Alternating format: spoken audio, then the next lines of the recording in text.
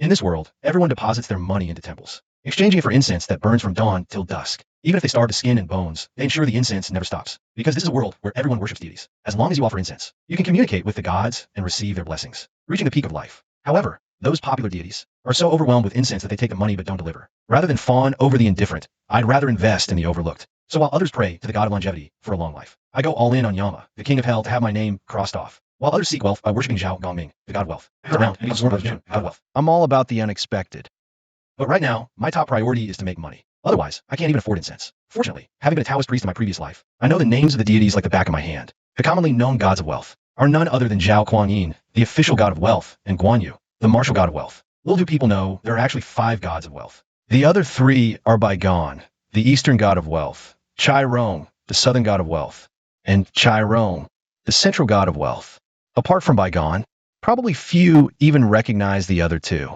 So, even the hottest god of wealth has his obscure counterparts. Thus, I decided to try my luck at the Temple of Wealth first. Without further delay, I immediately went to the temple hall, found the deity map, and began to examine it. The vast Zhao temple was dazzling, housing dozens of shrines, large and small. The divine hierarchy was clear. But after looking for a while, I noticed something odd. In this Zhao temple, apart from the main deity, hardly any secondary gods were visible. Crap. My plan to invest in the overlooked is going to fail halfway. Just as I was feeling anxious, my peripheral vision caught the words back courtyard on the map. On this small section of the map, many words were densely written. My gaze swept over this group of minor deities, among which suddenly appeared a name that made my pupils contract. Jun, The god of wealth, Chai Rong.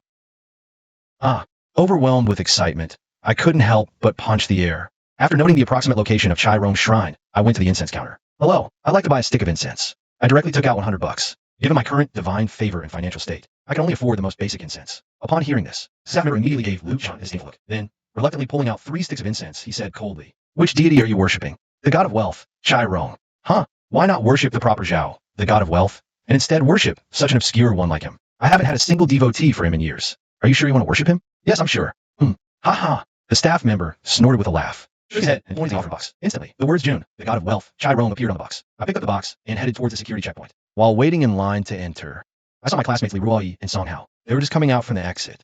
Lu Chun, Which deity are you going to pray to? Before I could answer, Song Hao suddenly leaned in. with sharp eyes, he spotted the writing on the box and immediately exclaimed, God of wealth, Chai Rong? What kind of deity is that? I've never even heard of it. The god of wealth. Lu Chun, I get that you want to pray to a god of wealth. But why not the authentic one? Just then, the other pilgrims in line became interested. Yeah, young man, this god of wealth you're praying to is so obscure. Aren't you wasting your incense money? The most effective deity at Zhao is the god of wealth. And you picked the least effective one. What a genius. As everyone chimed in, I retorted, have you tried it? How can you be so sure he's ineffective? That's a stupid question. It's ineffective. Because people tried it long ago and found it useless. That's why no one tries anymore.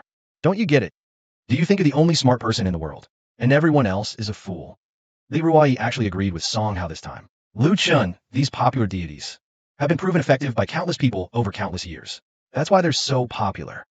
As for the deity you want to pray to be blunt, it's one of the deities that got filtered out. You know what I mean? Whatever. You've already bought the incense. Just go pray and be done with it. Ignoring them, I followed the signs to the backyard. But as soon as I entered, I was stunned. Compared to the pavilions and towers of the front courtyard, majestic and solemn, the backyard was utterly dilapidated. Weeds grew everywhere. Even the buildings were crumbling. Wow, the Zhao family is really something. They're all deities. Couldn't they at least fix up the backyard? Just because it doesn't sell incense. They treat it so differently. As the old saying goes, clothes make the man. Gold makes the god. With a backyard in such a state, it's no wonder pilgrims don't want to come. If pilgrims don't come, these deities become even less effective, and the shrines decay further, creating a vicious cycle. I bent down and searched for a while, finally finding Chai Rong's shrine. In front of a broken altar, the tiles on the shrine were already shattered. The paint on Chai Rong's clay statue was peeling. The entire shrine looked utterly decrepit. I couldn't bear it. Not in a hurry to offer worship. First picked up a few intact tiles from the ground nearby, replaced them on the shrine, then cleared the surrounding weeds. Only after tidying up did I light the 3 incense sticks in hand, holding them before me with the proper Taoist incense holding ritual. Chanting the Taoist incantation to invoke deities, the incense sticks divine chant. The Tao is learned through the heart. The heart transmits through the incense. Hard of the earth, true spirits descend. Immortal pendants enforce pavilions, golden dawn officials house. Reaching the 9 heavens, urgent as the law decrees. After the chant, I waited intently for a response. Time ticked by, but the statue showed no reaction. Now I was getting nervous. I tried to stay calm. Simply knelt right before the statue, holding the incense aloft. Little did I know, as the smoke curled, a wisp of vital energy rose from the incense. Had already traversed the highest heavens, arriving at a hall blazing with golden light. This was the heavenly court's Lord of Wealth Temple. Lord of Wealth Chai Rome, seated on a cushion, suddenly opened his eyes. Surprised, huh? A mortal is worshipping me.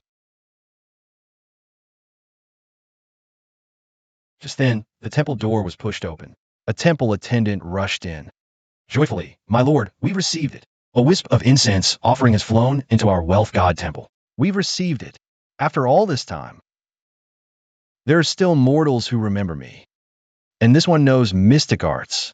His background must be unusual. Let me descend to the mortal realm and see. Meanwhile, back at the shrine's rear courtyard, after kneeling for so long, only when my fingers felt the searing heat did I jerk my head up. The incense was almost burnt out. Looks like once wasn't enough. Need to try several more times to make a clearer judgment. I wasn't discouraged. Success on the first try was just wishful thinking. Failure was reasonable, expected. Lord of Wealth, this humble one will trouble you again next time.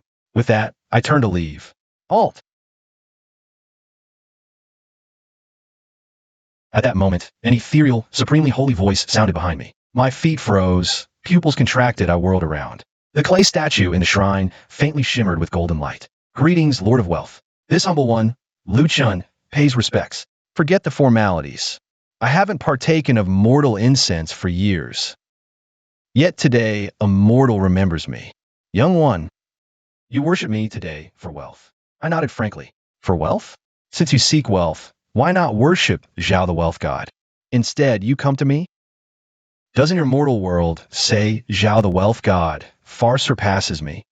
In reply, Lord of Wealth, that's the world's folly, their eyes see not. Ignorant that you, Lord of Wealth, are the true wealth god, chief of the 5 paths of wealth gods. By divine rank, you are the true deity presiding over fortune. I never thought. There are still mortals who know I am the earthly god of wealth, Lord of Wealth.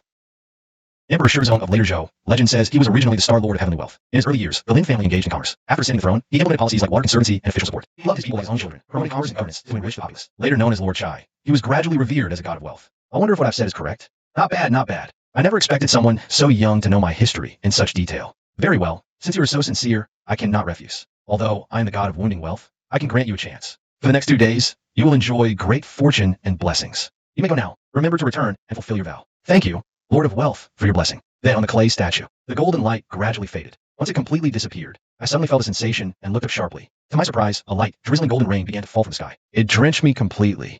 This must be the chance granted by Lord Wealth. Awesome, combined with my past life's knowledge. I'm like a tiger with wings in this world, boundless possibilities.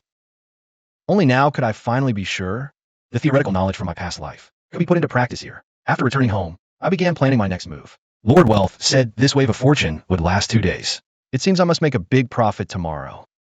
Given my current situation, I need to earn my first pot of gold first, to lay a solid foundation for my future path to strength. Otherwise, I won't even have money for incense offerings. But the fortune only lasts 2 days, which is too short. So, I must build a good relationship with Lord Wealth and increase my favorability with the deity. The first method to quickly raise favorability is undoubtedly constant spending through worship and offerings. For me right now, that's clearly not suitable. The second method is helping the deity gain fame and acquire more incense offerings. But lesser-known deities aren't considered very efficacious, and this has formed a fixed impression in the public's mind. So that's not very suitable either. The third method is completing tasks for the deity, which can also greatly increase favorability. This method is the simplest and most effective. But there's a catch. You need a certain level of favorability to even have the chance. The tasks probably require 20% or even 30% to qualify. Obviously, that's not easy either. The fourth method is inviting and enshrining a deity, bringing a deity from a temple to be worshipped at home.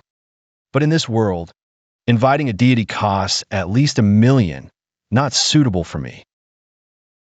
After much thought, a sudden idea struck me. The essence of incense offerings is faith power, the foundation of masses. But if there's one way to quickly gain divine merit, this method is second to none. The Taoist ritual Luotian Dajiao, the grandest ceremony, is a feast of merit for all deities. One Luotian Dajiao can satisfy all heavenly gods. It also blesses the mortal world with peace and prosperity. Of course, such a top-tier ritual is beyond my reach, but I'm fully capable of performing smaller rites. I've decided, after fulfilling my vow, to try with the god of wealth, to see if performing rituals can be the leverage to boost my god-slaying degree. The next morning, after breakfast, I left home to find my old classmate Deng Jejia's lottery shop, with fortune on my side, and it being a windfall fortune. Naturally, I choose the quickest way to get rich. After paying, I took the scratch card and immediately bent over the counter, using a coin to scratch. As expected, I won instantly. Just as 260,000 was settling in my mind, suddenly my whole body convulsed violently. In that instant, I felt completely drained. Crap, the fortune's used up. I quickly grabbed another scratch card, and sure enough, didn't win a single cent this time, but turning 100 into over 260,000. Who needs anything more? With the huge sum, I was overjoyed. Pulling 500 cash from my pocket, I slapped 100 on the counter as a red envelope for shared celebration. Deng Jejia waved her hands repeatedly, naturally not really accepting it. We chatted across the counter. How's life, old classmate? The God-slaying degree competition is next week. Let me give you a heads up. Starting with our year, the Academy is reforming. I heard the passing line for this competition is 2%. Students with a God-slaying degree below 2% will be asked to leave. Why the change? External pressure is huge. I heard several new dangerous secret realms have appeared nationwide. The number of monstrous beasts and evil spirits keeps increasing. The country can't hold up. The reform is to boost competitiveness. Simply put, they'll nurture the top talents. As for the average ones, send them into society to find their place. That's a big deal. Any special support for those who stay? Not sure about specifics, only that the World Trade Area will definitely set up a bridgehead. I suspect they might have us start taking missions at the task hall early. With such a big change, they won't let us stay comfortable at school. And the best way to ramp up intensity is to get us used to society's pace early. So, early exposure to various missions is key, and aligns with the national reform goal. Makes sense. If that's true, your relative wasn't wrong. This will be a new frontier with both opportunities and risks. After a few more words, seeing it was getting late, I prepared to take my leave. On the way back, I kept pondering Deng Jejia's words. If what she said was true, and the Academy reforms start with our senior class, granting the right to take missions early, for me, this is absolutely fantastic news. Originally, my plan was to earn money peacefully these years, defeat a few obscure deities, gradually build strength, and only take missions after graduation for rewards and merits, climbing to the peak step by step. But now, this waiting time will be greatly shortened, meaning I can save several years of struggle. Plus, with over 200,000, I won't lack for incense money anytime soon. It's time to consider boosting combat power. After all, Wunchang Dijuan and Jun Kaishin are both support-type divine artifacts. I should think about enshrining a combat-type one. I decided to visit the temple again, but before going, I needed to prepare some things, specifically offerings. I want to see if rituals actually work on these divine artifacts. I'll also repay Jun Kaishin's wish. No time to waste. I got busy preparing offerings, finishing up by afternoon. Then, with a backpack, I returned to Zhao Clan Temple. The temple was still crowded. I went straight to the incense counter. 1 black incense for Jun Kaishin Rome, please. Buying black incense requires at least 5% divine affinity. I just qualified. But shortly after I left, the counter staff suddenly made a call. Eyes fixed on my retreating figure. Boss, that kid from yesterday is back. Seems here to repay a vow. Back so soon? This kid's really greedy, huh? Got it. Meanwhile, I lit the black incense, again invoking Jun Kaishin with the incantation of pillar incense. In the heavenly courts, Jun Kaishin Hall, on the prayer mat, Jun Kaishin Chai Rome took a deep inhale. An exceptionally rich stream of incense entered him, refreshing his spirit instantly. This youngster again must have come into a small, no, a hefty windfall. Youngster, the ethereal, sacred voice rang again. This junior greets you. You're quite eager. In just half a day, the fortune I bestowed is already spent? How was the unexpected wealth? Divine One's power is vast. A slight gesture reaches the limit of blessings at this level. This junior's admiration flows like an endless river. Haha, yesterday you were so respectful. Today you've learned smooth talk. But I must remind you, windfalls come and go easily. Seeing your sincerity, I'll let it pass. Grant you a blessing, but do not get trapped in the lure of unrighteous wealth, lest you become hopelessly addicted. Your guidance is etched in my heart, sir. I shall walk the righteous path from now on, never letting such ill-gotten gains cloud my judgment. Excellent. Chai Rong accepted the incense and prepared to return to heaven. But before leaving, he paused to think. He added one more instruction. Junkai, if you are sincere, come to this temple every few days to offer a stick of incense. Where sincerity leads, fortune follows. I almost couldn't hold back a laugh. Lord Wealth God's meaning was crystal clear. If I came to offer incense more often, over time, he would naturally take notice and bestow his favor upon me. But as a deity, he couldn't just come out and ask for it. Hence the line, where sincerity leads, fortune follows. I'm deeply grateful, sir. But please, wait a moment.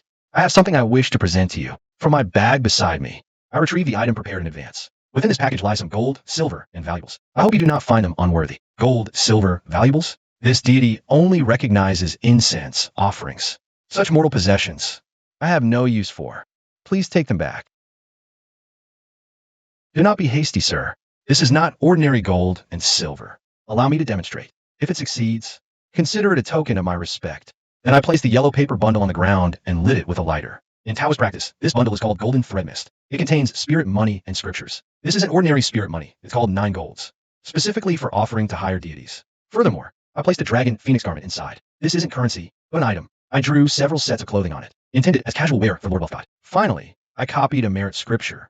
As the grand finale, seeing my actions, Lord Wealth God was utterly baffled. We were just talking. Why suddenly burn paper? Throughout history, mortal offerings have been incense or various sacrificial items. However, times have changed. Nowadays, these offerings have evolved from fruits and pastries into various spiritual objects imbued with great merit and power. But such spiritual treasures are exceedingly rare. How could they, these ordinary deities who achieve sainthood through merit, ever obtain them? They are long considered the preserve of the high-ranking, innate spirits. That said, since when did burning paper become an offering? Lord Wealth God, having been a deity for so long, found himself encountering a knowledge gap for the first time. As the flames of the golden thread mist grew fiercer, and the swirling ashes multiplied, the previously dim and indistinct surroundings within the statue's space. Suddenly, golden light burst forth in countless rays. Lord Wealth's expression instantly turned stern. This is incense offerings? A closer look revealed something was off. Those countless golden rays rapidly converged. They first transformed into stacks of banknotes, swirling before his eyes. Lord Wealth stared at these glowing golden banknotes. His divine eyes widened in shock.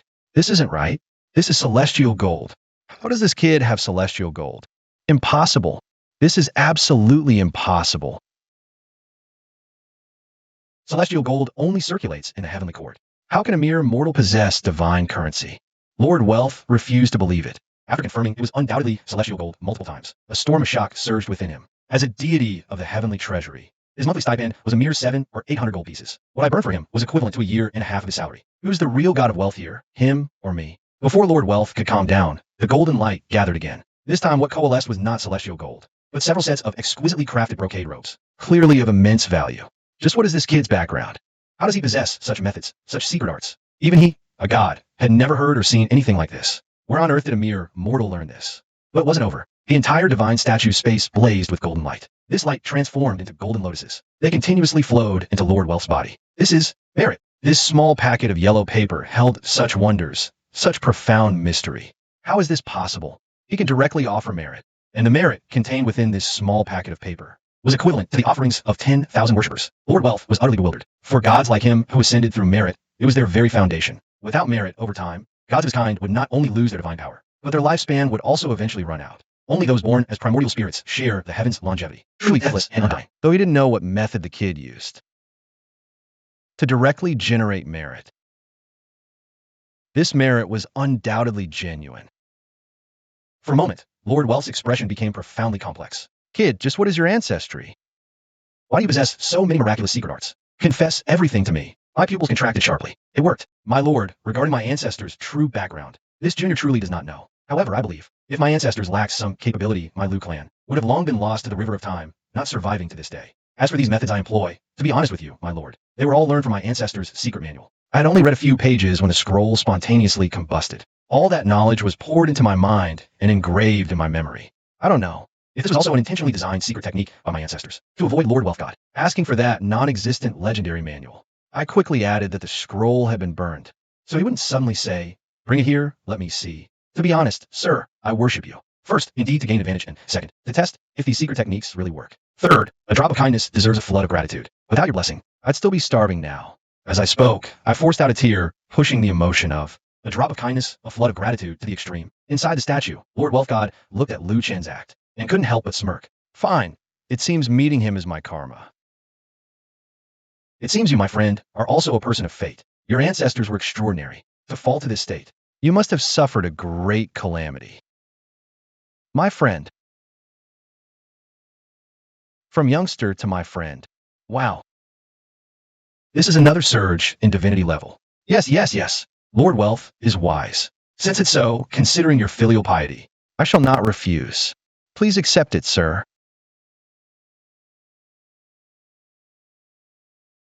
If it helps you, it's my duty. By the way, I saw another method recorded in that secret technique. If performed, it could be worth 100,000 incense offerings. He has such an overpowering technique. Temple space. Lord Wealth God's expression changed dramatically. He was about to ask if it was true, but swallowed his words. Chiron, control yourself. You're a god, after all. Can't resist a mortal's temptation. But then again, this is 100,000 incense offerings we're talking about. Who could resist that? Not even a jack stand could hold up. My friend, let's discuss merits later. I suddenly have a suggestion. I wonder if you'd be willing.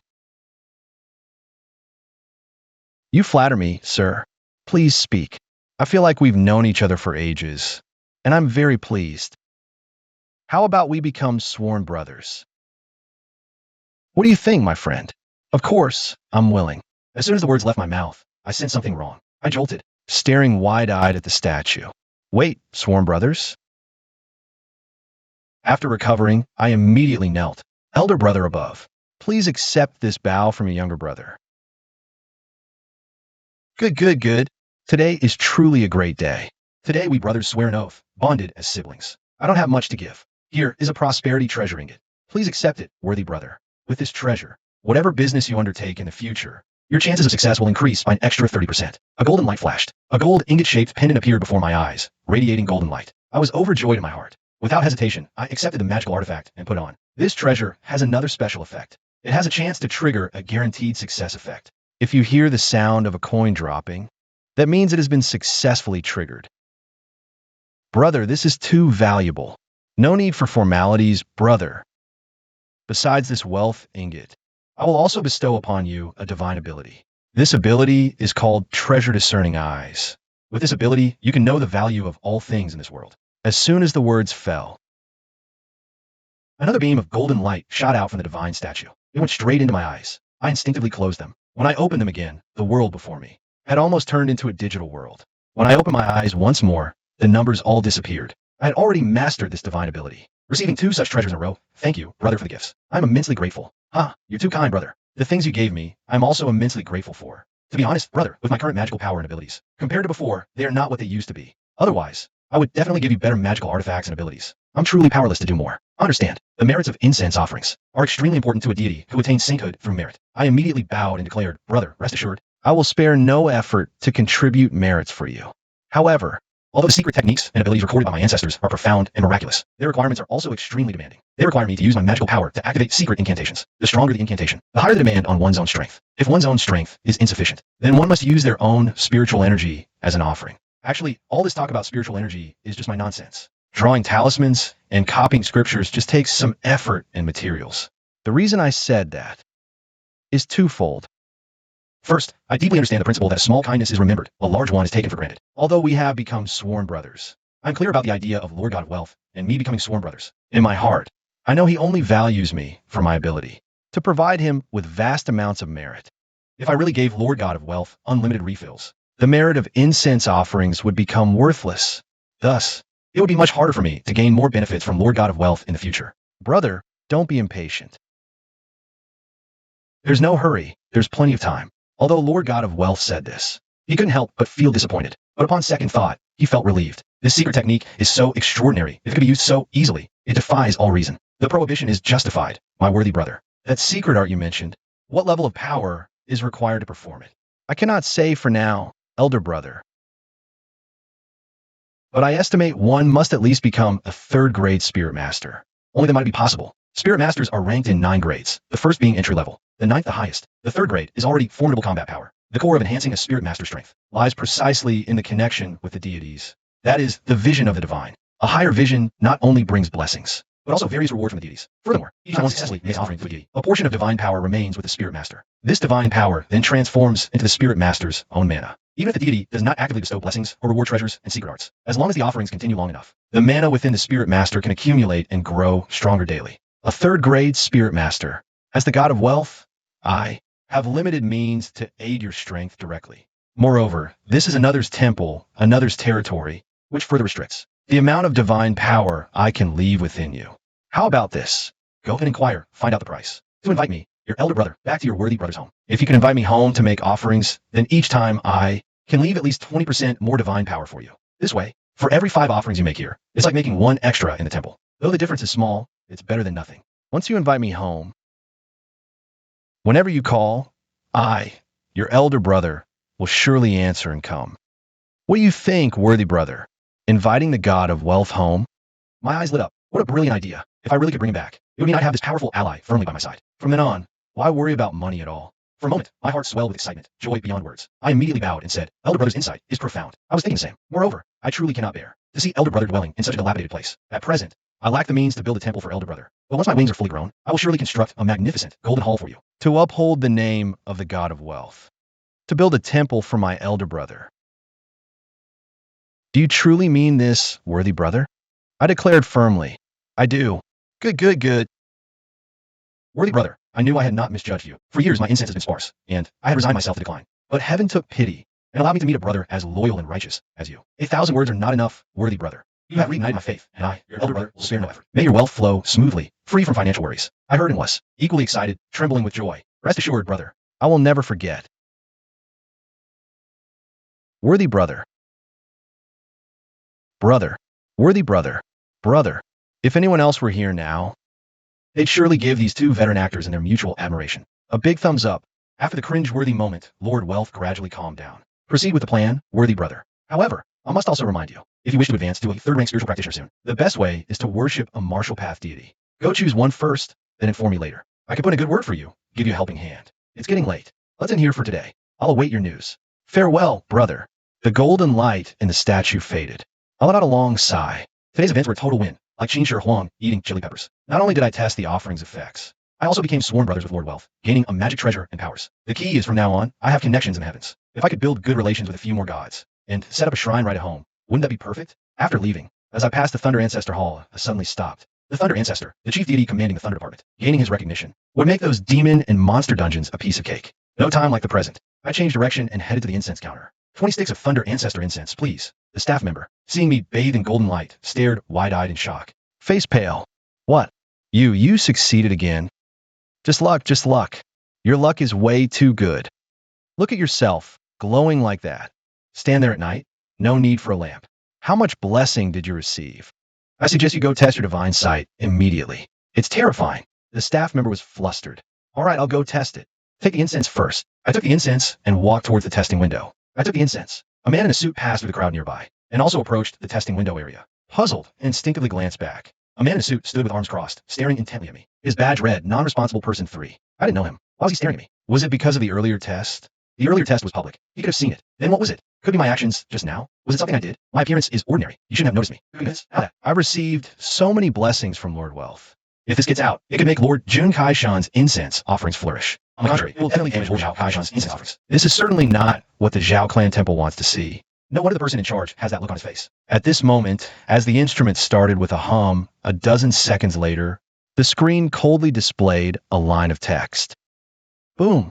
At this moment, Zhao Jihong, who had been standing silently beside me, finally couldn't help but transmit a message to me. Young man, in the future, if you come to our Zhao clan temple to make offerings to other deities, you're welcome. But Lord Jun Kaishan is not allowed. I don't understand. Even if Lord Jun Kaishan and Lord Zhao Kaishan are in a competitive relationship, he is still a deity enshrined in your temple. If his incense offerings flourish, your temple doesn't lose anything, right? Oof. Your analysis is correct. But you've missed the most crucial point. What is our surname? I was taken aback, realizing there was no room for discussion. What if I insist on coming? Ha ha ha ha ha. Do you think if I don't want you to make offerings, you can? The Imperial Court has explicit regulations, unless there's a clash of negative karma. A temple cannot prevent offerings to a compatible deity. Are you planning to knowingly break the law? Zhao Jihong, stop hiding his intentions. Don't put that label on us. We have the right to introduce new deities, and we also have the right to remove a batch of deities whose incense offerings are below standard. If I remove Lord Jun Kaishan Shrine, how will you make offerings in the entire Jiang province? Only our Zhao clan temple offers a place for niche deities like Lord Jun Kaishan. If we remove him, I'm afraid you won't find a second place in Jiang province where you can make offerings to him. Zhao Jihong didn't hide his sneer. My face turned livid. I truly hadn't expected the Zhao family to be so shameless and sensitive. But Zhao Jihong thinks he has a clever plan. Do I not have one too? You want to remove the deity? Fine. Then, this humble Taoist will petition the imperial court. The price for inviting a deity is regulated, if I remember correctly. For deities like Lord Jun Kai-shan, whose incense is almost zero, the legal price for inviting them is between 600,000 and 800,000. Your temple is allowed to increase it by 20%, so the maximum is 960,000, as long as I can pay that amount. You must agree to my invitation. Am I right? Kid, you're right about everything. But can you come up with 960,000? Yesterday, from that blessing, you probably earned 100 or 200,000 at most. You're still short by 700,000. The payment period for inviting a deity is 1 week. 100,000 a day. Can you raise that? Besides, don't think I don't know that Lord Jun Kai-shan is the merchant god of wealth. Zhao Ji gave you one windfall. You should be thanking heaven and earth. He absolutely will not give you a second one. Zhao Jihong spoke with confidence. But he truly has the capital. After a few words, I can't help but sigh. Compared to a low-level villain like Song Hao, this Zhao Jihong is clearly several levels higher. What words? At this point, I have no other choice. The Zhao family clearly intends to sever my connection with the god of wealth, to eliminate future trouble, just as the two are at a stalemate. Suddenly, a commotion erupts outside the temple. They're here, 2 rows of men in black file in, roughly pushing aside many worshippers, clearing out a neat open space. Then a luxurious procession files straight in. Leading is a middle-aged man with a calm, profound demeanor, not old-looking, yet with a head of white hair, and a woman with a face like fine jade, instantly capturing the attention of countless worshippers. Even my focus is drawn to that woman the moment I see the group. Ah, Director's son, you finally arrived. Upon seeing the other party's people, Zhao Jihong immediately drops his previous arrogance, putting on an unprecedented smile, stepping forward first. Director's son, the head of the Sun family from the South City, Sun Qingsong. There are 4 major families in Jiangdu City: the Zhao family in the north, the Sun family in the south, the Wang family in the west, and the Qian family in the east. The 4 major temples of Jiangdu City, the Wang family in the west city. No wonder that beauty looked familiar. She's the Sun family's daughter. Sun Yurong, I think. Director Zhao, is everything arranged? Upon receiving my family head's order, I immediately had the longevity hall cleared in advance, awaiting your esteemed arrival. Good. Thoughtful of you, Director Zhao. After this is done, I will surely repay you handsomely. Master Tan, it's your turn. Everyone looks toward the voice. At the entrance, a thin, middle-aged man stroking a goatee appears, walking slowly to the front with an air of aloofness. Ah, it's actually him. Tan Kuan, it really is him. Nicknamed the Longevity Immortal. The one called the Longevity Immortal, Master Tan. Walks up to Sun Qingsong. I'll leave the rest to you. Rest assured, Family Head Sunday, I will spare no effort to pray for blessings and add longevity to the elder. The group, led personally by Zhao Jihong, heads directly to the Longevity Star Hall. Only then does the surrounding worshippers' chatter gradually grow louder. Seems the rumors are true. They say the Sun family patriarch suddenly collapsed, and it's widely speculated his lifespan is ending, soon to pass away. So the Sun family is desperately seeking any spiritual practitioner who can extend life, hoping to prolong the patriarch's life, offering an astronomical reward. Astronomical reward. My ears perk up, sharply catching the keyword in the news. This guy's power is only a second-grade spiritual practitioner level, but his affinity with the god of longevity is said to be as high as 47%. That probably ranks in the top 3 across Jiang province. That's impressive. Then the Sun family patriarch should be saved. Let's go and take a look.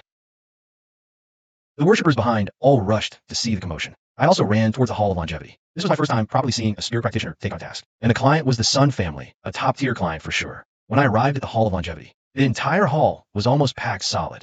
A large number of staff and Sun family security guards formed a human wall together. They set up a cordon, keeping all worshippers several meters away. Inside the main hall, the golden statue of the god of longevity was majestic and benevolent. Only the Sun family, Tan Kuan, and Zhao Jihong were in the main hall. That longevity-increasing immortal Tan Kuan was already holding a purple incense stick, beginning the worship. Hey, how many offerings do you think Master Tan will need to succeed? Won't make a bet.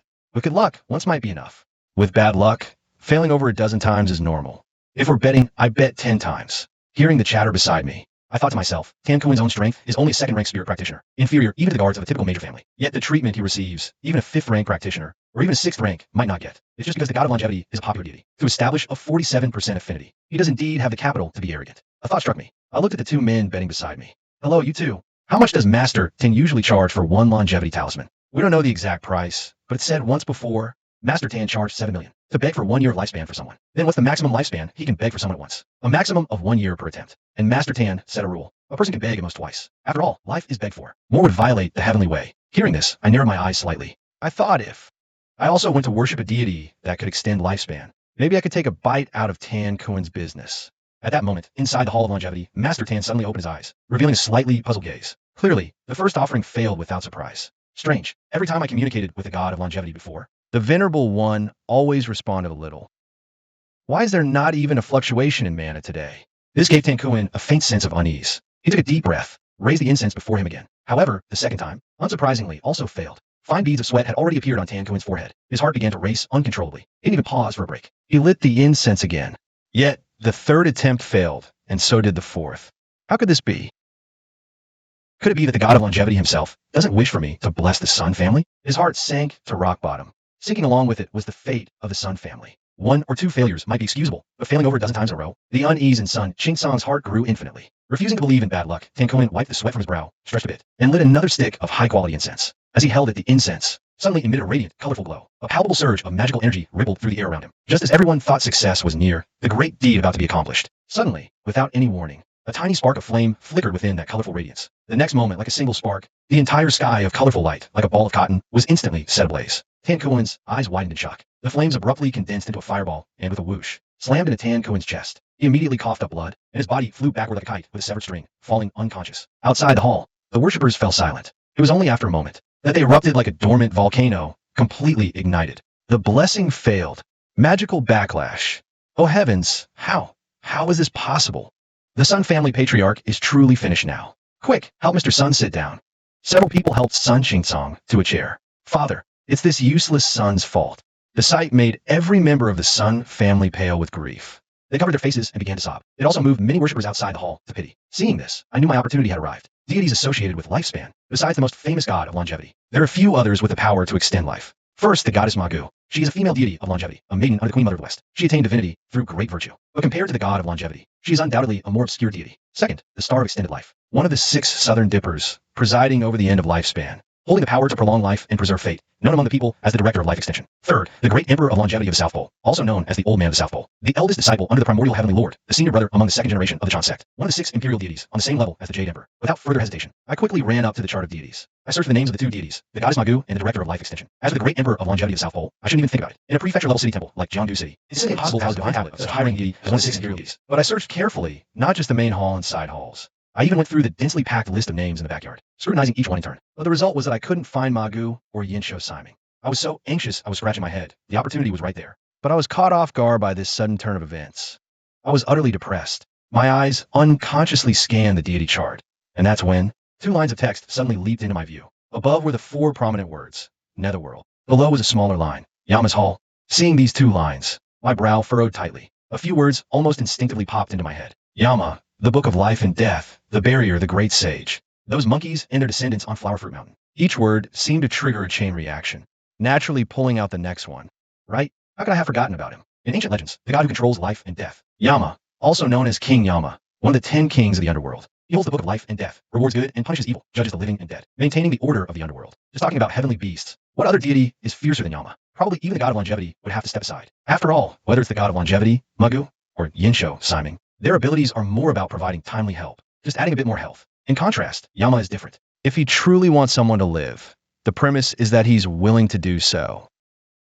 Moreover, Yama is undoubtedly a super cold stove. Not just him, the entire Netherworld deity system is almost uniformly full of super cold stoves. The Emperor of Fengdu is no exception. After all, what decent person worships Yama for no reason, let alone makes offerings? In the entire underworld, only the highest leader, Hutun Yangyang, has a somewhat thriving incense offering. After all, the latter is one of the ancient supergiant creation gods. Her status and position are not on the same level as these underworld deities. In a flash of thought, I quickly made a decision. It's decided, it's you, Yama. I turned around abruptly and hurried back towards the hall of the god of longevity. At that moment, despair filled the hall like a tide. Sun Qingsong slumped in his chair, looking haggard, as if all his strength had been drained. His wife, Lady Song, covered her face with her sleeve, weeping incessantly. Their son and daughter also wore worried expressions, helpless. Let's go. Sun Qingsong waved his hand, walking ahead with a face ashen as death. Outside the hall, the worshippers automatically made way. Sun Qingsong looked at the distant setting sun, the afterglow as red as blood, adding to the desolate feeling. He gritted his teeth secretly, each step taken with immense heaviness. Father, the son had done his best. Please wait. Just then, a clear shout suddenly rang out, like a thunderclap, echoing in all directions. Everyone turned to look, and at the end of the path the crowd had parted. I stood in the distance, facing the Sun family from afar. Sun Qingsong frowned, looking puzzled. Zhao Jihong behind him froze on the spot. Why is this kid still here? Before he could shout at him to leave. Master Sun, if I have a way to pray for your father's longevity, would you let me try? As soon as these words were spoken, it was like a boulder dropping into a deep pool, instantly stirring up 1,000 waves. The entire area outside the longevity hall erupted in an uproar. This person, isn't he the lucky one who just got the plain face? Yeah, he's a guy who worships the god of wealth. How can he suddenly know about praying for longevity? That's nonsense. Kid, what nonsense are you spouting here? Don't you see what kind of place this is? How dare you cause trouble here? Get lost. Master Son, don't listen to his nonsense. This person only worships A god of wealth you've probably never even heard of. What does he know about praying for longevity? Ignoring everyone, I walked up to Sun Qingsong. Master Sun, Master Tan has fainted. Right now, in the market, you can't find a better bounty spirit master than him. Why not let me try? Maybe I can give you a surprise. Ha ha ha. Kid, you just don't know when to quit. Guards! Several temple staff members stepped forward, but Sun Qingsong just casually waved his hand. An invisible force pinned those people in place. His gaze was sharp, scanning me up and down. He said in a deep voice, I'll give you 1 minute. Tell me your idea. Sun Qingsong's powerful aura pressed down on me without reservation. A fifth-rate spirit master, truly worthy of being the head of the Sun family. I even had trouble breathing. The immortals of the three realms aren't limited to just the god of longevity for praying for extended life. Besides him, There are other immortals with the same effect. Like Magoo. like Yinsi Siming. That's right. These two immortals indeed have the divine power to grant longevity. Unfortunately, there are no shrines for them in the entire Jiangdu city. Sun Yurong walked up to me, looking at me with a cold expression. I know, so I don't intend to worship them. The deity I want to worship might be a bit unconventional. But he truly possesses the ability to bestow longevity. Who? I want to worship the King of Hell. As soon as the words King of Hell were spoken, An instant, profound silence fell over the entire hall, inside and out. Everyone seemed to be under a paralysis spell, their eyes widening in unison. What? You want to worship the King of Hell? Ha ha! Zhao Jihong seemed to have heard the most absurd joke in the world. He let out an incredulous sneer on the spot. His laughter, as if breaking some kind of seal, triggered bursts of mocking laughter and discussion all around. Did I hear that right? Worship the King of Hell to pray for longevity? Master Son, I've stated my idea. Whether to let me try is your decision. if I fail, you won't really lose anything. At most, you'll waste a bit of time. You brat. Mr. Sun's time is far too precious to be compared to someone like you. You brat, in Jiangdu City. No one has ever dared to mess with our Sun family like this. You're the first. Ignoring the others, Sun Qingsong's gaze locked onto me again. His voice carried a dangerous edge. My son is right. In Jiangdu City, no one dares to mess with the Sun family. If you can't give me a convincing reason, you might be in some trouble today. Then I'll give you a reason, head of the Sun family. The reason you want is simple, Manager Zhao. Please tell Head Sun exactly about my performance yesterday and today. Coming from your mouth, I think it's the most convincing. Instantly, all eyes were on Zhao Jihong. Especially Sun Qingsong's gaze, with its invisible pressure, made Zhao Jihong feel suffocated. Mr. Sun, he came to the temple to worship yesterday, used 1 stick of incense, And increased the Godslayer degree to 5%. The Sun family members and the unaware worshippers were all stunned speechless by this news. Even in Sun Qingsong's eyes, there was a flash of disbelief and suspicion. Soitis Satting Soitis, that's so insane. Soitis he saying this kid is actually genius. That's nothing. What he did today is what truly blew everyone away. You know him? No, but I was there both yesterday and today. Hearing the discussions from the crowd, Sun Qingsong's heart gave a violent thump. His curiosity was piqued to the extreme, and then, his gaze sharp as a knife, he looked at Zhao Jihong's face. Then today, he used another stick of incense and increased the Godslayer degree to 43%. At that moment, the surroundings completely and utterly exploded. The shock on Sun Qingsong's face visibly and rapidly piled up. Beside him, Sun Yurong's eyes flickered intensely. His hand subconsciously covering his mouth, clearly plunged into a state of utter disbelief. Sun Qingwen, the Song family behind him, and those worshippers who didn't know me before, were so shocked their jaws nearly hit the floor. 1 stick of incense to soar to 5%. Another stick to 43%? Is this guy even human?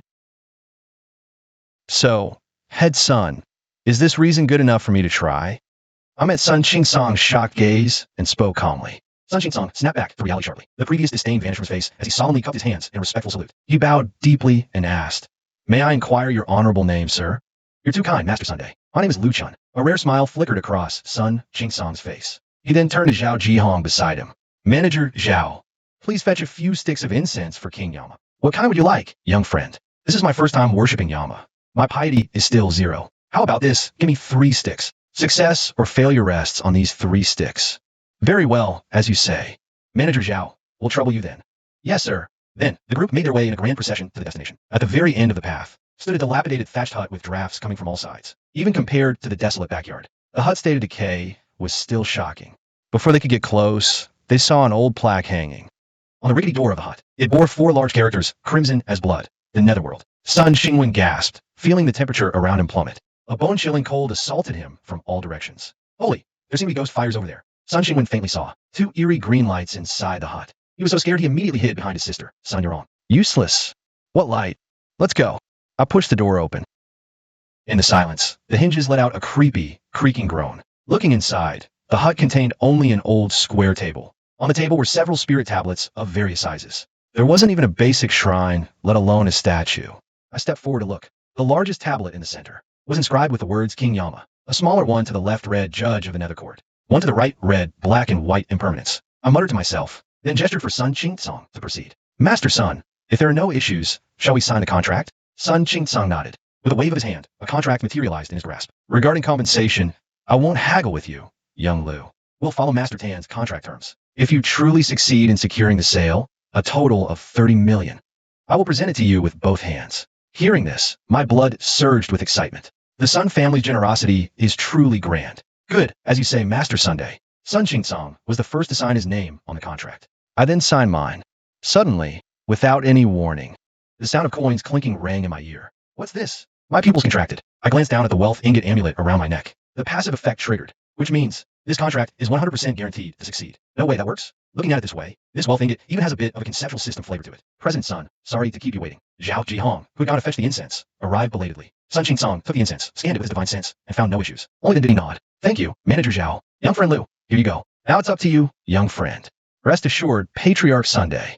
This junior will spare no effort. Now please, everyone, step outside and wait. After Sun Qingtsong and the others retreated outside, I lit a stick of incense. I began silently chanting the peace incantation. But it wasn't the incantation used earlier to summon the god of wealth. It was the Yama Heart Mantra, specifically for summoning the King of Hell. As I silently chanted the Yama Heart Mantra, the incense in my hand suddenly burned brighter and fiercer. In a world invisible to the others, a surge of vital energy soared into the air. It twisted and turned before transforming into a sharp sword that plunged straight into the ground. It vanished. In the underworld beneath the Yama's palace, a chilling wind began to seep out. Flickering ghostly green, soul-guiding lanterns lined the dark path's end. Vermilion lacquered, model gates of the underworld slowly creaked open. Inside the hall, buffeted by gusts of cold wind, Oxhead and Horseface stood on either side. Oxhead's eyes glowed red like lanterns, chains coiled around his horns. Horseface bared his fangs, his soul-summoning staff gleaming with a cold, sinister light. Upon the throne at that moment, the King of Hell, towering like a mountain with a general's paunch, reclined lazily on his throne, clutching a wine gourd 2 or 3 times. The size of Oxhead and Horseface, guzzling wine nonstop.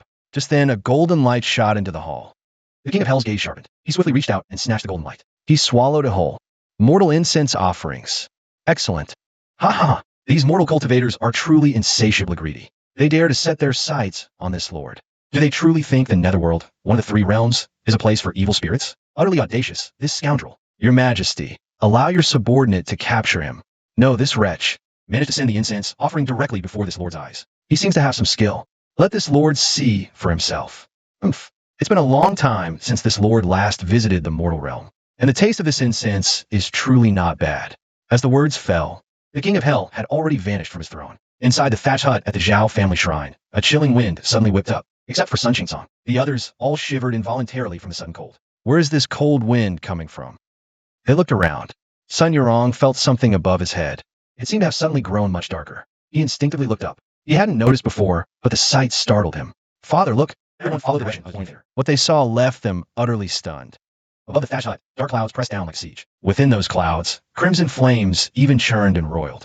Holy, what the heck is that? Sun Xingwen was so scared he nearly wet himself. Zhao Jihong's jaw also dropped in utter disbelief. Such an omen. Could it be that Sun Qingtsong couldn't conceal his overwhelming joy? His gaze once again locked on me inside the room, astonished to discover. At this moment, I was actually enveloped by a dense black aura. Sun Qingtsong instinctively moved to enter the room, but was flung back by an invisible force. He stumbled back several steps before barely regaining his balance. Patriarch Sun, don't panic. I'm fine. Wait for my message. From inside, I called out behind me, then calmly looked at the enormous ghostly figure before me that had appeared above the King of Hell's memorial tablet. All around, eerie winds howled. A sound like grinding stones echoed from all directions. Bold little one, you dare summon me. Aren't you afraid? I'll snatch your soul away. Great King, I bow before you. This humble disciple pays respects. I'm still young. I fear I cannot depart just yet. As for fearing your majesty, why would I fear? Your majesty is a righteous deity of the 3 realms. What have I to fear? Ha ha ha. Truly a cunning lad, but you do have some courage. Unlike other mortals, who tremble and dare not speak when they see me. Speak. Why have you summoned me? As the words fell, The eerie winds intensified, as if countless tormented souls were wailing. Your Majesty, today I invite your dissent to present you with no small merit. Merit? For me? The King of Hell's voice suddenly filled with suspicion, clearly not expecting such an answer. Boy, you had better confess the truth to me, or even if your mortal span is not yet complete, I will certainly mark a note in your book of life and death. Without delay, I recounted the gist of Sun Qingsong's request for a blessing. To extend his father's life. What did you say? You want me to bless a mortal whose life is about to end to extend his years? Boy, are you sure you're praying to the right deity? I am the King of Hell, not the god of longevity. He, in reply, Great King, as the saying goes, saving a life built a 7-story pagoda of merit. Now, if your Majesty would just slightly raise your esteemed hand. Wouldn't that 7-story pagoda come to be? What utter nonsense. What do you think the book of life and death is? Something you could just add to at will? Such an unlawful act, disrespecting heavenly rules. You asked me to agree. It's utterly preposterous. Do you think I've been in this position too long? As he spoke, the surrounding eerie winds grew fiercer, even the air itself. Suddenly dropped several degrees, icy and piercing to the bone. Clearly, the King of Hell was enraged. Could it be that this generation's King of Hell is a rule-abiding, well-behaved, honest ghost? My mind raced. That can't be right. Doesn't the Fortune Source treasure trigger a passive with 100% success rate? Why does it seem like even 30% is a struggle? I frowned, still pondering how to cater to his preferences at this moment. A glance around at the shabby surroundings. Suddenly, a brilliant idea pops into my head. Why the silence, kid? Realize you've gone too far? You really have. You're teachable. There's some hope. But I can trade for what Yin Jun desires. Oh, you know what I want. Do tell, Great King. Have a magnificent Yamahal built for your honor, and properly cast a golden statue for mortal worship. Might your highness be gracious enough to grant this disciples? Modest, trivial request. A golden statue for me? Indeed, for another god. With only a memorial tablet, lacking a proper idol, this golden statue and lavish palace deliver a ton of impact directly to the King of Hell. Kid, I see this place as a temple. Is this temple yours? The King of Hell's voice suddenly softens. No. Then your family has a temple? No. You brat, daring to mock me. Come here. Wait, don't be hasty, Great King. I'm not finished. My family doesn't, but the person I pray to for blessings and longevity, their family does. And their temple is one of our local 4 great temples, immensely powerful. If your highness agrees, I'll speak to him. He'll surely submit willingly, erecting a temple and casting a golden statue for your highness. Indeed, the surrounding Een winds suggest the King of Hell is already fantasizing. Privately weighing the offer. Sigh fine, considering your good heart. This matter of extending life, I might be able to make an exception. Thank you, Great King. This disciple has often read that among the 10 kings of hell, your Majesty is the most just, rewarding good and punishing evil, compassionate. Seeing you today proves it true. This disciple is enlightened. Ha ha ha. Kid, spare me the flattery. I require a promise from you. If you can agree, what you seek might just come true. Please instruct, Lord Yin. You say the Sun family is willing to build me a temple and cast a golden statue. Then I ask you, can I receive 10,000 sticks of incense daily henceforth? How much? 10,000 sticks? 10,000 worshippers every day? Are you kidding? Brother, you're the King of Hell. You're not. You're not the god of wealth. What sane, good person would worship you, the living King of Hell, every day? Well, if you promise me this, then I naturally won't disappoint you. This King of Hell's tone is purely tempting me. I thought building a temple and statue would hook him. Little did I expect a sudden countermove from him, catching me completely off guard. To be honest, Great King, this daily demand for 10,000 incense offerings truly puts me in a difficult position. Although I am well aware of your Majesty's compassion and unwavering justice, most mortals are ignorant and harbor deep-seated fear towards the deities of the underworld. Persuading them to offer incense daily would be an immense challenge. As I spoke, my heart skipped a beat, and a sudden realization dawned on me. I suspect the old King of Hell's desire for such vast incense offerings is likely not for his sole benefit. Could it be? He aims to open the mortal realm's market of offerings to the underworld, paving the way for underworld deities to ascend to divine status? Goodness, if this succeeds, it will be an epic project that shakes the 3 realms. when his 3,000-year term in the underworld concludes, not only the 5 ghost emperors, but even the Emperor of Fengdu himself, the old king of hell, would be qualified to claim that title. So, what number is appropriate? Let's hear your thoughts. How about this many per day, your majesty? You have quite the nerve, lad. I said 10,000 sticks of incense, and you dare reduce it to a mere 10 per day? What use then is this golden hall to me? If the other kings of hell found out, they'd laugh me to scorn. Speak your name at once. I have a great desire to meet your ancestors, all 18 generations of them. Where are they in the underworld now? Ouch. All right, I'll talk. Why involve my ancestors? Your majesty, this humble disciple has an impertinent request. Although I cannot, in the short term, arrange for mortal worshippers to offer incense to your majesty, I have another method to allow your majesty to receive merit. Moreover, I am willing to invite your majesty into my home for daily worship. Leading by example, I can help more people understand your majesty, understand the underworld. Once they truly know you, they will willingly offer incense. Thus, and reaching thousands upon thousands of incense offerings will be just a matter of time. This is the best plan I can conceive at the moment. Silence reigned in the hall of Yama for a long while. Not only did the eerie winds dissipate, but the mournful wails also vanished. After a moment, the king of hell's voice echoed leisurely. Lad, you truly wish to invite me into your home for worship? Absolutely, your majesty. You don't find my presence inauspicious? How could I, your majesty? You're not some jinx. What inauspiciousness. Besides, as the king of hell, you hold immense power and prestige. My adoration for you is boundless, endless. If your majesty does not disdain me, this disciple would even be willing to honor you as a sworn father, following the precedent of Lord God of Wealth. I am now emboldened. Since Lord God of Wealth was willing to become sworn brothers with me, then I, as a sworn brother of the esteemed Lord God of Wealth, honor you, king of hell, as sworn father is anyway, whether you agree is your business. I won't lose a single hair over it. In matters like these, having a bold spirit is more valuable than anything. Clearly, the king of hell never expected that during their conversation. This mortal youth would suddenly ask to become his godson. Ha ha, you cunning little brat, so smooth-tongued. Not only are you eyeing my book of life and death, you even dare to aim for me. Huh? Hee. Your majesty sees clearly. Your disciple speaks from the heart. Oof. We'll discuss this matter later.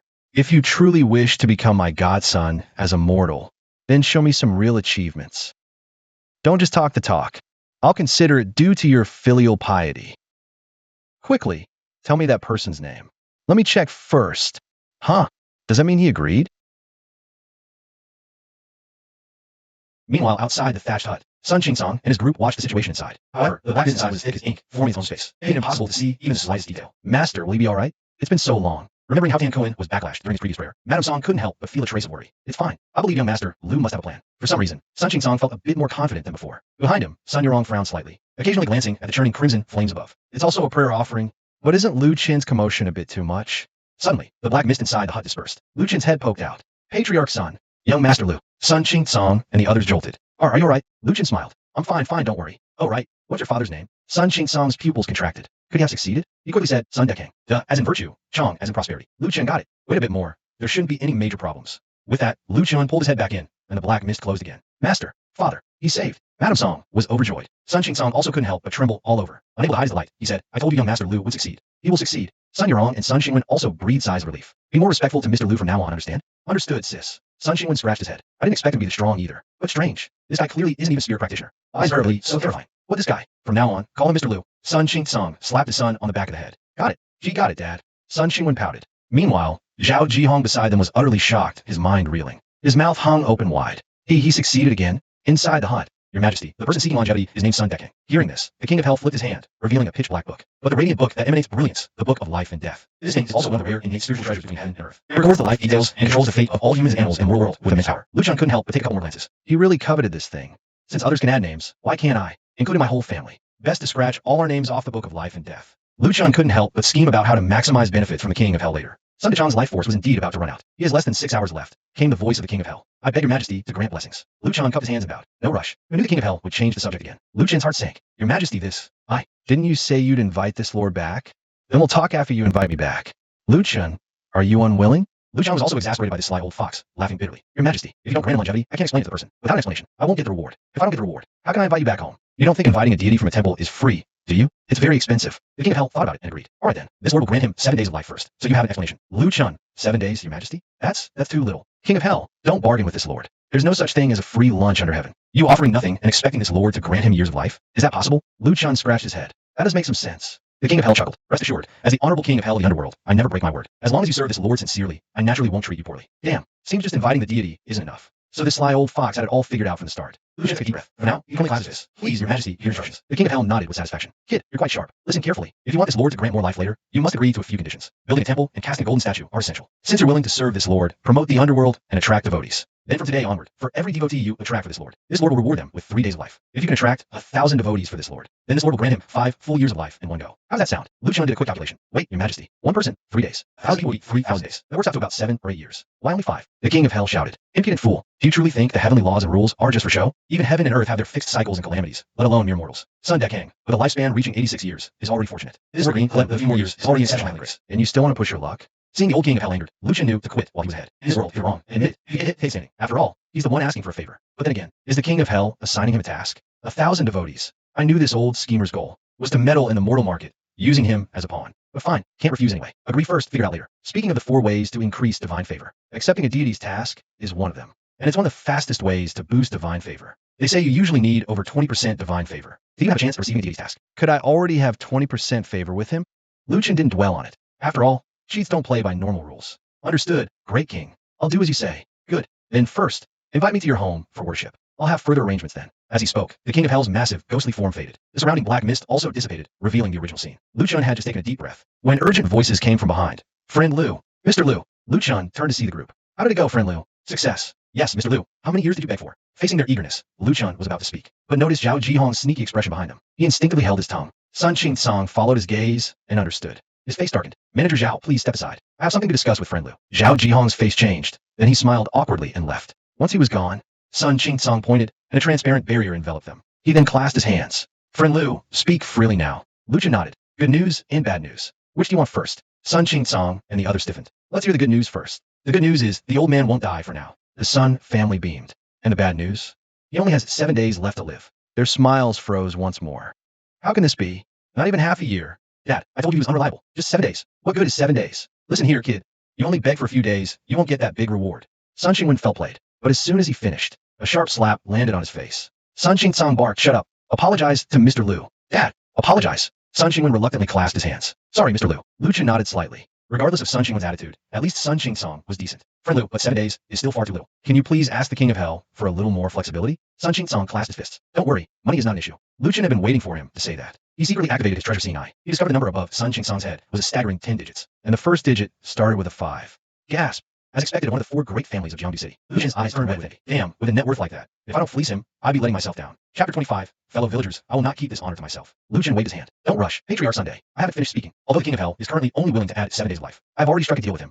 Getting the old master to live a few more years might not be so difficult. A deal. Sun Qing's interest was immediately piqued. Please tell us, young friend Liu. Then, Lucian explained the deal between himself and the old king of hell to Sun Qing in full detail. He initially casting a gold statue. Sun Qing's expression shifted slightly, but there was no major reaction. Clearly, it was within acceptable limits. After all, the Sun family's around so fast, adding one more hall for the king of hell wasn't a difficult matter. However, next, when they heard Lucian wanted to invite the king of hell to be enshrined in his home, the Sun family members almost collectively gasped. Young friend Liu, aren't you afraid of bad luck? Indeed, inviting the king of hell for home worship, looking for ancient texts. You're probably the first person in thousands of years, Mr. Liu. Sigh, for the old master, I have no other choice. Otherwise, the king of hell wouldn't agree. Lucian's face was full of helplessness. He cupped his hands. Patriarch Sun, this time, for your Sun family, I have sacrificed myself a little. For the great, fortunately, I have not failed to please me. Sun Qing was deeply moved and immediately clasped his fists. Your chivalry, young friend, truly moves Sun beyond words. Rest assured, I, Sun, am not one to burn bridges. For your great generosity and righteousness, Sun will definitely have a generous gift in return. See, high-end clients are high-end clients. Just for this sentence. Today's effort wasn't wasted.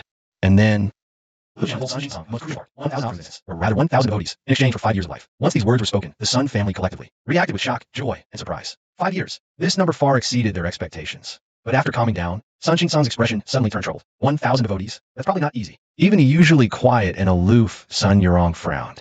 1,000 devotees for a heavenly deity might be easy, but for the underworld, it's as difficult as reaching the sky. Her gaze swept around. Even if you include all of us, we only have a mere few. 1,000 is still too far off the mark. Lucian asked Miss Sun how many employees the group has. Sun Yurong. Our Sun group is quite a few, around 2,000. But worshiping deities is purely voluntary. Even if we enforce it, if employees aren't sincere, it's useless. Lucian nods. That makes sense. How about this? Let's take it slow. You build the temple and cast the golden statue first. Meanwhile, recruit as many followers as you can. At least ensure the old man's lifespan in the short term. I'll also actively think of solutions on my side. After all, this deal was my promise to Lord Yan. The main responsibility should fall on me. Sun Qing excitedly grasped Lu Chen's hand. Young friend Liu, words of gratitude. I won't say more. In short, in Jiangdu City from now on, if you encounter any trouble, come find our Sun family. We won't refuse. This, how can I accept? Lucian is polite briefly, then stops refusing. All right, thank you for your kindness. This is Sun family. Young friend Liu, no need for formalities.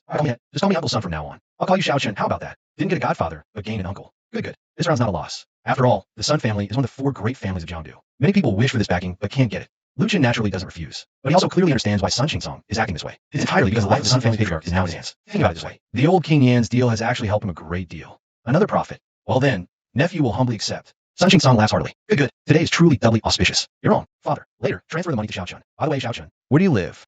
Lu Chen's heart tightens. Uncle Sun, I live in the north of the city. Sun Qingsong, which neighborhood? Lu Chen thinks. Since he can't hide it, he might as well tell the truth. Nansha neighborhood, not far from the temple. An old neighborhood.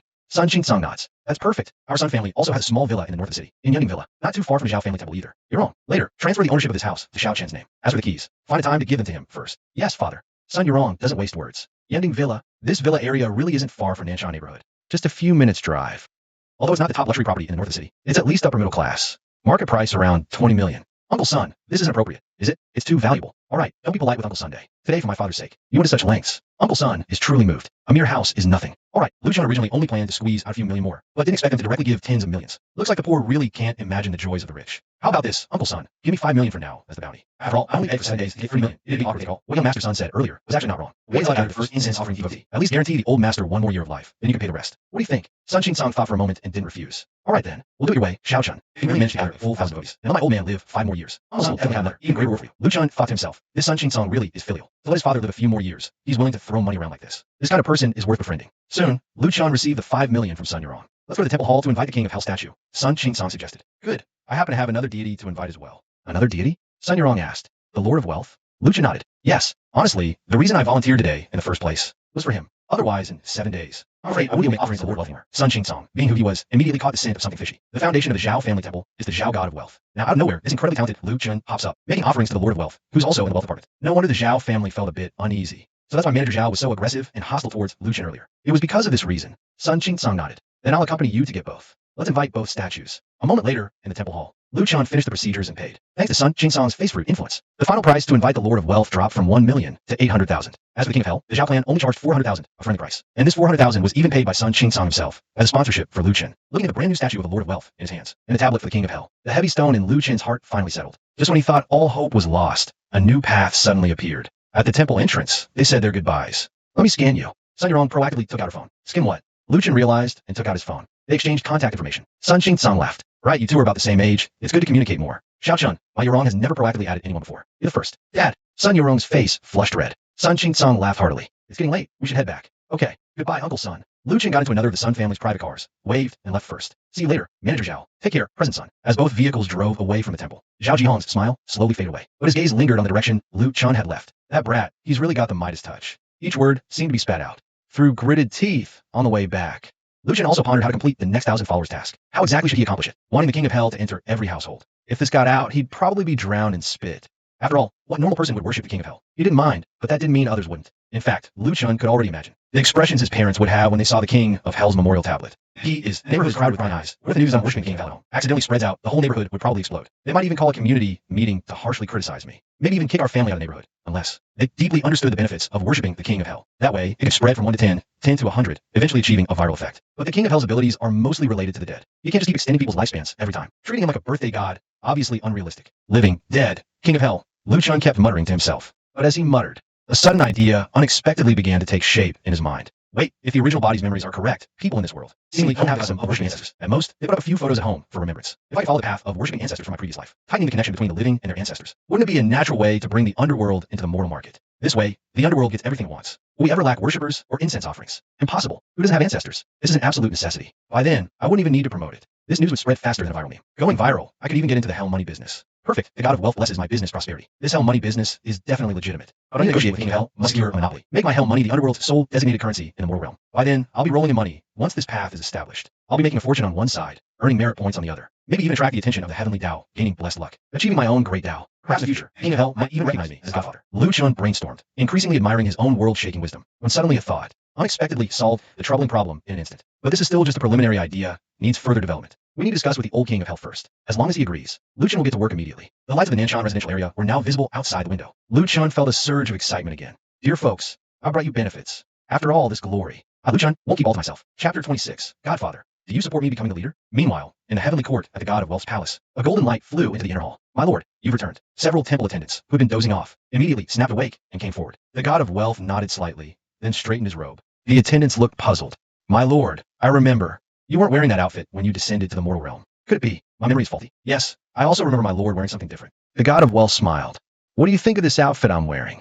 Handsome. This celestial robe suits you perfectly, my lord. My lord looks majestic and awe-inspiring in this attire. Such sweet talkers. Here's a reward for you. Pleased, the god of wealth flicked his divine sleeve. Each attendant suddenly found 100 heavenly gold coins in their hands. Altogether, it was at least 400 to 500 taels. My lord, this. The attendants were all astonished. Although the god of wealth usually rewarded them with a few heavenly gold coins, it was never more than a few taels at most. After all, even the lord's own monthly salary was only 600 to 700 gold. Such generosity hadn't been seen in a very, very long time. Thinking back, it seemed to have been when the incense offerings were more prosperous. The god of wealth could easily guess their thoughts. He was filled with emotion. Ever since my incense offerings declined, this god of wealth palace has grown colder and quieter by the day. So many attendants have left. Only you few have remained to serve me. Keep this heavenly gold. Consider it a token of my gratitude. But my lord, your monthly salary is only... The god of wealth raised his hand to stop them. Don't worry, this isn't for my salary. Feel free to use it. Then we thank you for your reward, my lord. Overjoyed with such a large reward, the attendants left the hall, grinning and skipping, feeling this long-absent liveliness. The god of wealth was filled with even more emotion. I'm the god of wealth. Who would have thought that one day? I encounter someone who seems more like God of wealth than I am. The key point is, he's just immortal. The god of wealth was still puzzled about what secret technique his second brother used to directly offer heavenly gold and even merit. To him, this was almost like a fantasy.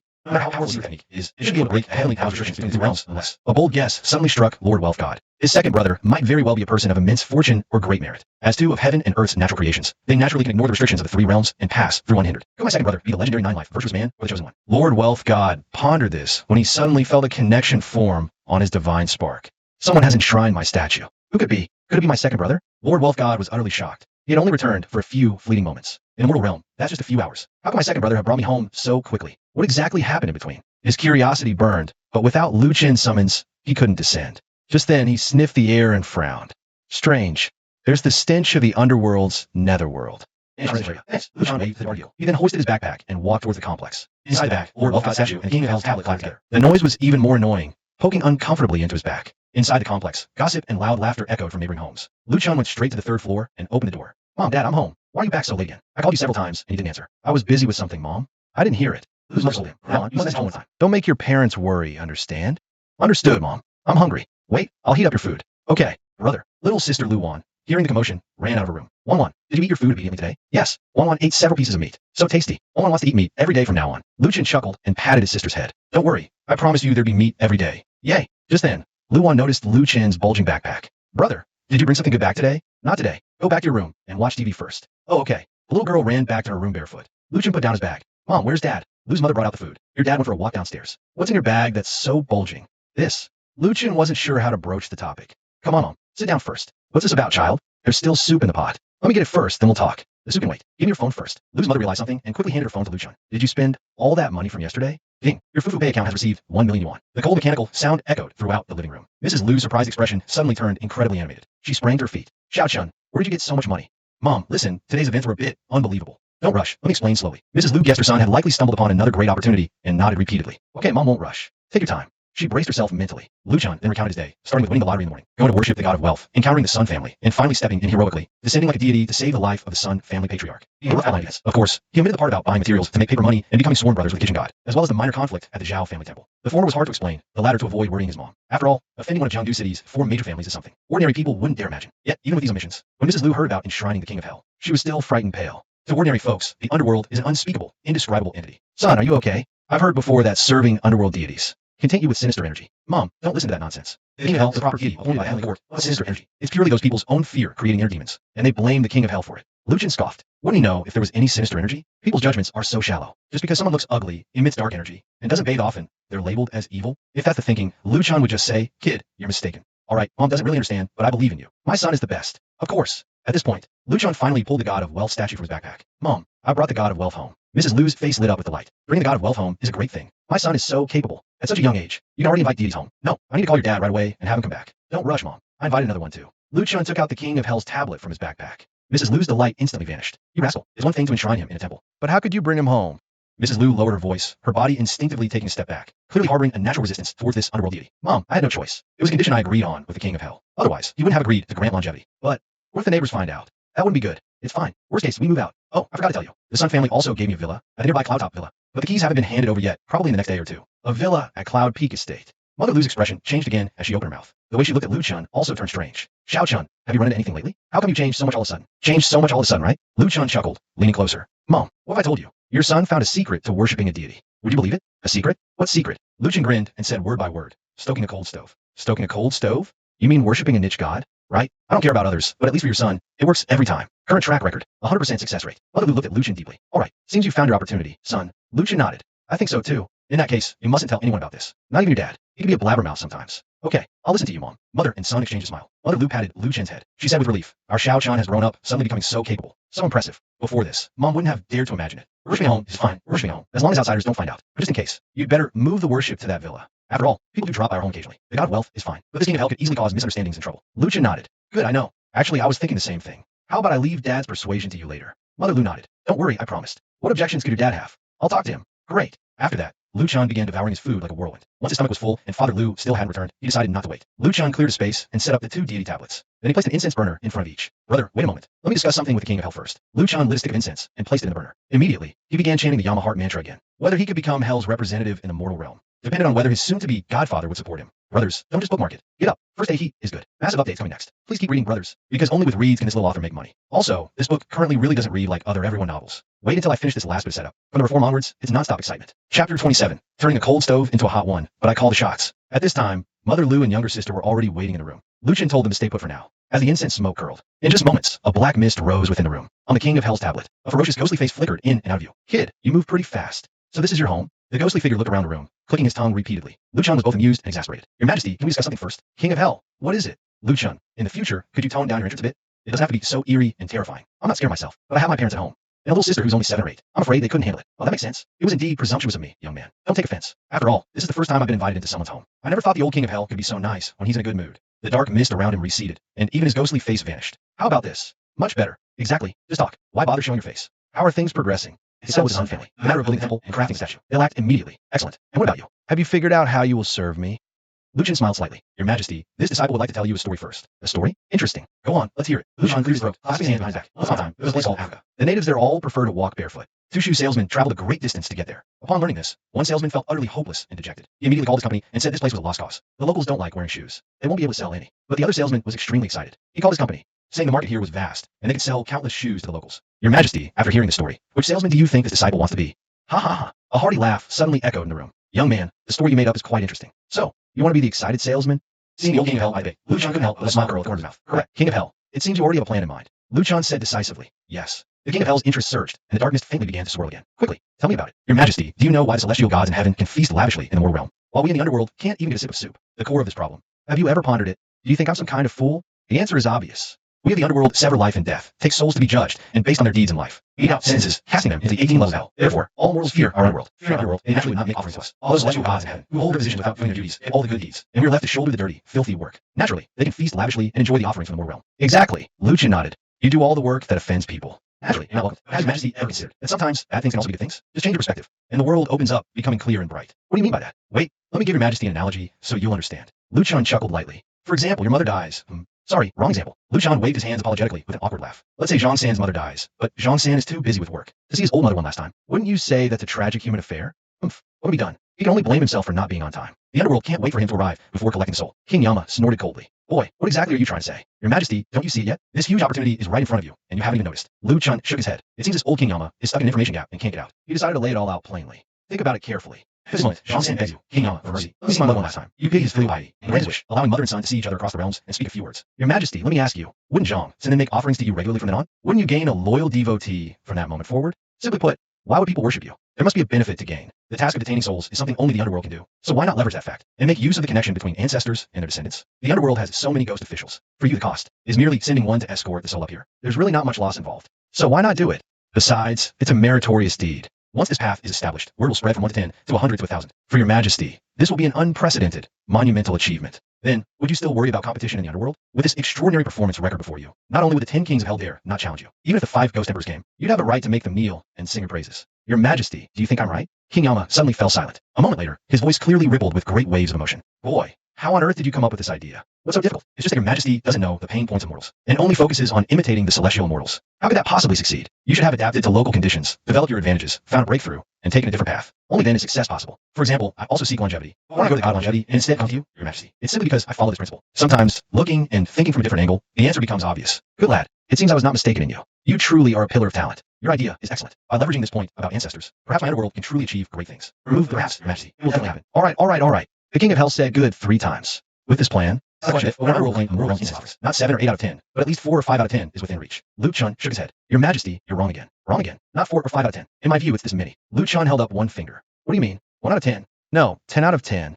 Exactly. Why should mortals only worship mortals and not honor their ancestors? Every family has ancestors. If we're talking about worship, ancestors should take priority over gods. But for mortals, this isn't a single choice question. It can very well be a multiple choice question. After all, only children make choices. Adults, we want all. Can we worship both gods and ancestors? Wouldn't that make it 10 out of 10? Ha ha ha. The king of hell's wild laughter filled the room. Good lad. Good lad. Your cleverness truly impresses this lord.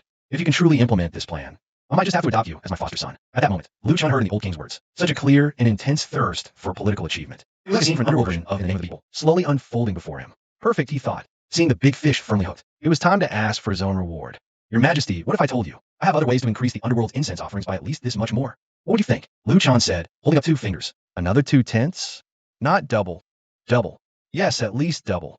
Boy, don't get cocky and spout nonsense. Wait, Your Majesty. Luke Chun decided to show his real hand. He quickly returned to his room and soon came back. But now, he held a few banknotes in his hand. To be precise, a few large denomination hell notes. When he went out to buy materials during the day, Luke Chun didn't just purchase the gold leaf needed for the celestial gold. He also bought some silver leaf, thinking it might come in handy. He didn't expect to use it so soon. It's worth noting that after buying the materials, Luke Chun went straight home to work. So his small room was now piled with yellow paper, gold leaf, silver leaf, and other materials. What is this? Your Majesty will see for yourself. Luke Chun lit one of the notes and waited for the king's reaction. A moment later, with not a hint of surprise, the king of hell roared with a soul-searing question. Boy, how can you offer the underworld's currency directly to me? How on earth did you do that? Luke Chun said calmly, a family secret. Have you forgotten, Your Majesty? Frankly, at this critical juncture, Luke Chun wasn't worried at all about the old king of hell investigating his family history. In the face of absolute profit, even if something was found, Luke Chun believed he would conveniently turn a blind eye. After all, even Lord God of Wealth, who oversees the treasury, holds such an attitude towards heavenly gold. Not to mention the perpetually cash-strapped underworld. Money makes the ghost push the mill. Clearly, the underworld's fondness for money is at least a notch stronger than the celestial courts. With this one big silver note of his, it might nearly match half a month of the old king's salary.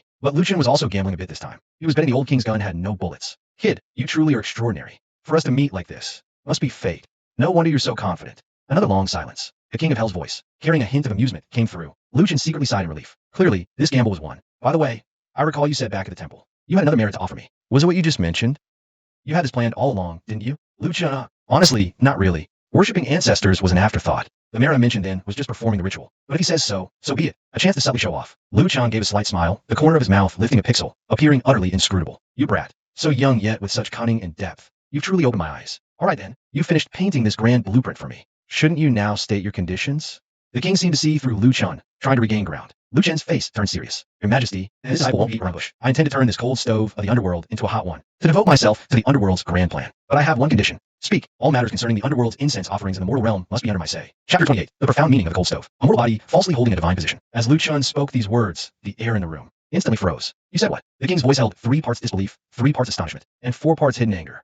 Under your say? Your Majesty, please don't misunderstand. Luke Chun explained. I don't want to interfere with the underworld's normal affairs. My request is simple, just one thing. The underworld I issue in the future must be designated by the underworld as the sole valid currency from the Yang world to the Yin world. If this can be agreed, I will spare no effort for the underworld's grand plan. That's it. The chilling aura suddenly dissipated. The king's voice softened. You needn't worry about that. Besides you, I've never seen anyone else with this ability. Others wouldn't be able to get involved even if they tried. Luke Chun believed in being safe rather than sorry. Stating it clearly now avoids future trouble. The king pondered briefly. Very well. I grant you this. If you can truly implement this strategy, I certainly won't mistreat you. It's fine to let you have this benefit. But in the future, if I ever need you, Luke Chun salutes. Rest assured, Your Majesty, this disciple understands. The king of hell laughs heartily. Good. I enjoy dealing with smart people the most. Go ahead and do it. I'll have your back. Seeing the major matter settled, Luke Chun immediately changed his expression. Rubbing his hands, he says with a grin, so Your Majesty, shouldn't you give me an official position? Now he's a manpower in his lies. You can't have me be a commander with no troops, right? I won't ask for much. Just casually assign me 100,000 underworld soldiers. How many? The king of hell is shocked. 100,000 underworld soldiers? Are you planning to attack the heavenly court? Luke Chun, then 10,000 will do. Dream on. How about 1,000? Get lost. At most, I'll assign you a pair of ox head and horseface, plus black and white impermanence. If you perform well and satisfy me, I might send a few more underworld officers your way later on. That's the limit. What do you say? All right, something is better than nothing. Luke Chun says this, but in his heart, he's already overjoyed. Oxhead, Horseface, Black and White Impermanence. These are the underworld's dream team. Black and White Impermanence capture souls. Oxhead and Horseface are in charge of underworld patrols and escorting. One handles the paths of the living, the other the paths of the dead. This perfectly fits his plan, and these four are quite capable. In critical moments, they can even serve as bodyguards. High-level spiritual practitioners might be stretched, but dealing with second or third tier ones should be no problem. So from now on, he'll have 4 bodyguards of at least third tier level. Next time he runs into someone like Zhao Jihong, if he doesn't beat the crap out of him, he'll write his surname loop backwards. Your Majesty, what about the official position? The King of Hell thinks for a moment. How about I appoint you as Day Patrol God? Day Patrol God? No. Luke Chun shakes his head like a rattle drum. A patrol god is the same level as Black and White Impermanence. How the same rank as them? How can I command them? You cheeky brat. You're a mere mortal without even a rank. I appoint you patrol god. Satisfied? Your Majesty, that's not how you should look at it. A higher rank can crush those below. If I'm their equal, I'll definitely be restricted in getting things done. It really won't be convenient for carrying out my work. Luke Chun looks sincere. Without that authority, it's hard to get things done. Then how about I appoint you as a young judge? Judge? Still not good. Luke Chun continues shaking his head. Why not? A judge can command the underworld officers. What's wrong with that? Your Majesty, I'm supposed to be a Vanguard General expanding the underworld territory. Respect us, and I respect you. Give me the lowest role. Then I'll send you to serve as Deputy City God at the City God Temple, a nominal position. That should work, right? The City God is a local official appointed by the Heavenly Court, protecting the local peace, and also helping handle underworld affairs. Strictly speaking, they're even the superiors of. As a deputy City God is still a fairly significant official position. Lucian pondered for a moment, then shook his head. Your Majesty, it still won't work. How dare you? Roared the King of Hell. This won't work. That won't work. What exactly do you want to do? Lucian explained calmly. Your Majesty, think about it. What I aim to do is a grand undertaking for the entire mortal realm. If I'm only given a Deputy City God position, wouldn't that confine me to a single city? How could I possibly operate effectively? Hearing this, the King of Hell actually found some logic in it. Then what official position do you want? Surely you don't expect me to give you my throne? You jest, Your Majesty. Lucian waved his hand. How about this? My ambition is for a world-shaking endeavor. The official position shouldn't follow the old rules either. Why not appoint me as a great general? That would suit my role as a vanguard perfectly. A great general? The King of Hell was stunned for a moment, then chuckled. You cunning rascal, full of schemes as expected. Fine. I suppose I must give you some incentive, or you won't relent. I shall grant your wish. I appoint you as the valiant and virtuous general of the underworld. I bestow upon you my royal decree, granting you authority to summon underworld officials. Furthermore, considering your cultivation is too low, I grant you a measure of magical power. An additional 3 years of mortal span. As soon as the King of Hell finished speaking, a streak of black light shot from the tablet and entered Lu Chen's body. Lu Chen felt numerous mysterious connections form between himself and the surrounding world. His 5 senses became extraordinarily sharp, and an endless stream of power surged within him. Deep in his spirit sea, a spirit lamp suddenly ignited, shining brilliantly. This is the peak of the first rank. Each time a spirit practitioner advances a rank, a spirit lamp is lit within their body. 9 ranks mean 9 lamps, and when the lamp flame blazes brightly, it signifies reaching the peak of that rank. Wow, the King of Hell is being so generous. A divine position, magical power, and 3 extra years of life. If only he'd been this straightforward earlier, would have saved so much talking. Thank you, Your Majesty. Lu Chen immediately bowed. He felt a slight warmth on the back of his hand. A ghost mask pattern flashed briefly, then vanished. So this is the King's decree. I thought it was a physical token. This is even more convenient. Lu Chen thought happily. Remember, the decree also contains several divine abilities, but with your current power, you can only learn one, Underworld Divine Thunder. Figure it out yourself. Sly kid, are you satisfied now? Your Majesty is most generous. Your disciple is endlessly grateful. My adoration for you is like a mighty river, flowing ceaselessly, like the yellow river in flood, unstoppable.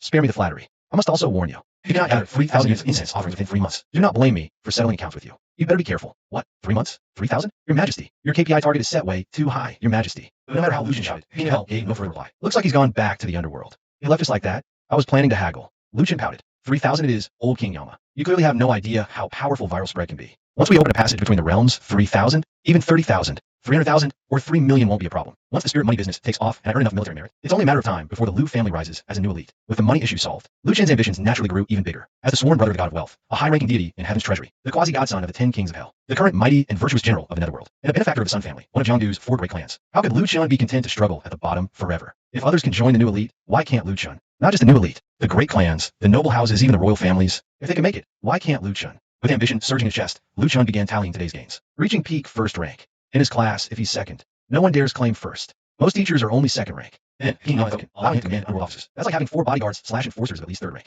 Finally, wielding divine authority as a mortal. Didn't realize how much he'd gained until he listed it all. It's staggering. This is a total jackpot. Investing in potential really pays off big time. Truly, the greater the risk, the greater the reward. Suppressing his turbulent emotions, Lu Chen lit another incense stick. He planned to chat with the God of Wealth again, asking him to bless his future spirit money business to soar to the skies. Just as he inserted the incense into the burner, creak, clatter, the door suddenly pushed open. His father's excited voice came from inside. Old Lee, tonight, I'm definitely playing a few rounds with you. Whoever loses more buys tomorrow. With your skill, if you win even one game, I'll be impressed. Holding the incense, Lu Chen turned to look. He saw his father, who had gone out for a stroll, and his chess buddy, Uncle Lee from the same complex, standing at the door. Father Lu and Uncle Lee also spotted Lu Chen immediately. Uncle Lee's gaze instinctively fell on the King Yama memorial tablet behind Lu Chen. Then, both sides fell into silence, until Uncle Lee let out a shriek that could lift the roof. Oh my God, old Lu's family actually invited King Yama home, followed by a series of thumps, and the chaotic sound of someone tumbling downstairs. Oh no, Mother Lu, who had been listening to the commotion from the inner room, turned pale instantly. She knew the secret couldn't be kept forever, but she never expected it to be exposed this quickly. Lu jamming. You really are more trouble than you're worth.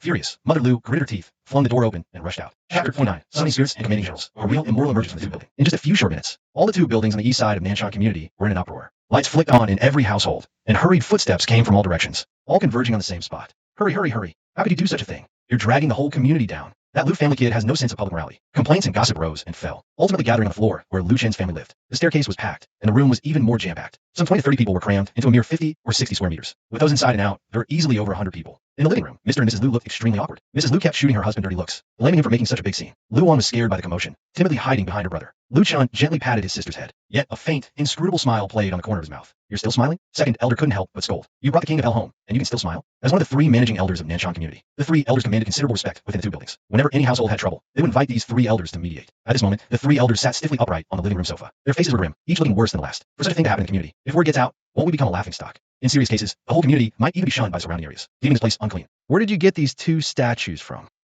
First elder raised his cane and thumped it heavily on the floor, his expression stern. Lu Chen remained unhurried. First elder, where else could they be from? Of course from a temple. A legitimate temple channel. Where else? Xiao Chen, don't think we old folks are senile. First elder snorted coldly. How much does it cost to invite a deity from a temple? Everyone here knows you don't have that kind of money. One is a wealth god. The other is the king of hell. At market prices, this one would cost 600 to 800,000. You invited two at once, and you claim it's a legitimate channel? Who are you trying to fool? 80,000? That's nowhere near enough for a wealth god like this. I reckon it starts at $1 million at least. Xiao Chun, it's not that Uncle Joe looks down on your family. But if your family were really that rich, you'd have moved out to a big mansion long ago. Obviously, Grand is run down too with us. The neighbors began chattering away, voices overlapping. Mrs. Liu was about to speak, but was stopped by a look from Lu Chun. Lu Jiaming also looked at his son and wife with a puzzled expression. Yes, where did all that money come from? Wasn't it just 15,000 yesterday? First elder continued, his face turned. Xiao Chun, First elder always thought you were a sensible, good kid. First elder assures you first. Today's matter will be resolved only within our community. Uncles always side with family, not reason. Even if you made a mistake, we'll definitely protect you. No matter where you got these statues from, you must send this king of hell back. He paused, looking around. In our South Hill community, we absolutely cannot allow such dark deities into our homes. It's for the good of everyone. Because the folks living here have hard lives. Luck isn't on our side to begin with. Bringing that thing here just makes things worse for everyone. There's more of that luck, isn't it? Exactly. I feel a chill just standing in your house. Makes me uncomfortable all over. Such an ominous deity is taboo. How could you invite home? No wonder things fell off when I came back tonight. So is your family causing trouble? Xiao Chun. Think about others, not just yourself. If any household in the community suffers disaster, it might be because of this dark deity. The neighbors grew more agitated, pointing fingers. The eldest uncle tapped his cane again, silencing the crowd. The second and third uncles spoke up in turn. Second uncle, Xiao Chun, did you understand what the eldest uncle said? We don't care where these statues came from, and we won't report it. But let me be clear, if anyone dares to report this privately, and we catch them, they'll face the consequences. Third uncle adjusted his glasses. Right, a community should be loving and supportive. No backstabbing, Xiao Chun. Send the statue back, if you insist on keeping that. What was it? Lord of Wealth. Lu Chun reminded. Right, that Lord Jun wealth god I've barely heard of. You can keep that one if you want, but that king of hell must be sent back. No discussion. The three uncles and neighbors all nodded firmly. Seeing everyone had spoken, Lu Chun finally stepped forward. He didn't argue immediately. Instead, he first bowed deeply to the three uncles. Eldest uncle, second uncle, third uncle, thank you for your care. Honestly, I was quite moved by your side with family, not reason. Over the years, South Hill may be poor, but with you three leading, our homes have been harmonious. The uncles' expressions softened slightly, but they kept their stern faces. All right, Xiao Chun, that's our duty. Just give us a straight answer. When will you send this king of hell back? Tomorrow, can you? Lu Chun shook his head. I'm sorry, eldest uncle. These two statues really did come from the temple. As for the money, I won't hide it from you all. I asked Lord Jun wealth god for it. Xiao Chun, how can you be so foolish? Someone couldn't help but interrupt. Your family couldn't even afford meat a few days ago. Your dad said you've been eating vegetarian for almost a month. Now you tell us you spent millions on a statue. Is this god of wealth more effective than Zhao's? Even Zhao couldn't bestow that much fortune at once. Exactly. Enough. Let him speak. Second elder waved his hand, silencing the crowd again. Lu Chun paused, then continued. As for the king of hell, I just made a deal with him. In the future, I'll help the underworld gather more offerings in more realm. So, I can't send him back. And I can't send him back anyway. What? You made a deal with the king of hell? Third elder was stunned, turning to Lu Jiaming. Jiaming, maybe take Xiao Chun to the hospital tomorrow. If you need money, we can all chip in. Listen to what he's saying. You're just a kid with no power or influence. Why would the king of hell make a deal with you? Yeah, this is getting more and more ridiculous. I can vouch for him. My son isn't lying. Lu's mother finally stepped forward, right before you all arrived. My son was talking to the king of hell. I was in the inner room. I vouch for my brother too. Lu Wan timidly raised her hand, but they were met with collective laughter from the crowd. You really don't believe me? Of course not. Fine. Since none of you believe me, I'll show you. Lu Chun was eager to try.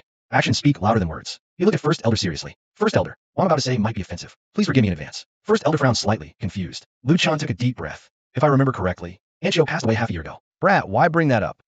Second and third elders reacted as if shocked. Standing up abruptly, their faces pale. They immediately looked nervously at First Elder. First Elder's surname is Jiao. Anchio, Lu Chun mentioned, was his beloved youngest daughter, who died from illness half a year ago. It said he nearly spent all his wealth trying to save her, praying daily at the temple for a miracle. But in the end, the tragedy couldn't be averted. An elder burying a child is life's greatest pain. Since then, the whole neighborhood noticed First Elder became withdrawn, his smile gone forever. Everyone knew Anchio was a forbidden topic. No one dared mention his daughter in front of him. But now, instantly, everyone was furious, blaming Lu Chun for touching a sore spot. And First Elder's face, unsurprisingly, turned extremely grim, so dark it seemed to drip water. But Lu Chun didn't flinch, still meeting his gaze. First Elder, if I said, I can let you see Anchio again. Do you want to? These words struck like a thunderbolt, stunning everyone present. Uncle's pupils dilated, his mouth involuntarily agape. He trembled as he stood up. What did you say? Lu Chun declared firmly, right here, right now. I have a way for you to see Anchio. Chapter 30. You call this black and white impermanence? Seeing Lu Chun's resolute and confident expression, everyone in the room was dumbfounded. Uncle's eyes had become bloodshot. He rasped hoarsely, Xiao Chun, Uncle wants to see your Anchio. The heartfelt cry moved everyone present. Lu Chun nodded solemnly, then turned to his sister Wan'er. You, Mom, go back to your room. Don't come out until I call you. Understanding, Mother Lu immediately led her younger daughter inside. She knew what her son was about to do. Lu Chun scanned the crowd. Neighbors, I'm about to summon black and white impermanence. If anyone's scared, please leave. It's crowded. I'm worried something might go wrong. Xiao Chun, you're serious? Someone gulped. Unconsciously take a half step back. If you can really summon them, we'd love to see it. With our cultivation, we'll never reach the second rank in this lifetime. It's a chance to see the world beyond. We're not afraid. All right. Please, everyone stay calm. Lu Chun nodded to Uncle, then channeled his spiritual power. The King of Hell seal appeared on his hand, its ferocious patterns glowing crimson. Left black, right white of the netherworld. He might command and manifest. Whoosh! A fierce wind suddenly swept through the room. What? Xiao Chun is already at the peak of the first rank. He's not even 20. The Lu family is about to rise. The neighbors were astounded. We were all equally poor and weak. How did the Liu family suddenly take off without a sound? Witnessing this, Liu Jiaming was equally incredulous. Peak of the first rank? It's only been a single day. How did my son become a first-rank peak spiritualist? What kind of incredible opportunity did he get? Under everyone's astonished gaze, faint black electric light shimmered on Liu Chen's left and right. A black and a white figure gradually solidified, taking their places beside him in an instant. Pay our respects to the general. Black and white impermanence said in unison, bowing. No formalities needed, Liu Chan said, gesturing for them to rise, his own heart uneasy. After all, their legendary appearances were less than flattering. But when he saw their faces clearly, he froze on the spot. Not just him. Everyone in the room was stunned speechless. This was nothing like the long-tongued white impermanence or the ferocious black impermanence of legend. Two women of stunning beauty and graceful figures, simply dressed in the classic black and white attire of underworld envoys. You are Wu Cheng, black and white impermanence. Your servant, white impermanence, daughter of Xia Bayan. Your servant, black impermanence, daughter of Fan Wujiao. So you are their daughters. Liu Chen understood. Ugly fathers, beautiful daughters. Shocking, my friends. He cleared his throat. The king of hell must have arranged this. The king said our appearance is more presentable, better suited for your service. Our fathers might frighten others. I see. Liu Chen mentally gave the old king of hell a thumbs up. Rough exterior, meticulous mind. A brilliant arrangement. Meanwhile, seeing the fearsome He by Wu Chang as these two elegant ladies, all fear vanished from the crowd. Wait, someone suddenly realized. General, Little Chun. Why do they call you general? How are you a general? Liu Chun was momentarily at a loss for words. White impermanence stepped forward, eyebrows raised. How dare you? You stand before the mighty, virtuous general of the underworld. Kneel. What? Little Chun, an underworld general? The neighbor's brains short-circuited. A mere title, pay it no mind. Liu Chen waved, signaling them to step back. He turned to Old E. Old E and Xiao's full name. Xiao Shu, please, check for this departed soul. Bring her here. The two nodded, each producing a book. One black, one white like ledgers of fate. Pages flipped rapidly. Black impermanence reported first. Not in my book of evil. White impermanence added, found her. In my book of good. Their duties differ. White guides good souls. Black captures evil ones. So it is. Being in the book of good proves Aunt Xiao was a kind person. One moment, General. I shall fetch Madame Xiao. White impermanence vanished. Little Chun. Old E dropped his cane. Trembling hands gripping Liu Chen's arm. Thank you. I will remember this kindness all my life. Liu Chen soothed him. You're too kind. It was nothing. Now do you still find underworld envoys frightening? Old, he shook his head. No, never again. He looked around. And you all. The crowd stared at the stunning black impermanence, nearly drooling. Not all. Not in the slightest. We'll take a dozen of these, please.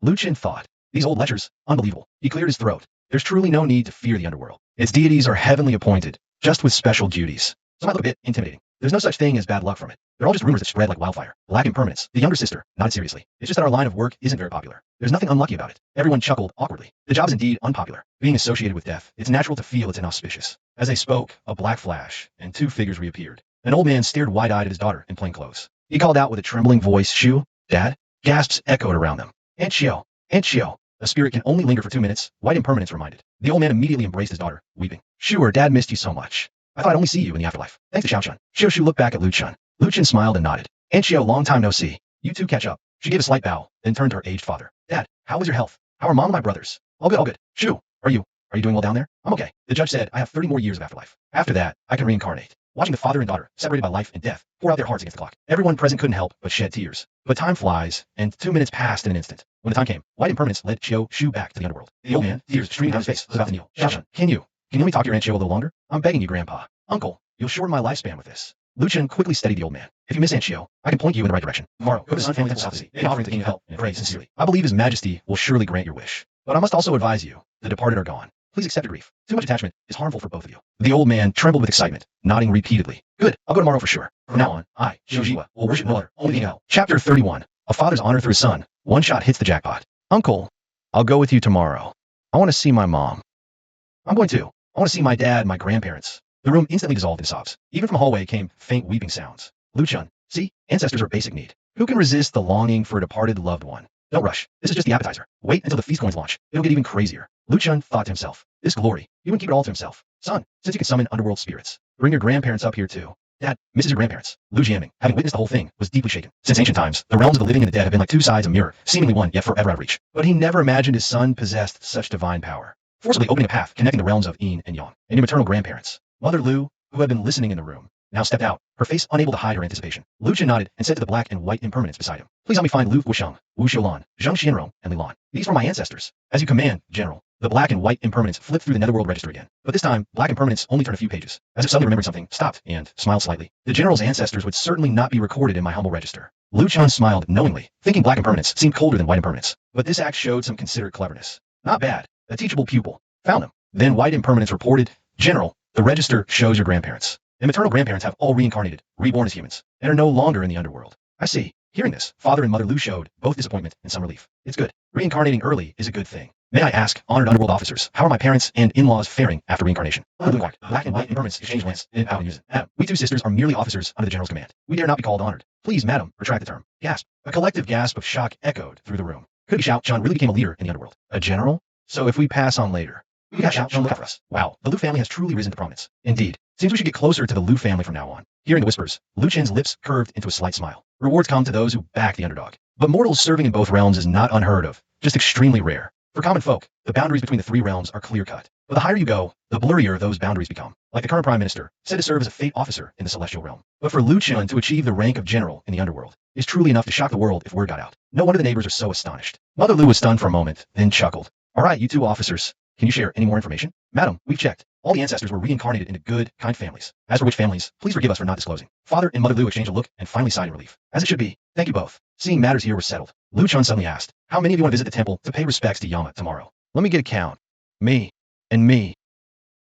Almost everyone raised their hands. Don't forget, many others outside want to go too. Neighbors crowded outside the door also shouted loudly. The final count was 110 attendees. 109 want to go tomorrow to pay respects. The remaining one can't make it and plans to go the day after. Lu Chen nodded. The southern suburbs aren't close. I'll arrange a few buses tomorrow to shuttle everyone. Round trips on me. With so many pilgrims, Lu Chun believed Sun Qing would be happy. Forget the buses. He'd gladly give each person a 1,000 yuan red envelope. After all, 100 pilgrims equals one more year of life for his father. All right, it's settled.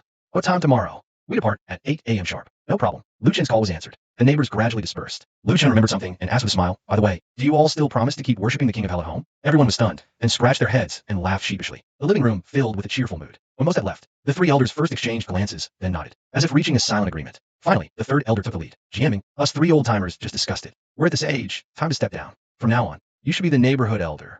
What do you think? Lu Jiaming was taken aback, pointing at himself. Me? The elder? Yes, you're in your prime, perfect to shoulder the responsibility. We're old, can't handle it anymore. Besides, with a son as accomplished as Shao Chun, you can manage any situation in the neighborhood. The second elder also urged Jiaming, don't refuse. Besides you, there's no one more suitable in the whole neighborhood. Let's just settle it. Tomorrow, we three will make the official announcement. Lu Chun chimed in with a smile. Dad, I think it's a great idea. You've always liked upholding fairness. Consider helping the three elders out. Lu Jiaming's expression shifted. He looked deeply at his son, unable to hide his pride, and finally nodded solemnly. All right, then I'll take on the role of elder. Warm applause erupted in the living room. Lu Jiaming took a deep breath, his heart full of emotion. He never imagined someone as unremarkable as himself would one day become the neighborhood elder. He knew perfectly well he owed it all to his son. Lu Chun added the finishing touch. In that case, in a couple days, our family will host a feast for the whole neighborhood. Great. The applause grew louder, laughter echoing through the room, as if everyone had forgotten the original reason they gathered. 10 minutes later, Father Lu had retired to his room. Lu Chun sat alone on the living room sofa. Pei Bai Wuchang stood silently before him. Seeing these two beautified, unrolled envoys before me, Lu Chen's heart stirred slightly. He took out a few large silver notes he'd stuffed in his pocket earlier. Also, ghostly flames sprang from his hurling them to ashes. For my two brothers? No, sisters. A small token of my appreciation. Please accept it. Seeing the sudden appearance of several huge gold banknotes in their hands, the sisters were first stunned, then overjoyed, finally bursting into giggles. The king really didn't lie to us. What does lie mean? Lu Chen was puzzled. The livelier white impermanence explained cheerfully. The king said, as long as we serve the general well, benefits won't be lacking. The black impermanence raised the helm notes respectfully. General, your reward exceeds our half-year salary. Thank you for your generosity. I thought it was something serious. Lu Chun couldn't help but laugh. I'll need your help in many ways going forward. I hope for your cooperation. You flatter us, General. Whatever you command. We two sisters will go through fire and water without hesitation. The more steady black impermanence replied with a fist salute. Sister is right. Without hesitation. White impermanence quickly added. Lu Chen smiled and nodded. By the way, I don't know your names yet. This humble one is Xiechingi. This humble one is Fan Ruzong. Lu Chun thought for a moment. All right, I'll call you Shao Qing. And you, Xiao Ru. Simple and easy to remember. How's that? As the general arranges. Good. It's getting late. You may return first. When needed, I'll summon you. Yes, General. Good night. Oh, compared to Xiao Ru's dignified farewell, Shao Qing still held a touch of playfulness. This Shao Qing. Lu Chun chuckled. After the two women left, he took out his phone. He dialed Sun Yurong's number, planning to tell her son Dekang wouldn't die for now, and to have her arrange a few cars for tomorrow. Chapter 32. Take him out. A famous private hospital in Jiangdu City. In the SVP ward, the light was soft. Dad, careful, it's hot. Sun Qing scooped a spoonful of warm porridge and carefully brought it to his father's lips. Son Dekang swallowed a few mouthfuls, gently waving his hand. Enough, I'm full. His gaze slowly swept over his son, daughter-in-law, grandson, and granddaughter by the bedside. A ripple stirred in his aged eyes. I thought today was the end. Who would have thought? The one pushed back in the end would be the king of hell himself. He smiled weakly. Qing Song, you must properly thank that young man. If not for him, I wouldn't even have had time to leave last words. Dad, what are you saying? What last words? The king of hell said, as long as we recruit 1,000 believers, he will grant you 5 more years of life in one go. Sun Qing Song's tone was resolute. Don't worry, no matter the means, this son will secure those 1,000 devotees. Sun Qing nearby immediately chimed in. Grandpa, tomorrow I'll go find my classmates. Who dares not be sincere? I'll beat sincerity into them. Sun Dekang smiled, yet remained open-minded. It's not that easy. That's the underworld, not the heavenly court. Some things can't be forced. But to live a few more days and see you all, I'm already content. He looked at Sun Yurong. It's just a pity. Grandpa probably won't see my precious granddaughter get married. Sun Yurong's tears fell instantly. Clench your fist, Grandpa. Don't lose heart. There's always a way. Cider, Amazon also water There are always more solutions to problems. At the very least, we four here can at least Let Dad live another half month. No. The difficulty of this path of faith, even in the vast sea of people. Just then, a crisp phone ringtone shattered the ward silence. Sun Yurong picked up her phone, her gaze sharpening. Lu Chun. Sun Ching Song's pupils constricted. He whirled around. Quick, answer. Put on speaker. Sun Yurong nodded. Answer call and activate speakerphone. Mr. Lu, sorry to bother you so late, Miss Sun. You're too kind. What can I do for you? Oh, there's something I'd like your help with. Hearing it was a request for their help. The flicker of hope that had just ignited in their eyes dimmed. They had hoped Lu Chun might bring some good news. Like having recruited a few devotees. All right, I need you to help me find a few buses. Right back. I did some explaining and persuasion work with the neighbors. Now, over 100 residents in our community are all very eager to visit the temple and worship the King of Hell. So, Crash. the bowl in Sun Ching Song's hand slipped, shattering on the floor. The next second, Sun Ching Song practically snatched the phone. His voice trembled with excitement. Xiao Chun, it's Uncle Sun. What did you just say? Over 100 people? Good evening, Uncle Sunday. Yes, to be precise, 109. The words fell. The entire ward plunged into a deathly silence. Only the sound of hearts pounding wildly remained, like frantic drumbeats. Sun Ching Song's entire body trembled violently, as if electrocuted. This mighty fifth-rank spirit master, a top 5 powerhouse in Jiangdu City, now shook so badly he could barely hold the phone. His voice quavered. Xiao Chun, Uncle Sun, thank you. Your great kindness to the Sun family. The Sun family will remember it forever. Lu Chun chuckled lightly. Uncle Sun, you're too kind. This is what I should do. It's settled then. Tomorrow at 8 a.m. at the entrance of our community. Don't be late. I won't. After hanging up, the Sun family exchanged bewildered glances. Song murmured, calculating 1 devotee for 3 days, so 109 would be. Sun Yurong blurted out the answer. 327 days. Almost a year. Buzzing. Like a thunderclap on a clear day. Their hearts were completely shaken. Sun Xingwen swallowed hard several times, almost spitting out the words. This Mr. Lu, is he even human? How can anyone defy fate to this extent, faced with the sudden windfall of a year's lifespan? Sun Dekang was also deeply moved, his chest heaving. He let out a long sigh, filled with emotion. This young man is no ordinary person.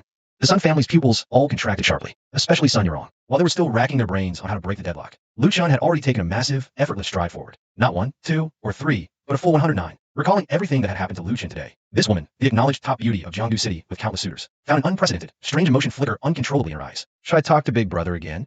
On the other end, Lu Chun, having hung up, saw it was getting late. He thought about it, but decided against it. His parents and little sister needed rest. The walls were thin. If he spoke, It would probably keep his parents awake.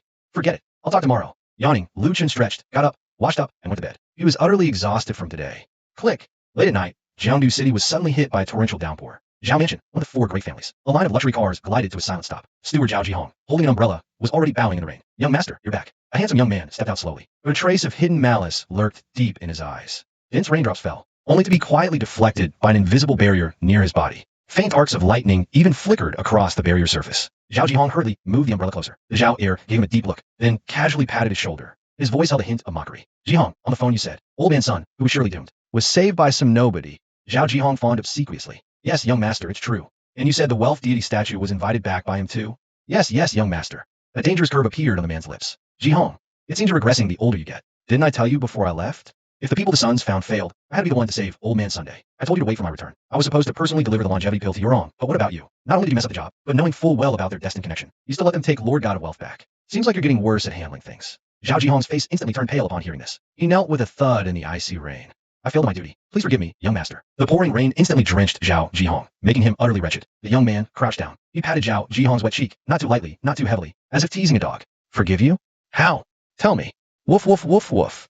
Zhao Jihong suddenly started barking like a mad dog, and surprisingly, it was quite lifelike. Unexpectedly, this young master of the Zhao family seemed to hear something extremely amusing. He burst into loud laughter. Not bad, even more convincing this time. After saying that, he stood up and walked towards the mansion without looking back. His laughter sounded particularly eerie and sick in the pitch-black rainy night. Remember, put this kid on the watch list. If necessary. He paused his steps, half turning his face in the shadows, his eyes cold as knives. Take him out. But, young master, what about the Sun family? An unhappy snort.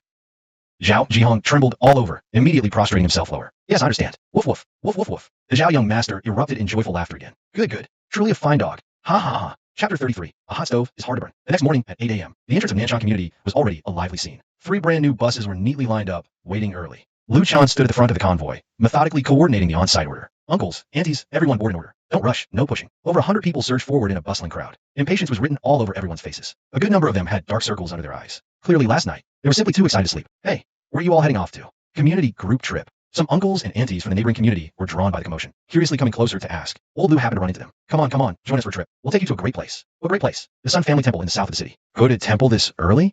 For blessings? Which deity? Yinluo Wang. What? Yinluo Wang? Are you all crazy? Did you all take the wrong pills? Come if you want, don't if you don't. Don't leave in a hurry. Explain clearly. All right, fine. Here's the thing. In the end, the 3 buses, with a rated capacity of 130 passengers, were not only full, but even the aisles were packed with people standing. The actual number of people reached a full 150, 40 more than expected. Looking at this scene before him, Sun Yurong, who specifically to meet him, was so shocked she couldn't speak. After all, she turned to Luchan with amusement in his expression. How on earth did you manage this? Luchan hadn't expected such a sudden surge either. It just goes to show how terrifying the power of viral spread can be. He smiled slightly, but didn't respond. After all, his relationship with the Sun family was essentially one of employment and cooperation, since the task was to recruit worshippers. And successfully and as enough. The specific details didn't seem necessary to elaborate on. Seeing Luchan was reluctant to say more, Sun Yurong tactfully didn't press further. Let's go. Take my car. Good. The bus is packed solid. Luchan was happy for the peace and quiet. He had another unfinished matter to attend to at the Sun family temple today, praying to the Thunder Ancestor. He'd been too busy last night and had to postpone it. Perfect timing to test today and see if making offerings to these popular deities is actually easy or not. As soon as they got in the car, Sun Yurong picked up her phone and started tapping. Soon, Luchan received a bank SMS alert. 35 million deposited into his account. Huh? Wasn't the agreed total 30 million? Why the extra 5? Consider it a bonus. Your efficiency is astonishingly high, Sun Yurong said. He took out a bunch of keys from his pocket and handed them to him. These are the keys to the villa at Cloud Out Manor. It's been cleaned. You can move in right away. Luchan took the keys and couldn't help but laugh. Miss Sun, are all you rich people this generous? Handing out money and houses like this? That depends on who it is and what they've done. For what you did, any amount is worth it. Sun Yurong replied gracefully. All right then, I won't stand on ceremony. With 30 million safely in the bag, Luchan was in high spirits. By the way, which main deities does your Sun family temple enshrine? Our temple has 3 main deities, the Thunder Ancestor, the true Martial Emperor, and Martial Wong. Whoa, Luchan couldn't help but exclaim. It seems my previous self's knowledge was too limited. With that divine lineup, your Sun family temple's combat power is off the charts. We originally come from a martial temple background, right? So, which main deity do you worship? Unexpectedly, this question made Sun Yurong slightly awkward. A faint, almost imperceptible blush even appeared on her face. Why is it not convenient to say? It's not that. Sun Yurong took a deep breath, her expression turning serious. I can tell you, but you must promise not to laugh. Laugh? Why would I laugh at you? I worship the king of hell myself. Luchan chuckled. Sun Yurong thought about it and agreed, but still hesitated. Actually, I worship the giant spirit god. What? Luchan's eyes widened. You worship the giant spirit god? Sun Yurong shot him a sideways glance. What's wrong with that? No, that's not what I meant. Luchan quickly waved his hands. I'm just surprised. Why not worship the mystic lady of the ninth heaven or some other goddess? Why pick the giant spirit god? The image of the giant spirit god immediately appeared in his mind.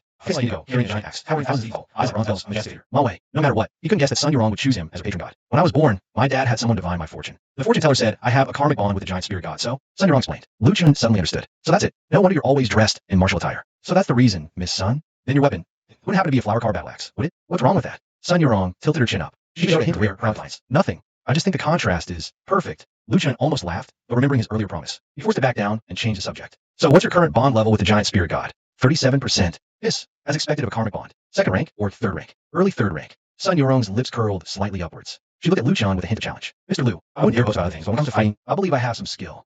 That's the truth. With the strength of a third-rank martial path practitioner, you thought she could probably easily impress a fourth-rank literary path practitioner, or even hold her own against a fifth-rank literary path practitioner. After all, martial path practitioners challenging high ranks in the literary path is practically routine. Wow, the giant spirit god is that fierce. I wonder if I call Xiaoqing, Xiaoru, and even Oxhead and Horseface if I could take her on. Luchan pondered silently, just thinking of Sun Yurong brandishing the flower-carved battle axe. He really wasn't confident. By the way, judging by your age, you must be in the advanced class too, right? Sun Yurong's voice snapped him out of his thoughts. Luchan snapped back to reality and nodded. Right? Sun Yurong suddenly smiled. Then you're in for a treat. Do you know? Your academy and all academies nationwide are about to undergo a major reform. Luchan's heart jolted. He stared straight at Sun Yurong. You know the inside scoop? Judging by your reaction, you seem to already know about the reform. 99% of people don't know about this yet. Sun Yurong paused, frowning slightly. I don't know the specific details either. I just know that starting with your year, students can take on missions early. As for more detailed information, you'll find out when you go to school tomorrow. So, Dang Judge's prediction came true. The core of this reform is to let students take on missions early, to further screen for top talents. Hiss. Luchan took a deep breath, his heart suddenly surging with excitement. So his golden age is truly about to begin in full force? About an hour later, the convoy arrived at the Sun Clan Temple. At the entrance, Sun Qingsong and the entire staff, banners ready, had been waiting for a long time.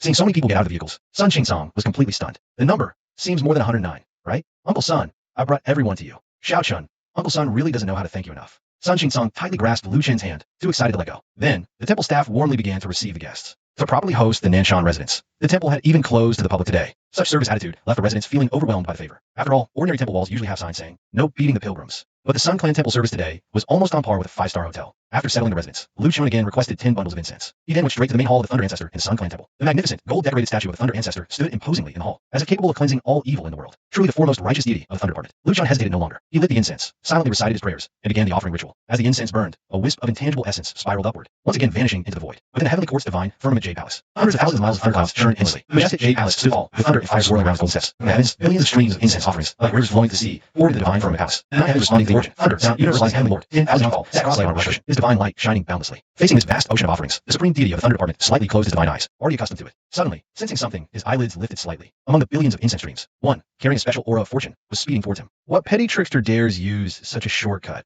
The thunder ancestor, majestic without anger, flicked a finger from his hand forming a seal. That incense stream shattered with a bang in scattered starlight, failing to even reach the gates of the divine firmament jade palace, before dissipating without a trace. The thunder ancestor closed his eyes again, continuing to enjoy the endless mortal offerings. Simultaneously, inside the temple, Liu Chan suddenly spat out a mouthful of blood. His aura instantly withered. A backlash from the prayer ritual? How could the first attempt result in backlash? Wiping the blood from the corner of his mouth, Liu Chen's eyes gradually darkened. It seems his hot stove isn't just difficult to tend. Chapter 34. The Liu clan temple is a must. Mr. Liu, what's wrong? Hearing the commotion from outside the hall, Sun Yurong hurriedly ran in. Seeing the pool of blood on the ground, her face instantly paled. A prayer ritual backlash. Liu Chun nodded, swallowing the bloody taste in his mouth back down. Impossible. This is only the first prayer. How could there be backlash already? Sun Yurong couldn't believe it. You know, the backlash from prayer usually only happens after multiple failed attempts, and then continuing to pray and angering the deity, like Tan Kun before. Or if the wish is too big or outrageous, making the deity resentful. It can also cause backlash. But Liu Chen doesn't fit either case. It's his first time praying to the Thunder Ancestor. How could he suffer backlash? The probability of that happening is 10 times lower than a successful first prayer. I don't know either. Maybe I just have no fate with the Thunder Ancestor. Liu Chan said, breaking the remaining incense sticks in his hand without hesitation. He threw them into a nearby trash bin. I'll go test my devotion level again. Since I'm here.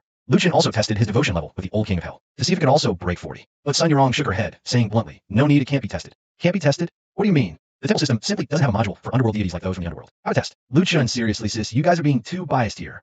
Not even installing a module. Before you, what decent person would worship the King of Hell? No one worships him. Why would we install this module?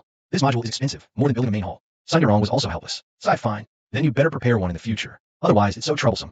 My dad already arranged it. It'll take at least a few more days. And other temples don't have it either. No, at least not in the entire Jiang province. Not even Jiang province. And other provinces are even less likely. As one of the top developed and strong provinces in the country. All its standards are the highest nationwide. Alright then, I'll head back. Nothing to do here anyway. Aren't you going to take a look? That works too. Liu Chun followed Sun Yurong to the Sun Clan Temple's Hall of the King of Hell. Compared to the rundown place at the Zhao Clan Temple, the Sun Clan's Hall of the King of Hell was freshly renovated. Though still quite simple, it looked much better at least. After your call yesterday, my dad arranged 10 workers overnight to rush the repairs. Still not great, but at least presentable. Just manage for now. Liu Chun gave an acknowledging hum. Who would have thought? The once deserted hall of Yama today saw a bustling scene with long queues. Son, your father never dreamed he'd see you again in his lifetime. I'll come often from now on. Inside the hall, the heart-wrenching cries of devotees reuniting with loved ones echoed, moving listeners to tears. Liu Chen paused for a moment, then prepared to leave. Now, this seed has been planted. Just how big a towering tree will it grow into? Then let's wait and see. But when Liu Chan negotiated with the King of Hell, he also agreed on one thing. Good spirits can communicate. But if it's an evil spirit or ghost, it absolutely cannot communicate to avoid harming the mortal world. This is the principle and bottom line. Alright, I'm leaving now. The rest is up to you. Have a meal before you go. No, I have things to do next time.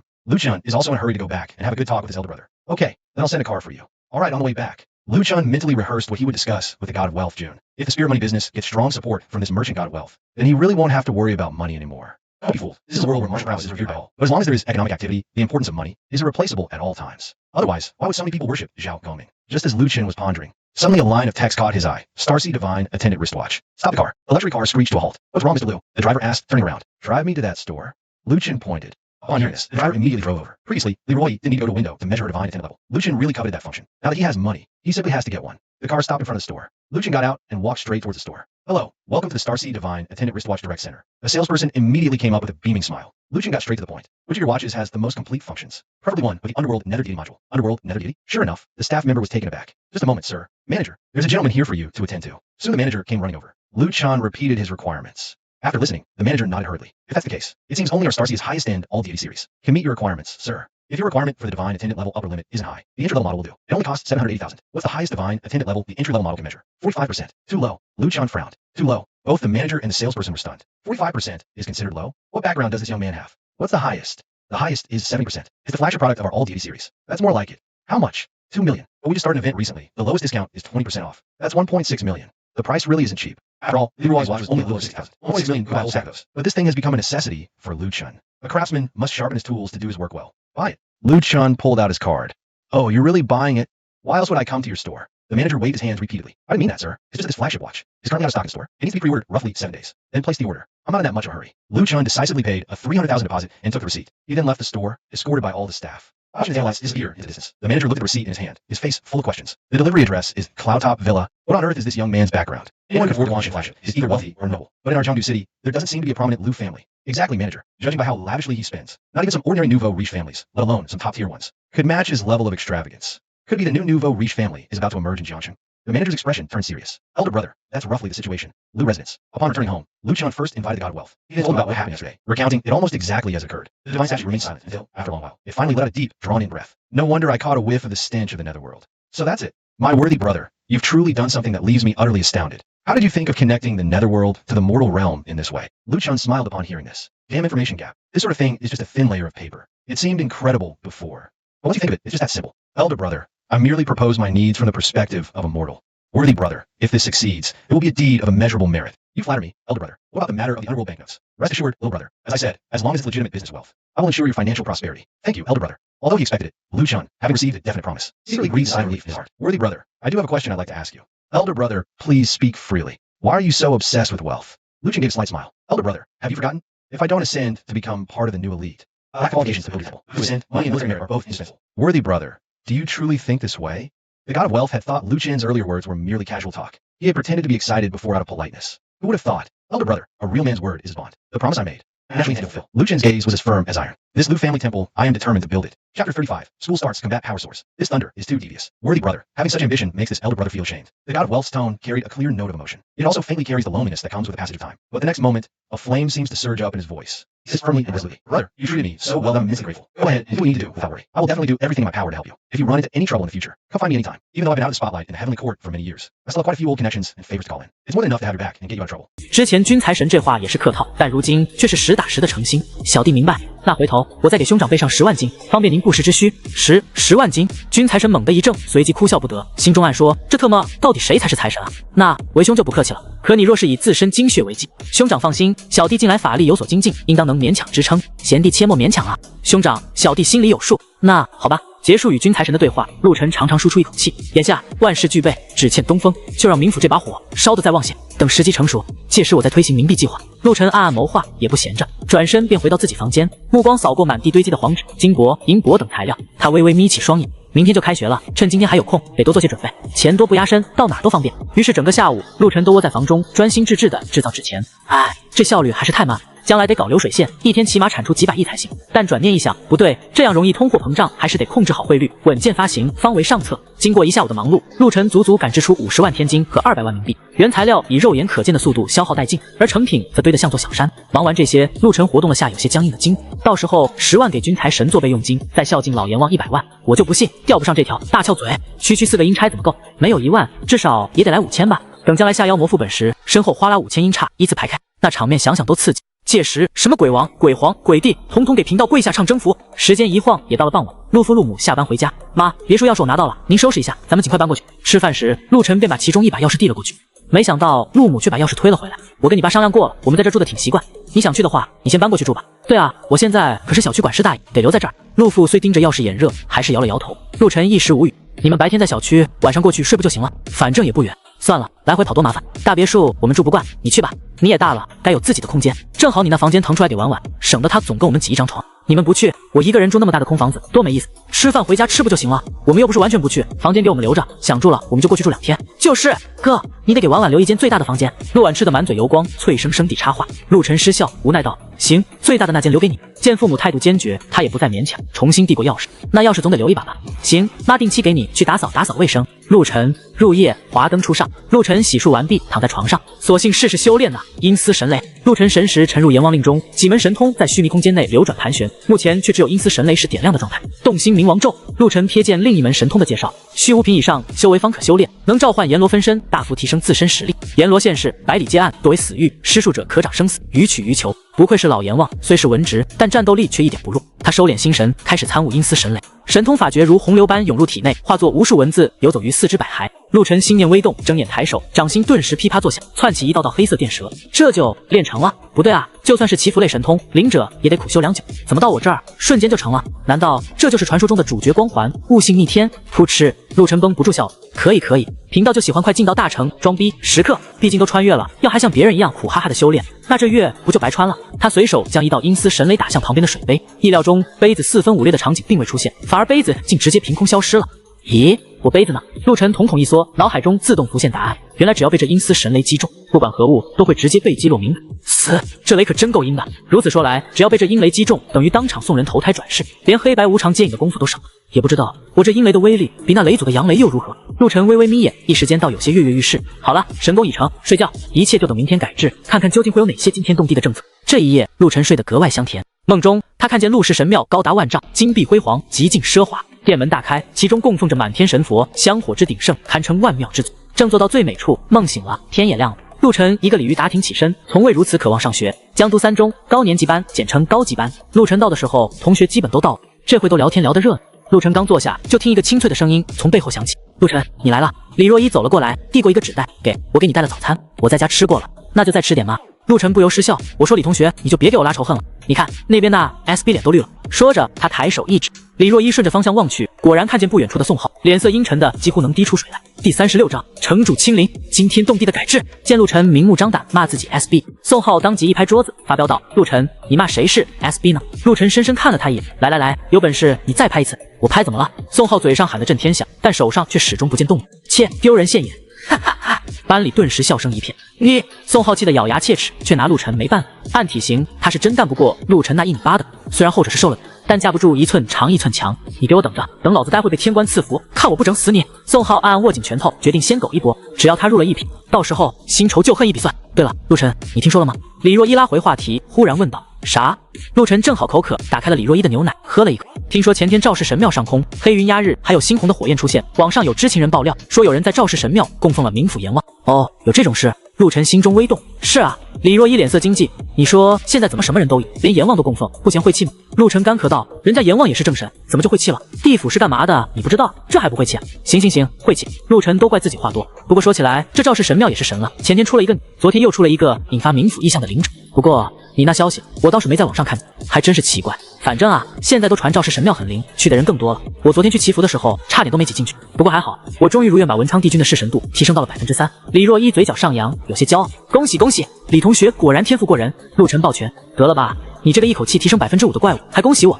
李若脸上浮现出一股偷感。陆晨眼观鼻关心，只是淡淡一笑。说实话，他现在对这种低级趣味的装逼已经提不起任何兴趣。堂堂郡财神的义弟，阎王的准义子，冥府册封的阴司威武正德将军，如果还为这种低级的恭维暗爽，未免也太掉档次了。不过赵氏神庙倒是谨慎，生怕兄长分走赵财神的香火，估计没少在压制消息上花功夫。陆晨心下暗忖，想让你知道你才能知道，不想让你知道半点风声都听不到。这大族果然只手遮天啊！正思量间，教室广播突然响起校领导的通知：各大高级班请注意，即刻来学校操场集合。通知重复3遍的同时，班主任也快步走进教室，整队出发。教室里顿时一阵骚动，陆晨和宋浩不约而同的精神一振，改制赐福终于来了。片刻后，江都3中10个高级班的500名学生已在操场上列队整齐，众人前方搭起一座隆重的高台，背景横幅上赫然写着江城3中第54届视神度测验。台上站了不少人，包括3中校长，这位平日学校里说一不二的大人物，此刻在人群中却显得格外低调，站姿如喽啰。相比之下，旁边这几个陌生人站姿却强得可怕。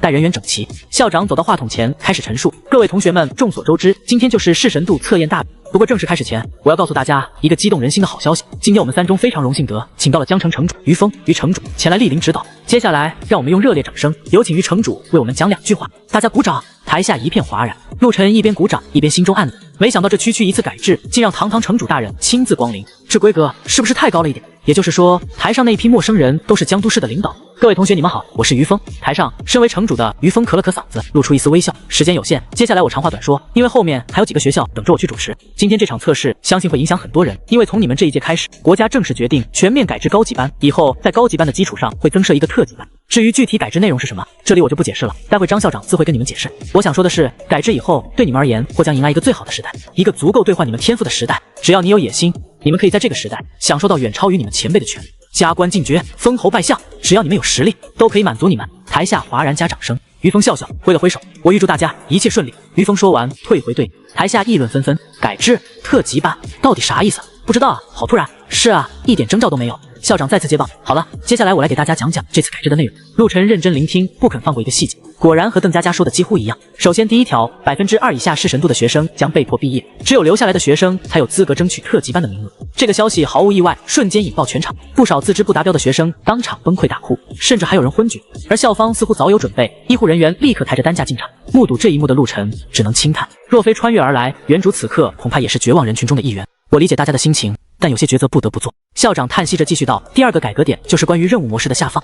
听到这话，陆晨心跳骤然加速，血液剧烈沸腾。果然跟孙佑荣说的那样，任务权限提前开放了。从陆晨这一届开始，他们无需等到毕业，而是现在就可以接任务，赚取酬劳和军功。军功，如果说之前没钱吃肉的时候，钱是唯一能触动陆晨神经的东西，现在钱的问题被初步解决，军功则毫无悬念，成了再次触动陆晨神经的东西。想要晋升新贵家族，甚至往更高爬，军功就是最核心的指标，没有之一。因为钱可以借，可以偷，甚至可以抢。但军功借不了也买不了，都得靠自己实打实挣出来。有多少家族压根不缺钱，就因为军功不够，一辈子够不到新贵的门槛，无法开衙建庙。好了，关于录取后进一步的说明，等测试结束后我再细说。现在我宣布测验正式开始，视神度未达2%的同学请离场，达标者留下。话音刚落，嗡，10个班级10台机器几乎同时启动，如同10台冷酷的粉碎机，逐步粉碎着每个班级的队列，也包括他们的人生和梦想。2%的硬指标足以筛掉了70%以上的人。一时间，操场上淘汰之声此起彼伏，听着每个同学都得被大声喊出自己的视神度。排在队伍最后的陆晨也是醉了，就不能隐私一点？帝非得搞得人尽皆知。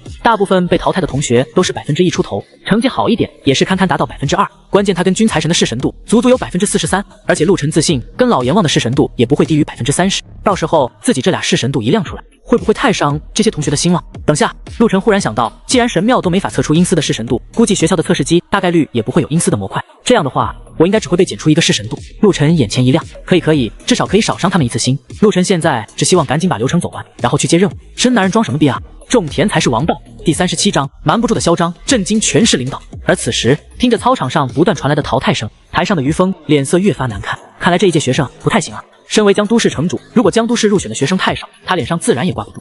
关键3中的整体实力在整个江都市能进前3，如果3中都这样，其他几个学校的水平可想而知。大人，说句实话，2%这条线确实太高了，对很多人而言，这辈子都达不到2%，更别说这帮孩子。身旁的下属低声抱怨，上面制定的规则，我有什么办法？于峰也略感一丝无奈。文昌帝君视神度3%，通过。就在这时，检测官一声洪亮嗓音响彻全场，轰！全场沸腾。哇，3%？谁啊？这么厉害的？是3班的李若一，太猛了吧！3%，真厉害啊！惊呼声如潮水般涌起。此前晋级的学子大多只是堪堪越过2%的门槛，这高出整整1%的数值看似微小，其中的含金量却判若云泥。这女娃倒是不错。听到成绩的于峰脸上终于露出了一丝淡淡的笑容。大人，那女孩子叫李若一，是我们学校的优等生，以后大概帅走文职。校长连忙上前介绍，脸上写满自豪。于峰点点头，不错，若是入了朝廷，倒值得培养1、2。如果数量比不赢，于峰觉得比质量，倒也是退而求其次的选择。毕竟3%的视神度，在这个年纪绝对属于千里挑一的人才。陆晨，等你了。李若一迎着无数人羡慕的目光，神采奕奕地走到陆晨跟前，小声加油道。随后便跟入选的其他几位同学站在了一起。若一，你等他干什么？他淘汰是板上钉钉的。就是，如果我没记错，他文昌帝君才0.5%吧。面对周围同学的揶揄，李若一只是浅浅一笑。你们知道什么？待会等着看吧。下一位，宋浩，终于轮到我了。宋浩大摇大摆走到测试机面前，看到测试老师的一瞬间，两人蓦地有一个隐晦的眼神交流。宋浩接好装置，很快数据弹出，奎木狼视神度3.5%，通过。嗡！现场再次哗然。卧槽，又来了个更高的！天呐，3班也太强了，已经有2个3%以上的视神度了。关键这家伙供奉的还是28星宿的奎木狼，陡步的神奇。是啊，单论实力，这含金量可比之前那个3%的文昌帝君高太多了。旁人无不惊骇。不错不错，总算来了点亮眼的成绩。台上，于峰连连点头，颇为满意。看来江城3中还是有些底蕴的。周围领导纷纷点头附和，校长脸上陪笑，心里却泛起了嘀咕。不对啊，这个宋浩他也认识，家中颇有家资，是3中有名的小刺头，平时成绩一直中等偏下，怎么这次大比突然表现这么好，竟还力压李若一一头？校长微微蹙眉，心里总觉得哪不对劲。嘿嘿，没想到吧，这才是我的真正实力。检测完毕的宋浩趾高气扬地走了回来。宋浩，深藏不露啊，原来你才是那个扮猪吃虎的，厉害厉害！剩余同学纷纷竖起大拇指。远处，李若一也感觉奇怪，他怎么突然这么厉害？是啊，我记得半个月前测的那次，他才1.8%，我以为他要被淘汰了，没想到短短半个月暴涨快1倍。宋浩走到陆晨跟前，抬头斜睨了他一眼，便得意洋洋走到李若一身边。宋浩，你怎么突然这么厉害了？3.5%的视神度。是啊，还真是士别3日，刮目相看。听着几位女同学的赞美，宋浩心里极其舒适，眼睛直勾勾盯着李若一。若一，我不错吧？我这供奉的可是陡步奎木狼。李若一没搭理他，宋浩也不在意，心说这成绩天官赐福必到手。爸，你的钱果然没白色啊，靠谱。下一位，陆晨。原本人声鼎沸的操场，此刻已显得空空荡荡，只剩下寥寥数十人。陆晨平静地走上前，轮到陆晨了。若一，你怎么这么自信？难道你知道他是神度多少？你猜？李若一俏皮地眨了眨眼。宋浩冷哼，一个冷门废物神仙能有什么了不起？不知道最后一位能不能给我带来点惊喜？连着出了好几个3%以上视神度的学生。此时的于峰也是兴致勃勃，想看看最后能不能再刮出一个宝来。一旁的校长却讪讪笑道：“领导，这个恐怕要让您失望了。”哦，他成绩不好，应该说跟好字完全沾不上边。这名学生叫陆晨，是这届有名的吊车尾。上次测试，他文昌帝君的视神度仅有0.5%。校长显然也知道陆晨这号人物，0.5%。于峰愕然，再差的天赋也不至于如此吧？事实便是如此。领导，校长的笑容比哭还难看。于峰叹了口气，那罢了，我们走了。好的，领导，我送您。校长连忙躬身。于峰一挥手，带领一众下属正要离开。什么情况？机器出故障了。检测老师的惊呼声陡然响起。怎么了，校长？这台机器好像出问题了，显示51%，多少？于峰脚步猛地顿住，身后10几位士领导也齐刷刷停了下来。回城主，显示50%，估计是机器故障。胡闹！怎么偏偏这个时候出问题？校长急忙跑了过去，检测老师一脸困惑，我也不清楚，数据突然就跳成这样。陆晨自己也有些发懵，50%，视神度又涨了。那个，他弱弱的举起手，有没有一种可能，我真的是50%？胡说什么？城主在这，严肃点！校长低声斥道，换一台，去那边重新测。陆晨，哎，行吧，吓死我了，我还真以为遇到救济变态，我也吓得小心脏扑通扑通的，感情是机器坏了。50%，这成绩都可以上课本了。上一秒，操场上所有人瞬间宕机，但一听是机器故障，学生们这才猛然松了口气，原来是乌龙。来，再测！校长亲自督阵。校长，不对啊，这台也坏了，也是50%。嗡的一声，所有人脸上的表情再一次凝固。于峰走了过来，神色凝重，到底怎么回事？领导，这台好像也坏了，检测出来也是50%，都坏了，怎么可能？于峰锐利目光投过来，陆晨双手一摊，满脸无辜。城主大人，我说我是50%，他们非不信。陆晨，休在城主面前放肆！校长厉声呵斥。于峰眼神一凛，伸手一招，你过来，我亲自为你检测。领导，其他几个是领导，连忙劝阻。于峰伸手打断，一行人移至第3台机器前，于峰亲手操作。此刻，全场目光尽数聚焦于陆晨一人身上。于峰死死盯着屏幕，采集结果显示，均财神视神度50%。再来，再测。第4台没有意外，50%。再测。第5台50%，我还真不信了，继续测。第6台50%。当检测到第9台的时候，这位称霸一方、贵为一城之主的江城顶级风云人物，脸上的汗水犹如狂风暴雨一般，喘着粗气，似是不敢相信自己看到，而整个操场更是陷入了前所未有的令人窒息的死寂，所有人的脸上都被彻底的震惊覆盖。还有最后一台，测，再测！于峰几乎是低吼出来，然而毫无悬念，第10台50%。嗡！这一刻，整个世界仿佛在这一串数字面前彻底炸裂。张校长，于峰失神片刻后，猛地深吸一口气，骤然转身，一把揪住同样惊骇欲绝的校长衣领，指着陆晨，双目圆睁道：“这成绩，你管他叫吊车尾？第38章，这个 S 级任务，我接了。”校长被吼得浑身一颤，慌忙举手：“城主息怒，容我问问。”他急忙招手：“徐老师，你过来。”陆晨看着自己的班主任徐老师，脚步虚浮，有些失魂落魄地走了过来。校长，下一秒，张校长双手猛地揪住许班导的衣领，几乎将他提离地面，额上青筋暴跳。徐老师，这到底什么情况？你不说他是吊车尾吗？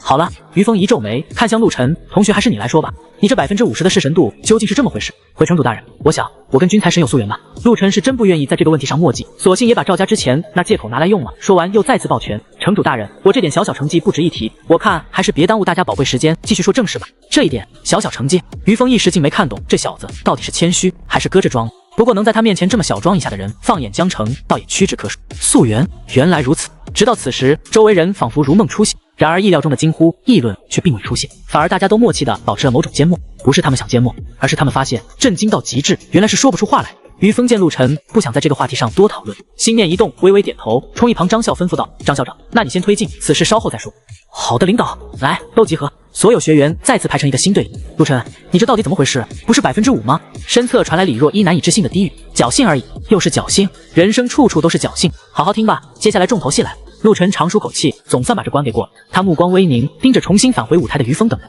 领导，那下一场不急，再等等，我想看看这个有意思的小家伙到底会选个什么任务。原本要赶往下一站的于峰，此刻却饶有兴致的驻足。50的视神度，即便供奉的是冷门神祇，也堪称惊世骇俗。说句不夸张的话，这一届只要有陆晨一人在，便足以胜过其他省市千军万马。于峰对这位少年产生了极其浓厚的兴趣，一时竟不愿离去。舞台上，张校长勉强从震惊中回神，第一件事便是带头鼓掌，让我们为陆晨同学献上最热烈的掌声。我执教40年，从未见过如此高的视神度，无论是否机缘，这份成就都值得我们献上最诚挚的祝福。哗，掌声如雷，席卷全场。不仅师生，连是领导与远处的工作人员都由衷鼓掌。陆晨为表礼貌，也是姿态谦逊地冲各方点头示意。待掌声渐息，校长抬手虚按，测试到此结束。能留下来的，说明各位都是本届的佼佼者，绝对的精英。那接下来我就正式跟大家说一下后续你们该做些什么，以及这次改制有什么重大的内容。舞台上，巨大的 LED 屏幕亮起，播放出 PPT 文件。首先要确定一点，虽然你们留下来了，但能不能加入特级班，现在还未确定。特级班只有20个名额，也就是说，你们之中至少还得淘汰掉3/4的人。陆晨凝神静听，那如何进特级班？进入特级班又有哪些好处？先看大屏幕，所有人望去，荧幕上出现6个常规的任务等级，从高到低分别是 SSS、SS、SA、B、C。如果你想以最快的速度进入特级班，方法很简单，只需要你完成一个 S 级任务即可。你们在学校学习了这么多年，应该很清楚 S 级任务意味着什么。以你们现在的实力，自然是不可能完成这个级别的任务。那么退而求其次，完成2个 A 级任务等于1个 S 级，1个 A 级等于2个 B 级任务。1个 B 级等于2个 C。这么算下来，可能有同学会觉得，只要完成8个 C 级任务，是不是也可以晋级特级班？错，校长摇了摇头，想要进特级班，必须要完成至少1个 A 级任务，1个 B 级任务，也就是说 C 级任务，你们最多只能做2个。听懂了吗？听懂了。这道数学题并不难，一听就会。校长点头，怎么进特级班的方法说完了，接下来我说说进入特级班的好处，主要有2点。第一点，奖励翻倍。从今天开始，学校新建的任务大厅会和城主府的任务大厅打通，只要是城主府有的任务，你们都可以在学校大厅接。但是听清楚了，同样的任务，你拿到的报酬将直接翻倍，无语是酬劳也好，军功也罢，统统翻倍。此话一出，操场顿时沸腾，就连陆晨也心头一震。我抄着手笔，简直逆天，奖励翻倍。这么说，他晋级新贵的难度比之前足足低了1半。如果他没记错，新贵家族的军功保底应该是5万积分，但现在他只需要正常领者1半的任务就可以达到这个要求，炸裂！真是不白等啊！不白等，陆晨心中狂喜，血液澎湃。难怪刚才于峰说的那么慷慨激昂，振聋发聩。就这一条，便足以让学生发狂。这的确是最好的时代。至于第2个好处，我这先卖个关子，届时等你们谁进了特级班，你们自然就知道。我只能透露，第2个奖励比第1个优渥的更加让你们无法想象。所以努力拼搏吧，少年们！为了你们的未来、前途和命运，抓住这个千载难逢的机会。我相信在座的各位，没有人甘于永远仰望他人的繁华，对吗？张笑声音陡然拔高，像惊雷炸在听众耳边，每个字都重重敲在学员们心上。雷鸣般的掌声再次响彻云霄。校长微微一笑，虚空一暗。作为首次试炼，学校准备了200个 C 级任务、100个 B 级任务、40个 A 级任务和1个 S 级任务。现在你们有几分钟时间，可以大致了解一下这些任务。他抬手一挥，所有任务顿时化作流光溢彩的光幕，悬浮在空中。陆晨凝神浏览。C 级副本：便利店的灶神捕获。任务背景：24小时便利店的灶神供奉位断了香火，导致临时货架总是自动空掉。任务要求：需帮便利店老板补3次货，按货架标签分类，在供奉位点燃灶神香，灶神会驱散偷零食的小馋鬼。完成任务，奖励无限续杯券1张，奖金1000元，军功5点。太过简单，没意思。陆晨继续翻阅 C 级副本：公园古树的灵鸟喂食。任务背景：城市公园的百年古树之上栖息着神话中的灵鸟，因游客乱扔垃圾，导致灵鸟不愿进食。任务要求：需清理3处垃圾点，并找到古树旁的灵骨进行投喂。完成任务，奖励现金1万元，军功20点。A 级任务：老医院住院部的怨灵净化。任务背景：市中心老医院住院部因年代久远废弃，3年前曾有一位护士因医疗事故含冤离世，怨气化为怨灵，盘踞在3楼病区。近期频繁有探险者被怨灵干扰昏迷，并已出现一例被害者死亡。任务要求：除灵。任务奖励：现金10万元，军功1000点。这个马马虎虎还行，不过意义也不大，食之无味，弃之可惜的类型。陆晨再翻，对了，那个 S 级任务到底长什么样？翻了一阵没找到，陆晨刚要放弃，一个紫色光幕仿佛心有灵犀般，缓缓落到了他面前。S 级任务：龙湖县大旱奇雨。任务背景：位于江都市30公里外的龙湖县遭遇100年未有之大干旱，遭灾长达1年，河床干裂见底，农田化为荒漠，甚至连山神庙的泉水都已断流。当地百姓苦求龙王降雨，却始终不曾有回应。当地衙门寻遍各种祈雨灵者，也均未有丝毫改变，特向全国寻找能人。任务要求：帮助当地尽快解决雨水之苦。任务奖励：现金2000万，军功4000点。1年都没有下雨，这龙王好大的威风啊！怎么当地人得罪他了？陆晨心念电转，忽然觉得这任务颇有意思。首先，奖励够高，贵为 S 级，2000万奖金，4000点军功。其次，相比其他 S 级副本，这副本几乎没有生命危险，无非是任务失败，灰头土脸回来罢了。典型高回报、高收益、低风险，这不妥妥的黄金任务吗？陆晨仅是思考了一瞬，便下了决定，干！要么不干，要干就干大的。这么好的任务不挑，万一被抢走了，可就来不及了。而这时，校长声音传来。好了，时间快到了，我建议你们尽量关注 C 级任务、B 级任务，至于 A 级就不用看了，你们目前实力还远达不到。S 级纯粹当个案例看看就行了，这不是你们能接的任务。张校长话刚说完，下方便举起一只手。陆晨、于峰的目光瞬间聚焦过去，他举手示陆同学有什么问题？校长，我们一次只能接1个任务吗？试炼期间是这样，进入特级班后最多可同时接取10个任务。明白了，那我现在可以接任务吗？当然可以，你选哪个 ？B 还是 C？ 正好给同学们做个表率。张校长笑容满面，忽然觉得现在越看陆晨越顺眼。他本来担心这帮学生第一次接触新事物，不敢冒头，没想到陆晨主动开口帮了他一个忙。此时，周围学生的目光也纷纷看过来，在全体师生的注视下，陆晨不慌不忙，不紧不慢，抬手直指那道紫色光幕。这个 S 级任务我接了。第39章，我奎木狼申请和财神单挑。陆晨此话一出，轰！原本人群中细碎的声响戛然而止，仿佛整个世界再次被按下了暂停键。呼！一阵风吹过，天地间愈发显得万籁俱寂。你说什么？校长肉眼可见的愣住了，嘴巴错愕的张大，似乎完全不敢相信自己听到的话。你要接 S 级任务？是的，校长，我看这个任务很适合我，我想尝试一下。陆晨抱拳。直到这时，四周压抑的哗然声才如同火山喷发般轰然炸开。陆晨，你疯了！虽然你厉害，但那可是 S 级任务，你又没供奉过龙王。李若一在一旁急得小声提醒，语气里满是担忧。虽然他现在还是没法相信，没法理解，甚至没法想象为什么陆晨能在短短2天时间把弑神度干到50%，但眼前这个任务与君财神根本毫无关联。既然被评定为 S 级，就必然具备与之匹配的难度。在李若一看来，陆晨此刻的行为无疑是冒进。不光他这么想，所有老师，包括校长在内，也都抱着同样的想法。一个初出茅庐的新人还没入品，居然要接高阶领者才敢接的 S 级任务，这不纯纯以卵击石吗？而此时，一旁静立许久的于峰城主却微微眯起了双眼，嘴角勾起一丝玩味的弧度，似乎对陆晨这个大胆之举既好奇又欣赏。安静！校长虚空一按，沉声道：“陆晨，老师承认你很优秀，今天你也确实给了我前所未有的震撼。在我教过的所有学生里，没有谁比你更出色。但是意料之中的转折，你供奉的是财神，跟这个任务的要求毫无关联。你切莫自大，还是应该谦逊为主。”当着于峰的面，张校长显然也为难。鼓励吧，人家会觉得你这校长当的不负责，明明不合适，怎么能答应他冒这个险？可不鼓励吧，又违背此次改制的原则。思来想去，还是谆谆善诱，希望陆晨能找准定位，去完成那些他适合的任务。校长，我考虑清楚了，我就要接这个任务。然而陆晨异常坚决，龙王下不下雨，跟他有什么关系？他不下，自有别的神仙能下。天庭私语之神又不止那几位龙王，雨师赤松子算一个，再不济水德星君也能行，反正只要能出水不就行了？卧槽，牛逼！今天算是见到真神了。侍奉度50%的男人，说话就是硬气。我现在听他开口，心肝都发颤。这哥们儿绝对要载入3中史册了。我现在人都是懵的，该不是在做梦吧？周围的学生们一个个瞪圆了眼睛，如同铜铃。前脚陆晨那50%的侍奉度，已经将他们这些高级班精英的自信与优越感碾得粉碎。还没等这波冲击彻底消化，又一记核弹般的消息迎面轰来。他居然真要接 S 级任务，别说 S 级，他们连 C 级任务都觉得吃力 ，B 级望而生畏 ，A 级更是想都不敢想，纯属找死。可陆晨倒好，石破天惊，非 S 级不接。这一刻，所有精英看向陆晨的眼神都变了，只觉对方明明近在咫尺，却仿佛隔着一个维度。校长嘴角抽搐，臭小子，你真要接？校长，学生真的心意已决。好吧，那你有钱吗？校长冷不丁抛出一个陆晨没想到的问题。钱？什么钱？陆晨一愣，你再仔细看看，任务底下还有2行小字。陆晨闻言再次凝神看去，这不看不知道，一看陆晨差点骂娘。领取任务需提前支付20%的押金和军功，任务成功全额返还，任务失败及时扣除。我勒个骚刚，接任务还要先交押金？也就是说，要接这个任务，陆晨得先拿出400万现金，外加800点军功。钱倒是小事，关键是军功，他压根分币没有。陆晨一时也有些发懵，他是真没想到，任务清单里还藏着这么一条坑爹的规定。关键设计这清单的缺德玩意，还故意把字设计的这么小，不仔细看根本发现不了。现在知道 S 级任务不好接了吧？虽说军功可以暂欠，但押金是必须现付，400万可不是小数目。校长见陆晨这副模样，哭笑不得。你看就知道急，连任务说明都没看明白。如果高等级任务这么容易接，岂不是人人都随便接了？高回报的前提必然是高风险与高门见。S 级任务光押金这一项就足以将99%的人拦在门外。校长，您刚说军功可以欠着，押金必须现付。陆晨却像是捕捉到了关键，眼睛猛地一亮。对，校长不明所以。没问题，我交。陆晨立马从兜里掏出手机，兴奋道：“校长，我扫哪儿？”此话一出，顷刻间，李若一、周围同学、校长、老师们，于峰级一众是领导，而此前一直缩在角落里，自我怀疑、自我封闭、自我疯狂嫉妒的宋浩，上一秒见陆晨掏不出钱，一副窘境，刚要陶然嘲笑，结果下一秒那笑容就硬生生又僵在了脸上。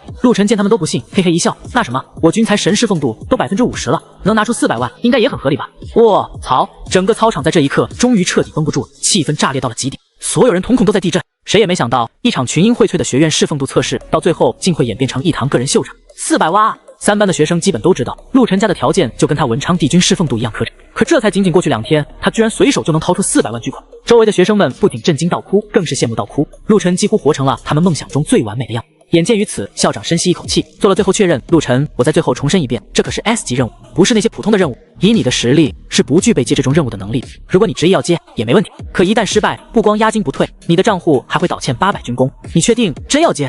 接！好，上台领任务。是。陆晨大步上台，一名工作人员立刻上前协助办理手续。等交完钱后，工作人员取出一本盖有城主府供应的任务文书，便要递给他。等一下，一声断喝响起，众人循声望去，只见于峰迈步走来，从工作人员手中接过文书。这次的任务我亲自颁发，大家鼓掌。校长见状，立刻带头鼓掌，操场上顿时掌声雷动。于峰双手将任务文书递到陆晨面前，喟然道：“陆小友，你今天真让我见识了什么叫英雄出少年。来，我预祝你旗开得胜，马到功成。谢城主大人。”陆晨郑重接过文书，他人生第一次正式接任务的成就，此刻正式达成。有了陆晨带头，其他学生也陆续挑选了自己的试炼任务，没多久就全都选好。但清一色全是 C 级，押金最高也没超过500，但这才是常态，纯粹是陆晨过于鹤立鸡群，才衬得这些原本百里挑一的精英如此平庸。既然大家都已经选好任务，接下来我来颁发本次测试前10名的奖励，我叫到名字的同学上台领奖。天官赐福环节正式开始。第1名陆晨，侍奉度50%，陆晨再次登台。第2名冯月，侍奉度3.6%。这名冯月同学此时脸上笑得比哭还难看。在在陆晨没出现前，他自是没有人能超越他，结果现在成了最刺眼的老二。第3名宋浩，侍奉度 3.5%； 第6名李若一，侍奉度 3%。随着年级前10陆续登台，10位身着旗袍、手执托盘的年轻女子袅袅走来，每个托盘上都摆放着一个镶金刻玉的宝盒和那一枚流光溢彩的丹丸，引人注目。本届侍奉度大比前10名皆可享受一次天官赐福或赠一枚元灵丹，服下此丹便可突破桎梏，正式迈入一品境界。校长话音落下，陆晨等人纷纷取出丹药吞服入腹，看得台下几十号人那叫一个羡慕。随着丹药入体，顷刻间一股暖流游走4肢百骸，陆晨只觉得法力又浑厚了几分，隐隐触及一品巅峰圆满之境，似乎只差一步就能点亮灵海中的第2盏灵灯。但或许是他已入一品的缘故，服用元灵丹后引发的异象却远不如其他9人那般显眼。其余9人周身法力罡风鼓荡，晋级异象非常明显，尤其是宋浩身上甚至绽放出几缕华彩，显得格外突出。反观陆晨，仅是衣角被灵气微微浮动而已。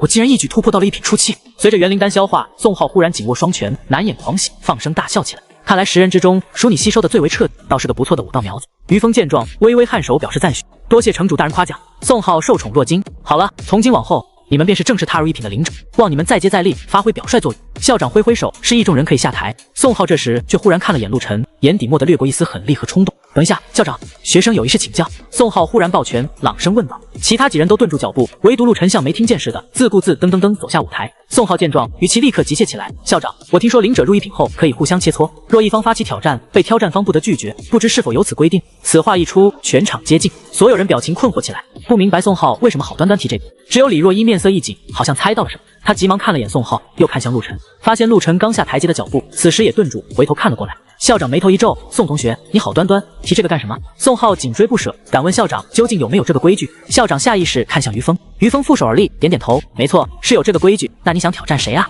学生想挑战。宋浩脸上闪过一抹狞笑，突然伸手直指台阶上的陆晨，他第40招，祭见本君，为何不拜？嘘！宋浩指尖一点，瞬间攫取了全场所有的视线。台阶上，陆晨表情微变，下意识眯起双眼。你要跟我切磋？对啊，陆同学，切磋嘛，又不是生死斗。我想你刚刚踏入一品，应该也迫不及待想试试自己的实力吧？宋浩脸上的狞笑再也无法抑制，嘴角几乎咧到耳根。他握紧拳头，拳骨登时发出咯吱咯吱令人牙酸的爆响，体内澎湃法力汹涌流转，带给他前所未有的强大自信。终于等到这一刻了，今天这新仇旧恨，我宋浩要一并算。宋浩，你捣什么乱？也不看看今天是什么场合，给我滚下去！一声断喝响起，校长脸色铁青，厉声斥责。这个刺头平日胡作非为也就罢了，但今天这个大日子，他竟敢当着城主面，当着这么多领导面前如此放肆，简直不把他这个校长放眼里。校长，规矩定下了，别人行，怎么到我就不行？宋浩寸步不让，只是切磋而已，我又不会下死手，您怕什么？好不容易带住这个机会，宋浩怎么可能放弃？你陆晨不是牛逼吗？弑神度 50%， 很威风吗？老子打的就是精锐。宋浩今天是铁了心要把陆晨打得满地找牙，让所有人看清楚，弑神度高又如何？这个世界终究靠拳头说话，区区一个辅助神奇，就算弑神度再高，这辈子也注定是头戴宰的羔羊，或成为其他权贵驱使的狗。算个屁！宋浩，你还要不要脸？李若一终于忍不住冲宋浩破口大骂：你供奉的是奎木狼，走的是武道厮杀的路，陆晨供奉的是财神，是文道辅助，你找他切磋，分明是公报私仇。若一，你这话可不对。宋浩故作委屈，眼底却闪过狡黠。我和陆同学能有什么私仇？我们可是相亲相爱的同班同学，切磋而已，何必反应这么大？别忘了，我们现在是灵者了，将来别人邀战，我们能次次拒绝吗？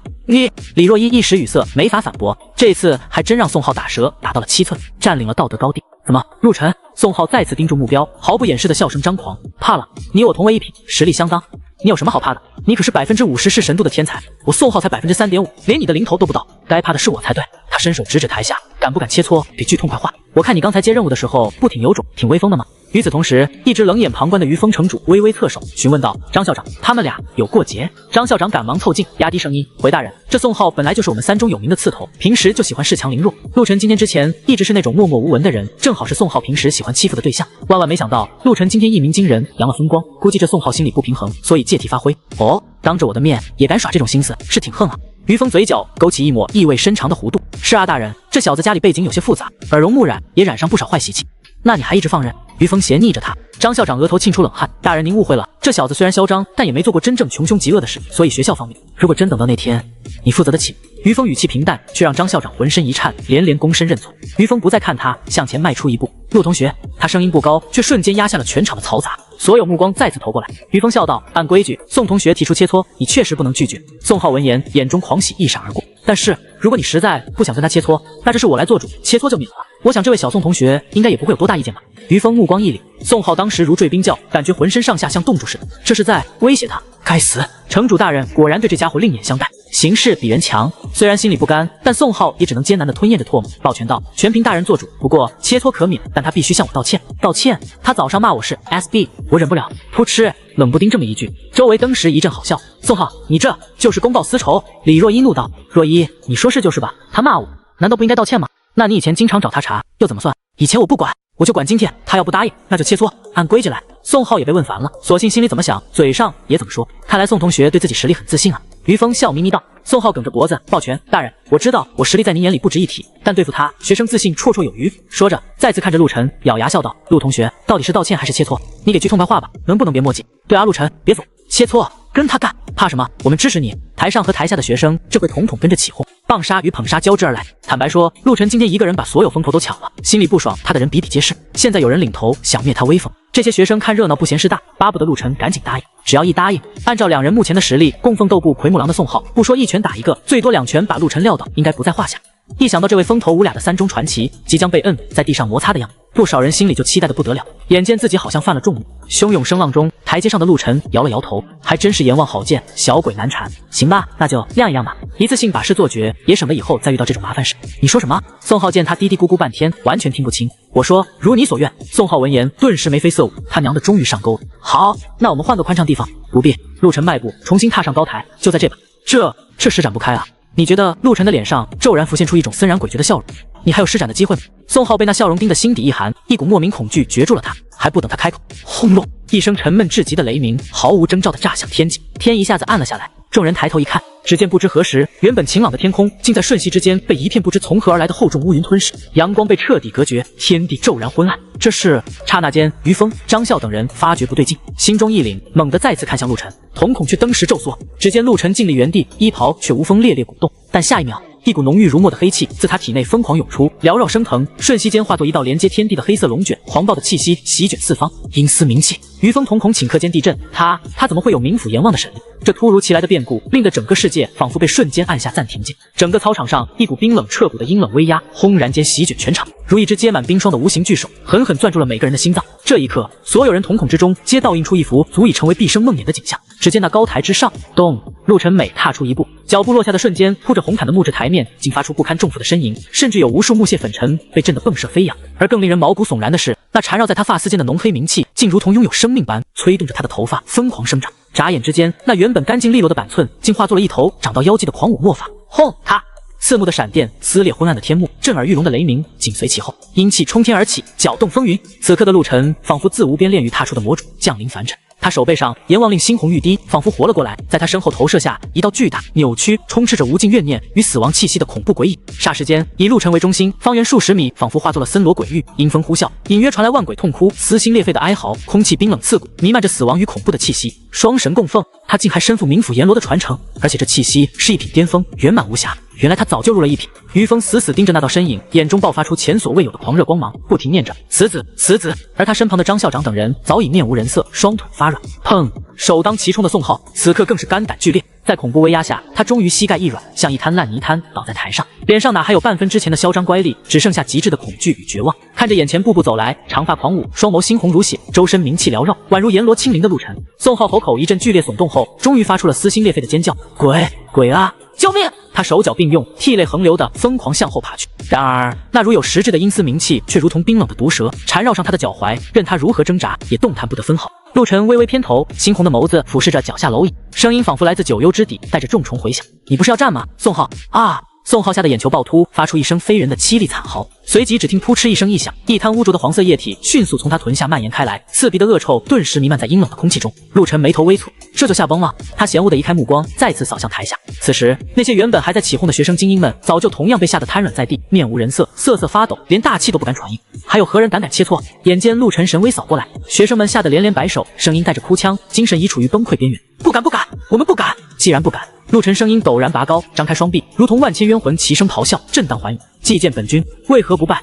第41章收获最强靠山，待遇金呆校长，上君饶命！威压之下，哗啦一片，台下学生连同台上的几人，此时全都齐刷刷跪倒在地，朝着如阎罗降世的陆晨疯狂叩首，哀声求饶。那场面虔诚的如同在面对神明。大人，看到这一幕，先前面无人色的张笑方才猛然回神，顿觉不对，连忙看向于峰，却见后者气定神闲，嘴角噙着一丝若有若无的笑意，轻轻摇头，示意他不必插手。张笑点头，旋即深深望着眼前这个陌生到令他心底生寒的学生，胸中再次惊涛骇浪。供奉阎罗，这在整个三中校史上都绝无仅有，甚至放眼整个江都市，恐怕也找不出第二人。身为一校之长，他当然不会像寻常人那般将阴司冥府视作邪门歪道，毕竟冥府阴神同样贵为3界正神，供奉阎罗本身并无不妥，只是真正敢这么做的人实在凤毛麟角。而看陆陈方才的威势，他与阎王的弑神度恐怕绝不会逊于之前的君才神太多，20%、30%，亦或更高。但无论哪个数字，对常人来说都是一个无法想象的数字。这小子怎么会突然变得如此可怕？都起来吧，今日之事到此为止。伴随那如同九幽深处传来的回响，声音沉沉荡开，笼罩全场。高台之上，陆晨缓缓收敛法力，借由阎罗令加持所显化的阎罗虚影也随之消散，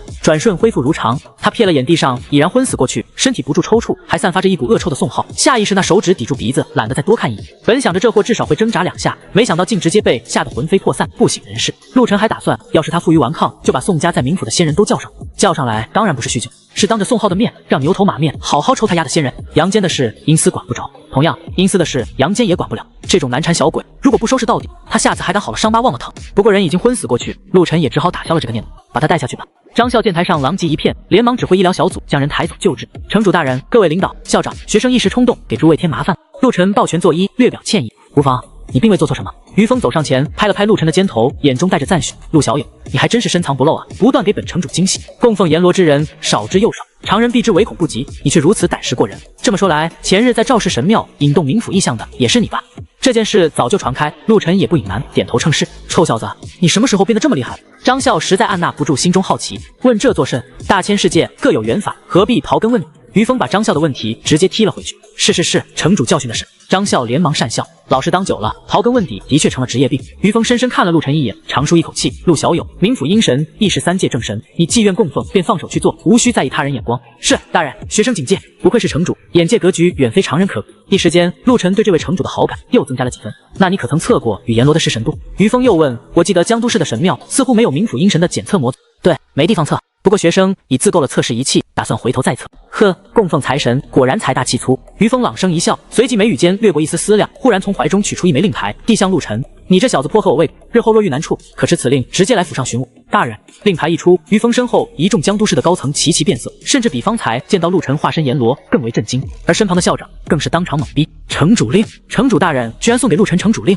于峰抬手一按，指住众人欲言又止的势头，将令牌又往前送了送。大人，这太贵重了吧？陆晨虽然不知道这城主令具体有何分量，但见众人反应，当即明白这块令牌似乎非同小可，隐隐间又嗅到了一座靠山的气息。其实于峰正要解释，却觉手中一轻，陆晨已接过令牌，郑重道：多谢大人厚爱，学生敏感妩媚。于峰，好小子，原来你只是客气一下。他先是一怔，随即失笑出声，真是个小滑头。好了，时间不早了，你们下去吧。是，大人。陆晨一行人随即返回台下，只是这一次，周围学生对他唯有敬畏，甚至不敢靠近，使得他身周空出一片，格外显眼。对此，陆晨倒也乐得清静，以后在学校想必不会再遇到小鬼难缠的麻烦。台上，张笑开始做结束陈词，刚才发生了不少插曲，耽误了不少时间。现在我最后强调一下，从今天起，你们就以任务为重，无需每天到校。记住，特级班仅有20个名额，先到先得。都听明白了没有？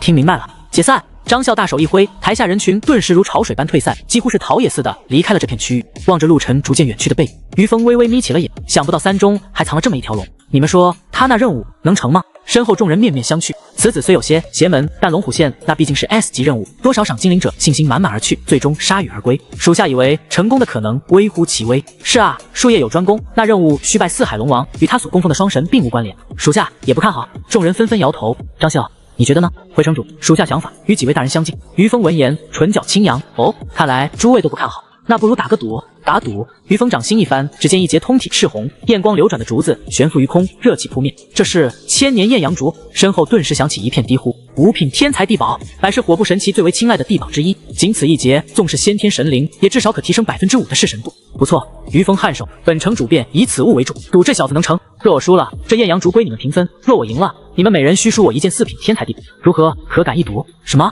4品赌5品？众人闻言顿时惊喜，笑道：大人，您此话当真？本座一言九鼎，绝不反悔。好，我赌了，我也赌，算我一个。看着手下们一个个如饿虎扑食，仿佛已经将艳阳竹视作囊中之物的样子。你妈！于峰摇头失笑，余光再次瞥了眼陆晨远去方向，心中暗忖：小子，本座难得雅兴，可别让本座输得太惨。第42章斩龙。回去路上，陆晨掏出手机，指尖在屏幕上快速划过，搜索着龙虎县的位置，距离江都市区大约30公里，打车过去也就个把小时的事。他决定先叫辆出租车回家取点东西，然后直奔龙虎县。喂，陆晨，陆晨！听见有人喊自己，陆晨下意识回头，这才发现李若一竟一直跟在他身后。李同学，陆晨停下脚步，李若一小跑着追上来，气息微喘。你走那么快干什么？我差点追不上，抱歉，没注意。怎么了？李若一欲言又止，神情复杂。陆晨见他脸上混着3分清静，3分惊讶，还有4分难以掩饰的畏惧，想来是刚才他化身阎罗的模样，把他吓得不轻。陆晨，你就没什么想对我说的吗？李若一犹豫半晌，终于低声问了出来。说什么？是不是刚才吓到你了？陆晨挠挠头，笑了笑。不好意思，我就是讨厌宋浩那种人，所以下手重了点，要不然下次还会遇上类似的事。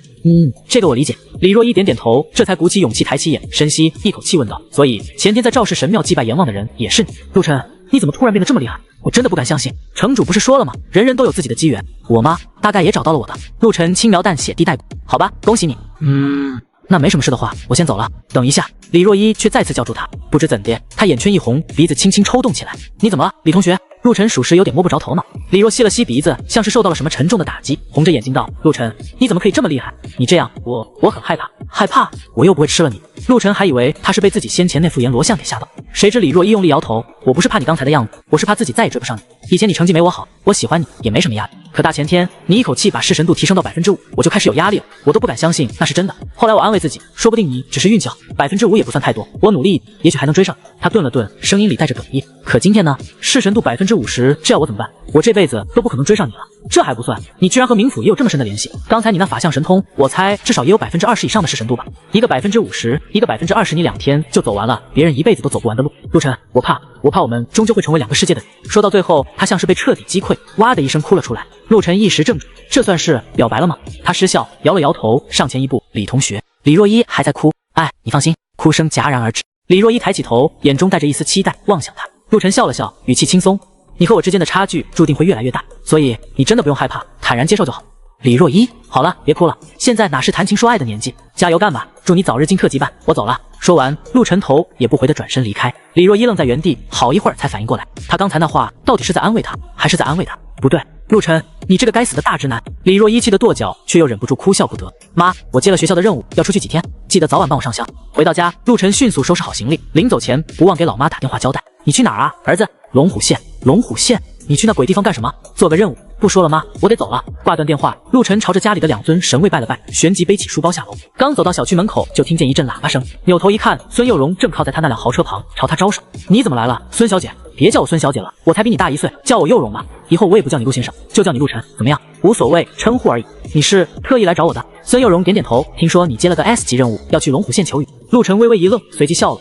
你们这些大家族还真是手眼通天，我前脚刚接任务，你后脚就知道了，这算什么手眼通天？稍微打听一下就行。孙佑荣说着，脸上笑容收敛。不过说实话，我刚听到的时候确实吓了一跳，但转念一想，你本来就不是按常理出牌的人，也就不觉得奇怪。走，上车吧。陆晨，去哪儿？孙佑荣，龙虎县啊，正好我这2天没事，陪你走一趟。陆晨连忙摆手，不用麻烦了，孙小姐，我还是自己去吧。不是说好不叫孙小姐了吗？那就孙姐吧，反正你年纪比我大，我叫一声姐也不吃亏。叫佑荣，陆晨实在叫不出口，浑身都起鸡皮疙瘩。孙佑荣，行吧，随你。不过有我陪你去，你不光多个司机，还多个保镖，这你还不领情？不用了，我这人不喜欢麻烦别人。陆晨婉拒，带个女的同行，难免束手束脚。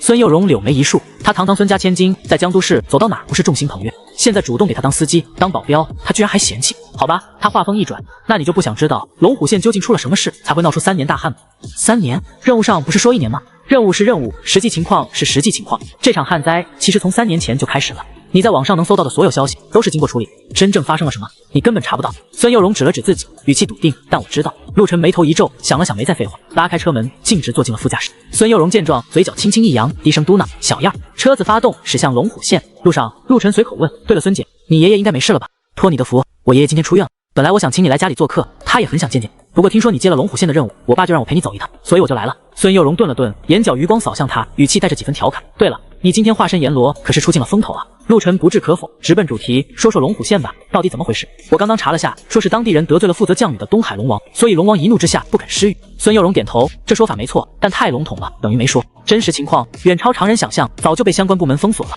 就连江都市衙门里也有不少人根本不清楚内幕。这么严重，到底是什么内幕？陆晨被彻底勾起了好奇心。只听孙佑荣缓缓说出一句话，却足以识破天机：有人斩了一条龙。第43章，他东厂不想干的事，我西厂来干。本章内含重要信息：斩龙。没错，传闻被斩的是东海龙王的第13子，毙命于龙虎县大龙潭中。龙王因此震怒，历时30年不赐龙虎县半滴雨水。陆晨只觉得脑子里一团乱麻，他早料到龙虎县定是做了什么才触怒了龙王，但万万没想到竟是出了这等胆大包天的猛事，连神龙都敢屠。孙姐，这位猛将兄是龙虎县人？这倒不清楚，只知是位6品灵者，与那龙王13子鏖战3天3夜，最终将其斩于潭中。之后，孙幼荣顿了顿，脸色微变，将其抽筋扒皮，生啖龙肉。抽筋扒皮，哪吒三太子？不对，人家都说了是6品灵者，况且即便是哪吒也没听说生吃龙肉啊。陆晨倒吸口气，这是有多大的仇怨啊？起因究竟是什么？陆晨觉得总不至于无缘无故就屠条龙只为取乐吧。龙族毕竟是通天灵兽，人间图腾，虽非先天之灵，却身份尊贵，岂是凡人可以随意虐杀的？真要说起缘由，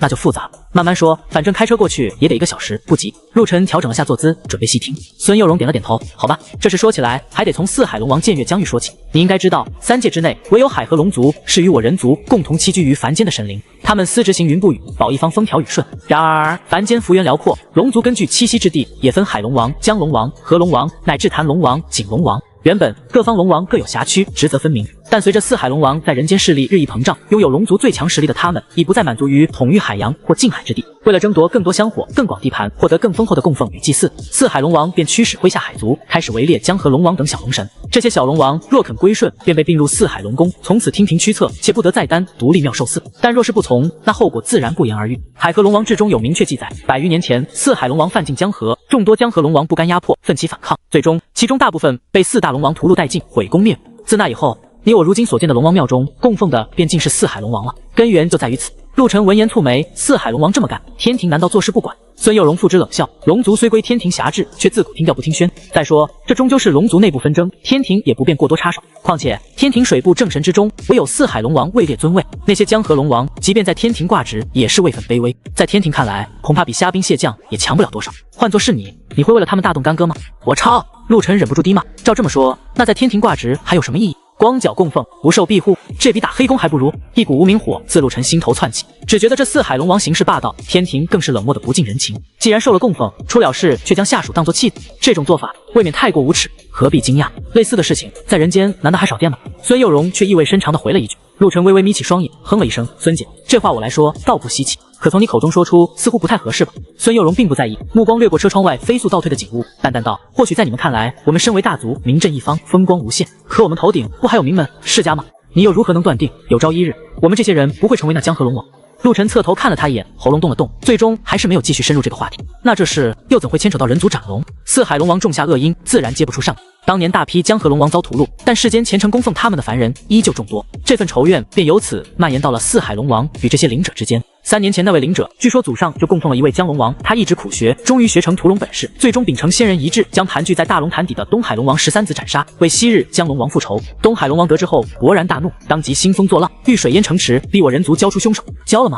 陆晨忍不住追问。交了，但也可以说没交。什么意思？因为那位6品灵者与龙王13子恶战之后，早已身负重伤。那龙王13子的实力几乎等同6品灵者，若在水中作战，甚至可媲美7品。那灵者能以6品之姿逆斩强龙，必然是动用了某种以命换命的秘术。据说被官府发现时，他以气绝身亡，身躯化为飞灰，只留下一柄斩龙之剑。我人族便将此剑交与东海龙王，但龙王岂肯善罢甘休，依旧要掀起风波。最终还是我人族一位大圣出面，才勉强将局势稳住。据说这期间，天庭也曾派遣神使居中调停，最后双方各退一步。东海龙王立下誓言，30年不降龙虎县一滴雨水，此事才算暂且了结。听完这前因后果，陆晨彻底愣住。不是，要这么说，这任务才评 S 级，不说 SSS 级，至少也该是 SS 级吧？孙幼荣失笑，你太小看 S 级任务的难度了。不过这个任务嘛，倒的确有故意压低的意思，毕竟此事若彻底公开，恐怕会影响整个人族与龙族的关系，因此这件事很快就被全面封锁。若真按你说的标为 SS 级，不仅影响更大，也更难隐瞒。明知是死局，谁还会来接这几乎无解的任务？如此一来，龙虎县的百姓就真是一点希望都看不到。但定为 S 级则不同，每年总还能吸引几批不知内情却又格外自信的灵者前来挑战。只要有人愿意尝试，对龙虎县百姓而言，便仍存着一线渺茫的希望。尽管这几年下来，他们大抵也已经失望透了。说到这儿，孙幼荣冲陆晨笑了笑。所以，当我听说你接了这个任务，我脑子里第一个念头，你猜是什么？觉得我必败无疑？不，我第一个念头是孙幼荣竖起一个大拇指。你可真是个送温暖的伟人呐，陆晨。不过木已成舟，现在后悔也晚了。你就当是去游玩一趟，只是代价大了些，400万现金外加800军功。不过没关系，你还年轻，日后总有赚回来的机会。孙佑荣投来略带同情的目光，陆晨却叹了口气：“孙姐，你想差了，我压根不担心任务本身，我只是觉得可惜，明明是 SS 级的难度，却被压成了 S 级，等于同样的力气，我起码少赚了几千军功和几千万奖金。你说这不是欺负老实人吗？”孙佑荣表情顿时一僵，不可思议地扭过头来看着陆晨：“你是说你真有把握完成这个任务？”陆晨嘴角上扬，摆摆手道：“这有何难？不就是不肯下雨吗？他东厂不想干的事，那我就找西厂来干。”第44章中路对涛，我既能求财，自然也能求水。你是说你打算曲线救国，通过供奉其他水系神奇来绕开龙王不语？没错，天上能降雨的又不止龙王一位，近的有雨师，远的有河伯，水神只要能替龙虎县解了旱情，不就行了？孙佑荣一听，却扑哧一声笑了出来。我还以为你有什么高招呢，原来就这。陆晨，你是不是把 S 级任务想得太简单了？先不说这方法早就被人试了，你该不会以为求雨就只求一次吧？龙虎县虽不敢指望和其他地方一样4季有雨，但总不能只下一场就完事吧？他笑得眉眼弯弯，连连摇头。这么跟你说吧，这几年去龙虎县求雨的灵者，没有1000也有800，个个供奉的都是雨师，结果呢，全都无功而返。你知道为什么吗？为什么？第一，雨师、河伯这些神仙和龙王虽同属水部，却是同级不同命，他们只是天庭职能部门的一员，而龙王那是封疆大吏，坐镇一方。就算他们想降雨，看在龙王的面子上，也不敢轻举妄动。他顿了顿，语气中忽然夹着几分戏谑。那些供奉雨师的灵者屡战屡败，就是没想明白天庭也讲人情世故。至于第二点，也是最关键的一点，东海龙王在龙虎县部下，龙王镇非龙族血脉，不得在此施云不语。所以你不拜龙王，你拜谁都没用。龙王玩这么绝，陆晨心头一沉，现在知道难了吧？孙佑荣轻笑，不过你也不用太在意，万事开头难，哪有一帆风顺？这任务虽然几乎无解，但好在没什么生命危险，顶多损失些钱财。他看了眼陆晨，不过你也不缺那。其实从得知陆晨接下这任务起，孙佑荣就断定他完不成。之所以还陪他走这一趟，就是不想看他像个无头苍蝇似的在龙虎县乱撞，备受打击。去一趟认清现实，至少还能当天来当天回，省得浪费时间。等等，孙姐，陆晨忽然意识到什么，你怎么对这件事了解得这么清楚？你之前不是说衙门里也有很多人不清楚内幕吗？我怎么觉得你知道的也太详细了？别小看我们，这件事我们4大家族掌握的信息一定比衙门多。说着，孙佑荣话锋一转，你知道龙虎县最出名的是什么吗？不知道，直说吧。龙虎县最拿手的就是制作神像，传说他们有巫祝血脉，在通灵请神方面天赋异禀。可惜花无百日红，近100年没出过像样的人才，这才渐渐没落。但瘦死的骆驼比马大，他们制作的神像祈福供奉的效果就是比别处好得多。他顿了顿，接着说，我们4大家族也算得上他们的大客户。有一次我爸来订神像，和当地族长喝酒，酒过3巡，对方就吐露了龙虎县的事情，我自然也就知道原来如此，没想到龙虎县还有这等本事。你可别小看他，在遭灾之前，光这一个县的 GDP 就能赶上整个江都市的一半，你就能想象他当年有多富了。不过现在嘛，孙佑荣叹了口气，没了水，他们制作神像专用的腾云木产量锐减，去年 GDP 已经成全市垫底了。说实话，站在我们的立场，我们也希望龙虎县的旱情早点解决，否则我们去哪儿买效果这么好的神像？神庙里的神像10年一换，用过好的再用差的，无异于自砸招牌。陆晨听完，心里忽的一沉，他未来的目标就是晋升新贵，开衙建庙，而要立庙就必须制作神像。照孙佑荣的说法，自己迟早也得和龙虎县打交道。结果庙还没开，人厂家不行了，这是闹的。这任务接着，怎么还接成刚需了？陆晨一时也觉得棘手，算了，去了再说。事在人为，我就不信一点转机都没有。孙佑荣看了他一眼，微微点头，去了再说。一路无话，只有鼾声。等陆晨一觉醒来，孙佑荣已经停好车，拉上手刹，正一脸幽怨地盯着他，睡得挺香啊。陆晨揉了揉眼睛，讪笑，还行，哼，还说不让我来，我不来，你能睡得这么舒服？孙佑荣嗔了他一眼，我不管，回去你开，别跟我说不会，我知道你有证。陆晨，孙佑荣伸了个懒腰，推门下车。陆晨也跟着下车，一下车就感到一股灼热扑面而来，空气干得像要烧起来。果然是3年没下雨的地方。他抬头一看，此地已经是龙虎山县衙门，而县衙门那块牌匾已经被晒得掉漆了，直接去衙门对接。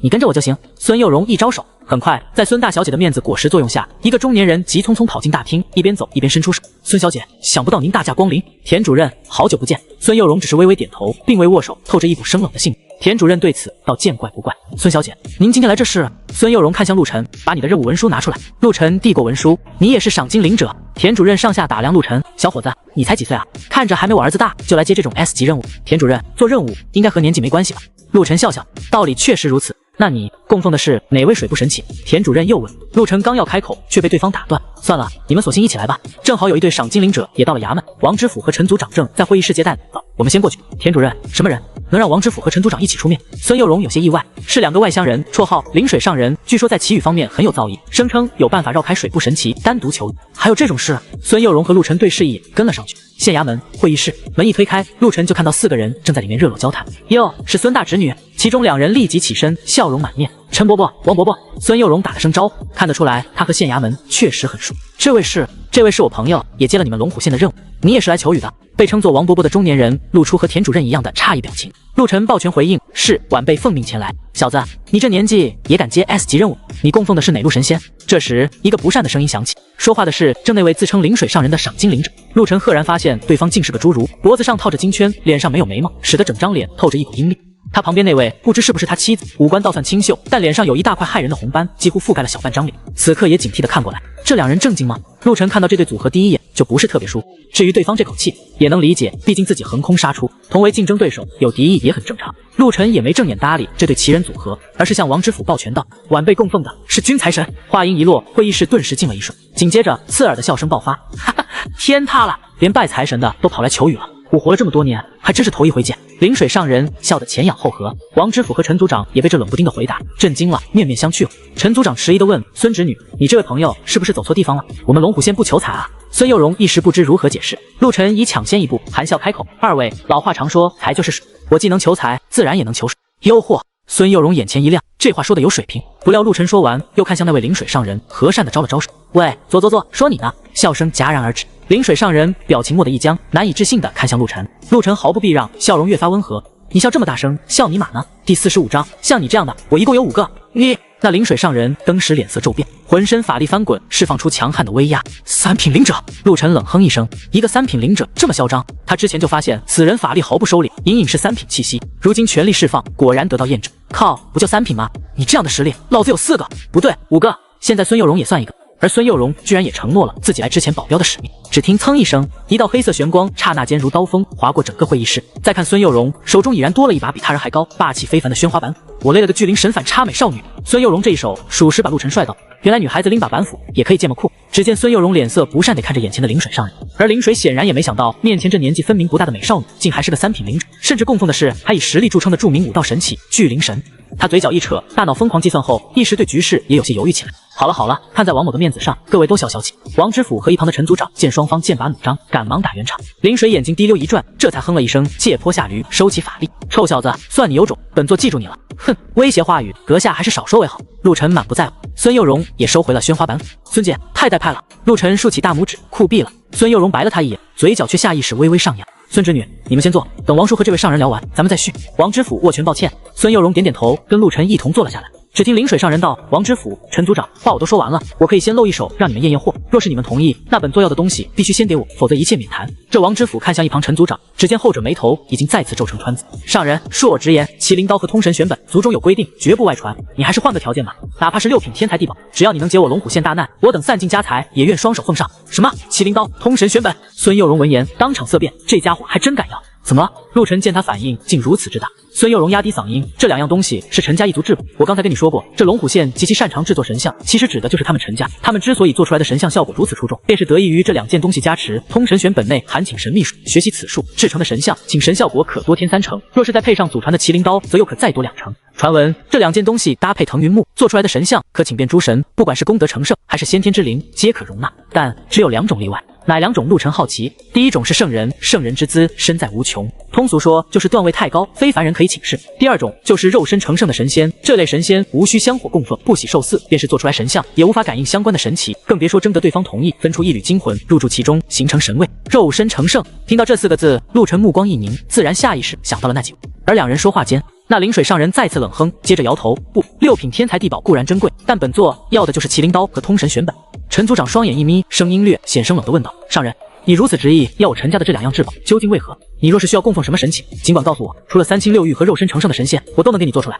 你要几个，我便做几个。灵水上人笑道：陈组长无需多问，我既然要，自然有我的用处。给句通盘话吧，同不同意？若不同意，我夫妻2人这就走。说着，2人便起身。那红斑女一下子抱起灵水上人，就跟抱儿子似的。慢着，见2人真要走，王知府一把喊停，冲陈族长道：老陈，要不先试试？试试也不用给人东西啊。陈族长稍作沉吟，叹了口气：那好吧，先试试再说，这才对嘛，成不成都爽快些。灵水上人嘴角上扬，笑起来却比一般人哭还难看。走去外面，本座这就是给你们看。说着，一行人鱼贯而出。陆晨2人相视一眼，自然那也跟了出去。县衙门，众人围成一排，而那灵水上人则和他媳妇站在前方。王知府、陈组长，本座先小试牛刀，施法让这方圆100米之内先下一场雨，若你们满意，等材料凑齐，本座便施法让整个龙虎县下雨，那就麻烦上人了。话音刚落，只见那红班女率先祭出一杆蓝色小旗，而那旗帜上绘制的图案与文字竟赫然是猩红色，远远看去，就像旗帜上有着一滩滩未干的血迹。这是见到此旗的瞬间，陆晨与孙幼荣同时神色一凛，王知府与陈组长也是猛地相视变色，就连先前态度热络的王知府也收敛笑容，面色凝重起来。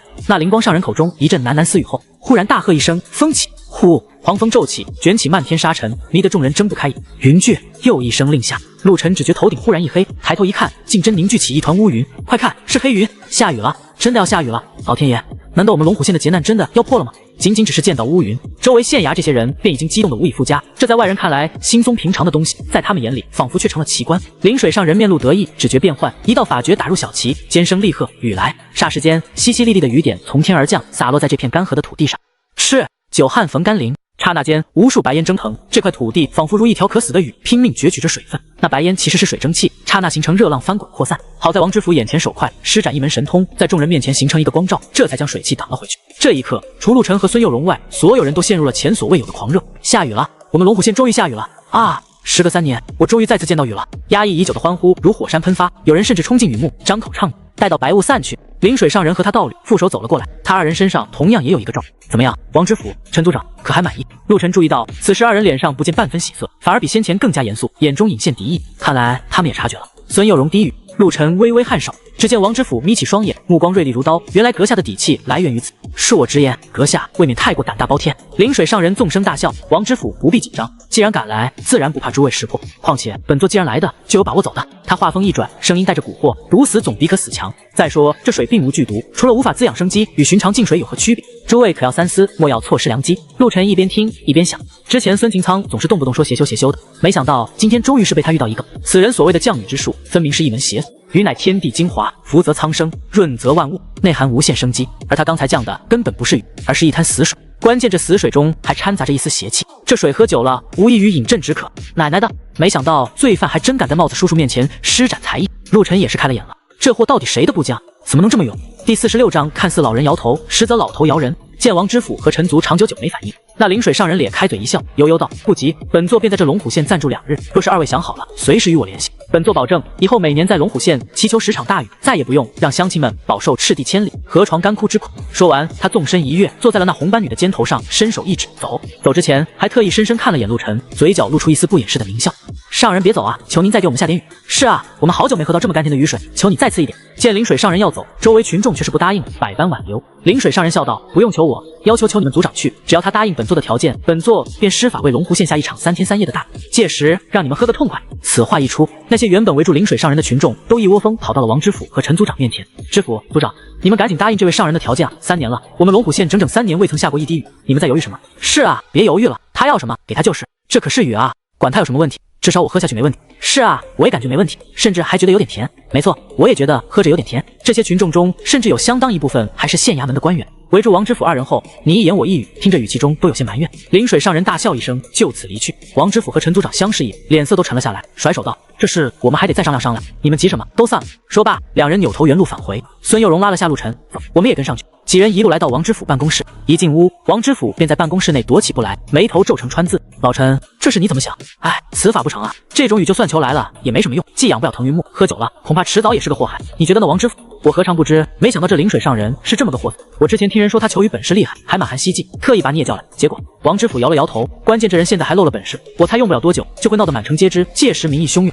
老百姓可不管你这雨是什么情况，只管这天上能不能掉下雨来。我们若执意不答应，恐怕又是件麻烦事。要不我们再考虑考虑，反正他也说了要暂住2天，也不急于一时给出答案。陈族长建议道。王知府闻言只能点头，这才把注意力放到孙幼荣和陆晨身上，脸上强挤出一丝笑来：“不好意思，孙侄女冷落你们。”孙幼荣摆手：“没事，王叔叔正事要紧。”随后几人仿佛有默契般，都把视线投向了陆晨。这位小友怎么称呼？晚辈陆晨。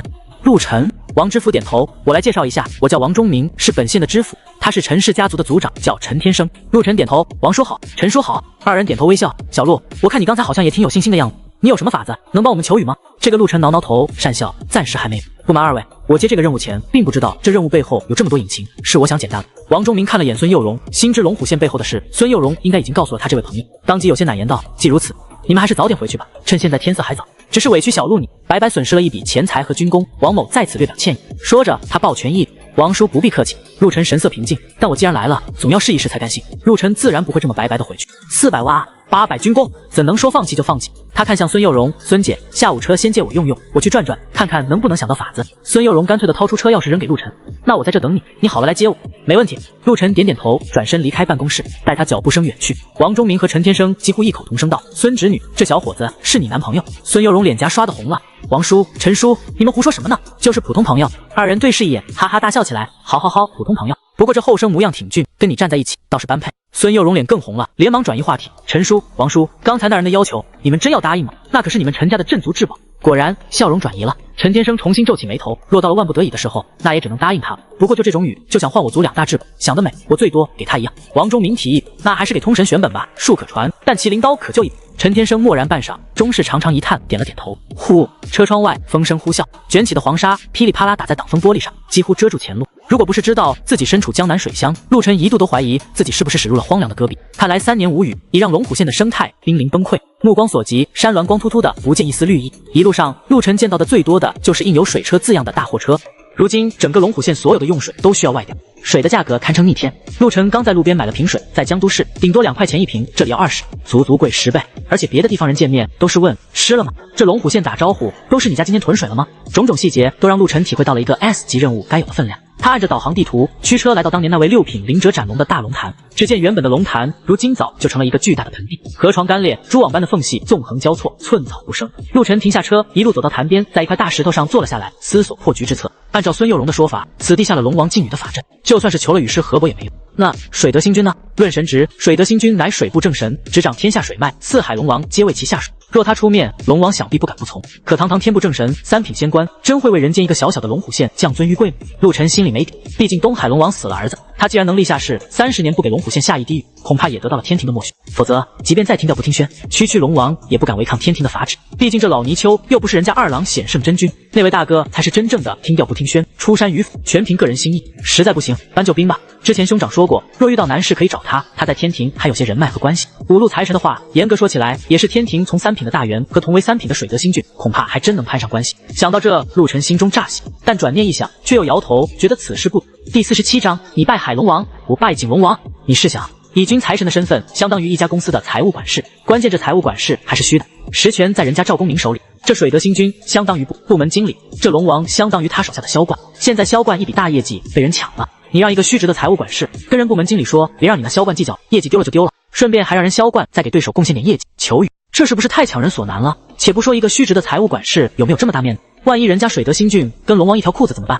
就算不是一条裤子，让背负杀子之仇的龙王再给龙虎县降雨，于情于理都有些说不过去。就算让其他雨师来，谁又愿意为了这点香火去得罪东海龙王？这一点，孙幼荣之前在车上就已经说得很明白。这几年供奉其他雨师的灵者，没有800也有1000，全都无功而返。可见这求雨的活不是龙王还真办不成，总不能让水德星君亲自来吧？这想法貌似更不现实。不行，不能这么让兄长去卖人情。陆晨心中念头急转，就算兄长为了自己强行去说服水德星君，恐怕也要付出极为惨烈的代价，不划算。顶多让兄长去游说一下水德星君，给他点好处，让他节制一下东海龙王，别妨碍自己这边求雨，就已经是帮了大忙。真要求雨还得靠自己。陆晨心中暗忖，暗暗点头。孙幼荣说，这龙王阵必须得龙族才能。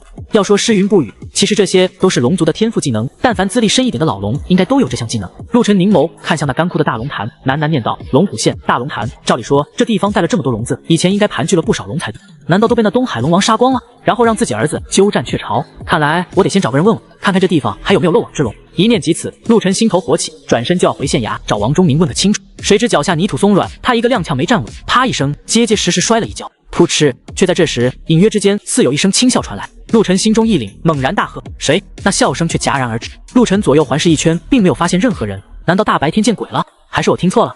不可能，绝不可能听错。陆晨再次厉喝：什么鬼东西，给老子出来！但那笑声如石沉大海，再无回音，除了远处的鸣笛声和偶尔的风声，周围便再也听不见其他动静。而就在这时，陆晨余光一瞥，忽然注意到潭边不远处静立着一座几乎被泥沙掩埋的破旧神龛，不仔细看还真瞧不出来。走近一看，龛上赫然写着3个字：土地公。陆晨瞳孔一缩，猛地一拍大腿，还找什么王忠明？这不现成有个活县志在眼前吗？他大喜，立刻跑回车上，从背包里取出1炷香，又快步回到神龛前。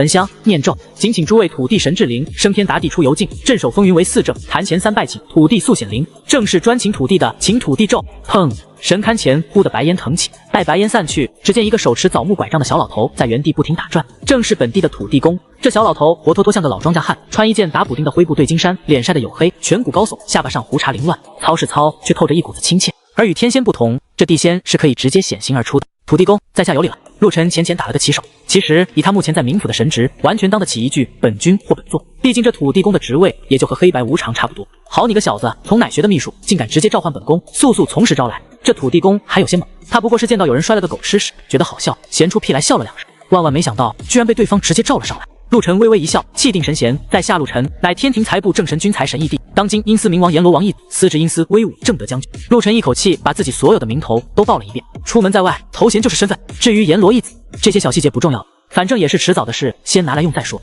说罢，他手背外翻，阎王令猩红浮现，散发出森然威压。果然，土地公一见阎王牌，脸色大变，放下枣木拐杖，扑通一声就跪了下去。小老儿不知上君大驾光临，有失远迎，还望上君恕罪。起来吧。陆晨负手而立，稳如老狗，但实则小心脏也在砰砰跳。虽说之前小青小茹也对他恭敬有加，但那次倒没太大感觉。反而今天这土地公在自己面前一跪，陆晨后知后觉才意识到自己如今这身份，那也是相当带派。上君息怒，刚才小老儿绝非有意嘲笑，万请上君勿要挂怀。陆晨摆了摆手，无妨，若不是你出言失笑，本君还没有注意到这里有座土地龛，正好本君眼下有要务在身，有些事想问问你这个当地的土地公公。上君请讲。小老儿必定知无不言，言无不尽。这小老头态度倒是相当不错，是印象中熟悉的土地公味道。陆晨走在前面，土地爷拄着枣木拐杖跟在后面。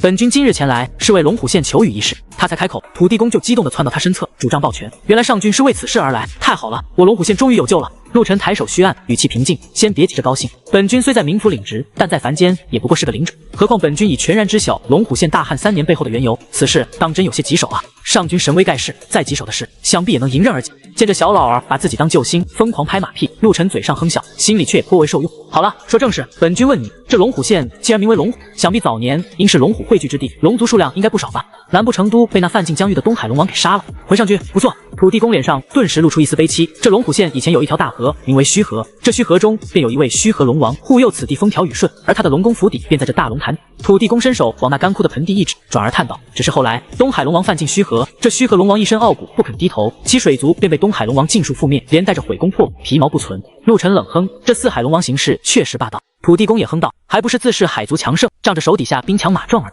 陆晨见着小老儿也有几分性情，估计以前和那位虚河龙王关系匪浅。顿了顿，又道：我听说东海龙王在此地设了一个龙王阵，非龙族不可失云不语。本君问，除了那已经被灭掉的虚河水族，此地是否还有其他龙族存在？不料他刚问完，这土地公猛地用拐杖蹬了一下地面，再次抱拳正色道：回上君，还真有一条。陆晨眼中金光一闪，在哪？土地公抬手摇指，在距离此处大约50里地的一处荒山深井中。陆晨一怔，你是说景龙王？土地公正重点头，正是。若上君想去，小老儿愿为上君带路，只消须臾便可抵达。第48章，我阴司五虎，能否单挑得过他？陆晨闻言，猛地转头看向土地公，好，那你现在就带我去。谨遵上君法旨。只见土地公举起手中的枣木拐杖，对着陆晨缓缓画了个圈，那拐杖顿时绽放出耀眼金光，将陆晨整个人笼罩其中。下一刻，陆晨只觉脚下一空，强烈的失重感袭来，眼前瞬间陷入黑暗，耳边不时传来擦踏的尖锐声响，仿佛在穿透层层岩层。上君，那老龙王性子古怪，嘴上没个把门的，还望上君莫要与他一般见识。土地公的声音在黑暗中响起，随即拐杖顶端亮起一团明光，将四周照亮。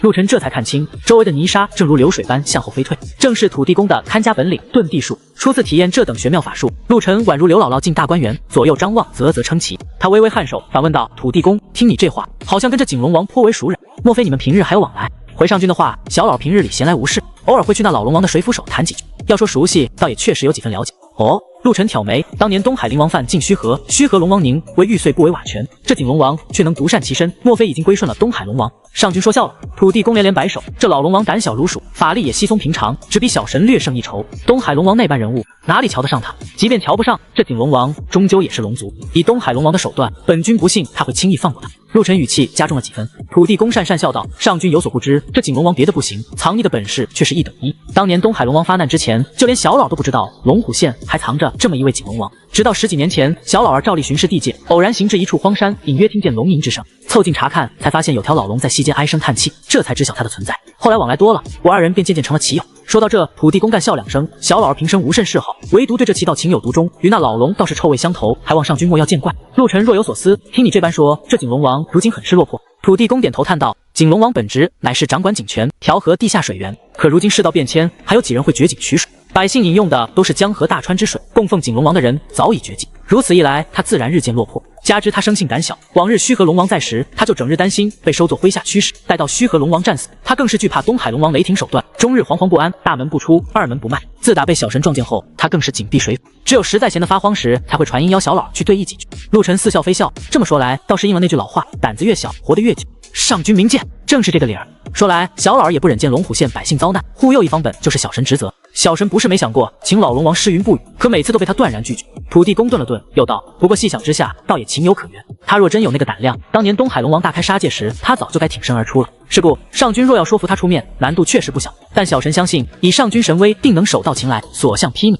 陆晨，特么好像装逼装过头了，自己实力才一品巅峰圆满，连2品还没到。即便手下有黑白无常、牛头马面，算他们几个都是3品起步。可这老龙王毕竟是真龙，真打起来，自己这阴司五虎能否单挑得过他，还真不一定。毕竟这玩意防高血厚，放哪款游戏都起码是小 boss 的身份。罢了，先去了再说，有机会总好过没机会。心中暗忖一句，陆晨脸色依旧稳如老狗，淡淡道：且让本座去会会他。上君神威！土地公连忙奉承，随即抬手一指：上君，我们到了。陆晨只觉身子一轻，眼前豁然开朗，已经重返地面。放眼望去，只见一口枯井孤零零地立在荒山之中，四周寸草不生，环视群山，尽是萧瑟景象，连半点人烟都没。土地公蹒跚着走到枯井前，俯身用拐杖在井沿上轻敲3下。啊！片刻后，井中传来一声沉闷的龙吟，震得井壁微微发颤。陆晨眼前一亮，旋即井中传来压抑的咆哮声，显然对方并不愿惊动四方。老东西，你身边那人是谁？莫非忘了我的规矩？然而那声音中的怒意却几乎要满溢而出。土地公抬脚轻踢井沿，哼道：你这有眼无珠的老泥鳅，这位上君乃是天庭财部正神的义弟，阴司冥王的义弟，司职阴司威武正德将军，还不快出来见驾！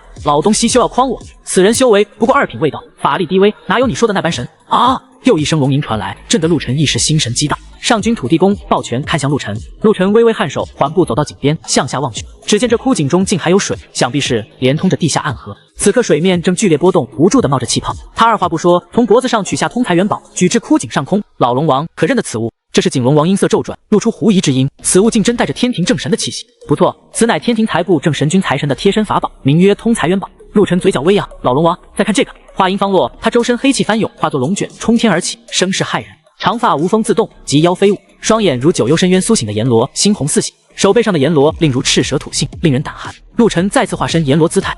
老龙王，可识的本君？九幽回响般的嗓音震荡四野，吓得一旁土地公连连后退，跪地参拜。上君息怒，上君息怒！啊！下一秒，破水声骤起，一条金龙自枯井中冲天而出，在空中盘旋2圈后落地化作人形。不知上君大驾光临，小卢有失远迎。龙头人身的景龙王小跑上前，恭敬作揖。陆晨散去阎罗姿态，抱拳还礼。在下见过景龙王，今日前来叨扰，还望龙王莫怪。哪里，上君折杀小龙了。景龙王转向土地公，埋怨道：既是上君驾到，为何不早说？土地公，我去你大爷的，老泥鳅！景龙王自知理亏，喉头滚动，把话又咽了回去。陆晨此时打量这位龙王，只见他衣衫褴褛，龙袍上补丁叠着补丁，更惨到连双靴子都没，龙爪直接踩在地上，确实落魄的令人心酸。他心念一动，对土地公道：土地公，劳烦你帮本做个忙。上君请讲。土地公恭敬抱拳：你回去一趟，把我车上的背包取来，我有用。第49章，在本地这一块，我比他东海龙王还管用。是，上君。土地公说罢，身形一晃便消失不见。上君，请至府中一叙。景龙王朝井口做了个请的手势。龙王稍待。陆晨摆了摆手，不过几个呼吸的功夫，土地公去而复返，手中捧着陆晨的背包。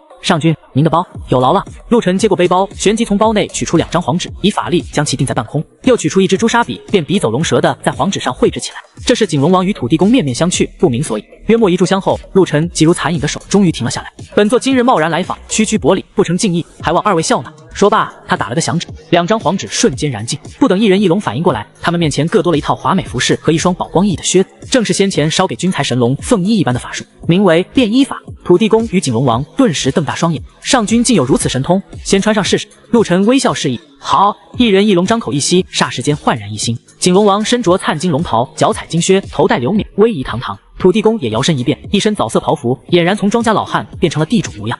老泥鳅，你这身打扮可真威风，简直和当年的虚河龙王一个样。哈哈，老东西，你也不差啊。2人彼此打量，互相吹捧。陆晨嘴角上扬，果然人靠衣装，佛靠金装，换上新行头，精气神都不同了。多谢上君厚赐。一人一龙喜不自胜，朝着陆晨深深一揖：2位不必多礼，不过是些小玩意儿吧。上君，请。换上新装的景龙王腰杆挺得笔直，容光焕发。陆晨这次不再客气，向前迈出一步，景龙王大袖一挥，三人化作一道流光投入枯井之中。不多时，井下别有洞天，一座明显破败的水府逐渐映入眼帘。然而正门牌匾上泉源水府4个鎏金大字却熠熠生辉。上君，请。府门洞开，周围水流自动分开，形成一条通道。陆晨踏上去，如同在陆地行走一样。当然，龙长得这么磕碜，这住的地方自然也好不到哪去。可即便心里有准备，陆晨踏入这泉源水府后，还是被眼前一幕惊呆了。他还是第一次在一位神奇家里看到了什么叫家徒四壁，除了一张石桌、几个石凳子，外加一张石床以外，空空如也。龙王，您这府上独你一人？陆晨忍不住问。在他看来，再怎么不济，堂堂龙王至少也有俩虾兵蟹将。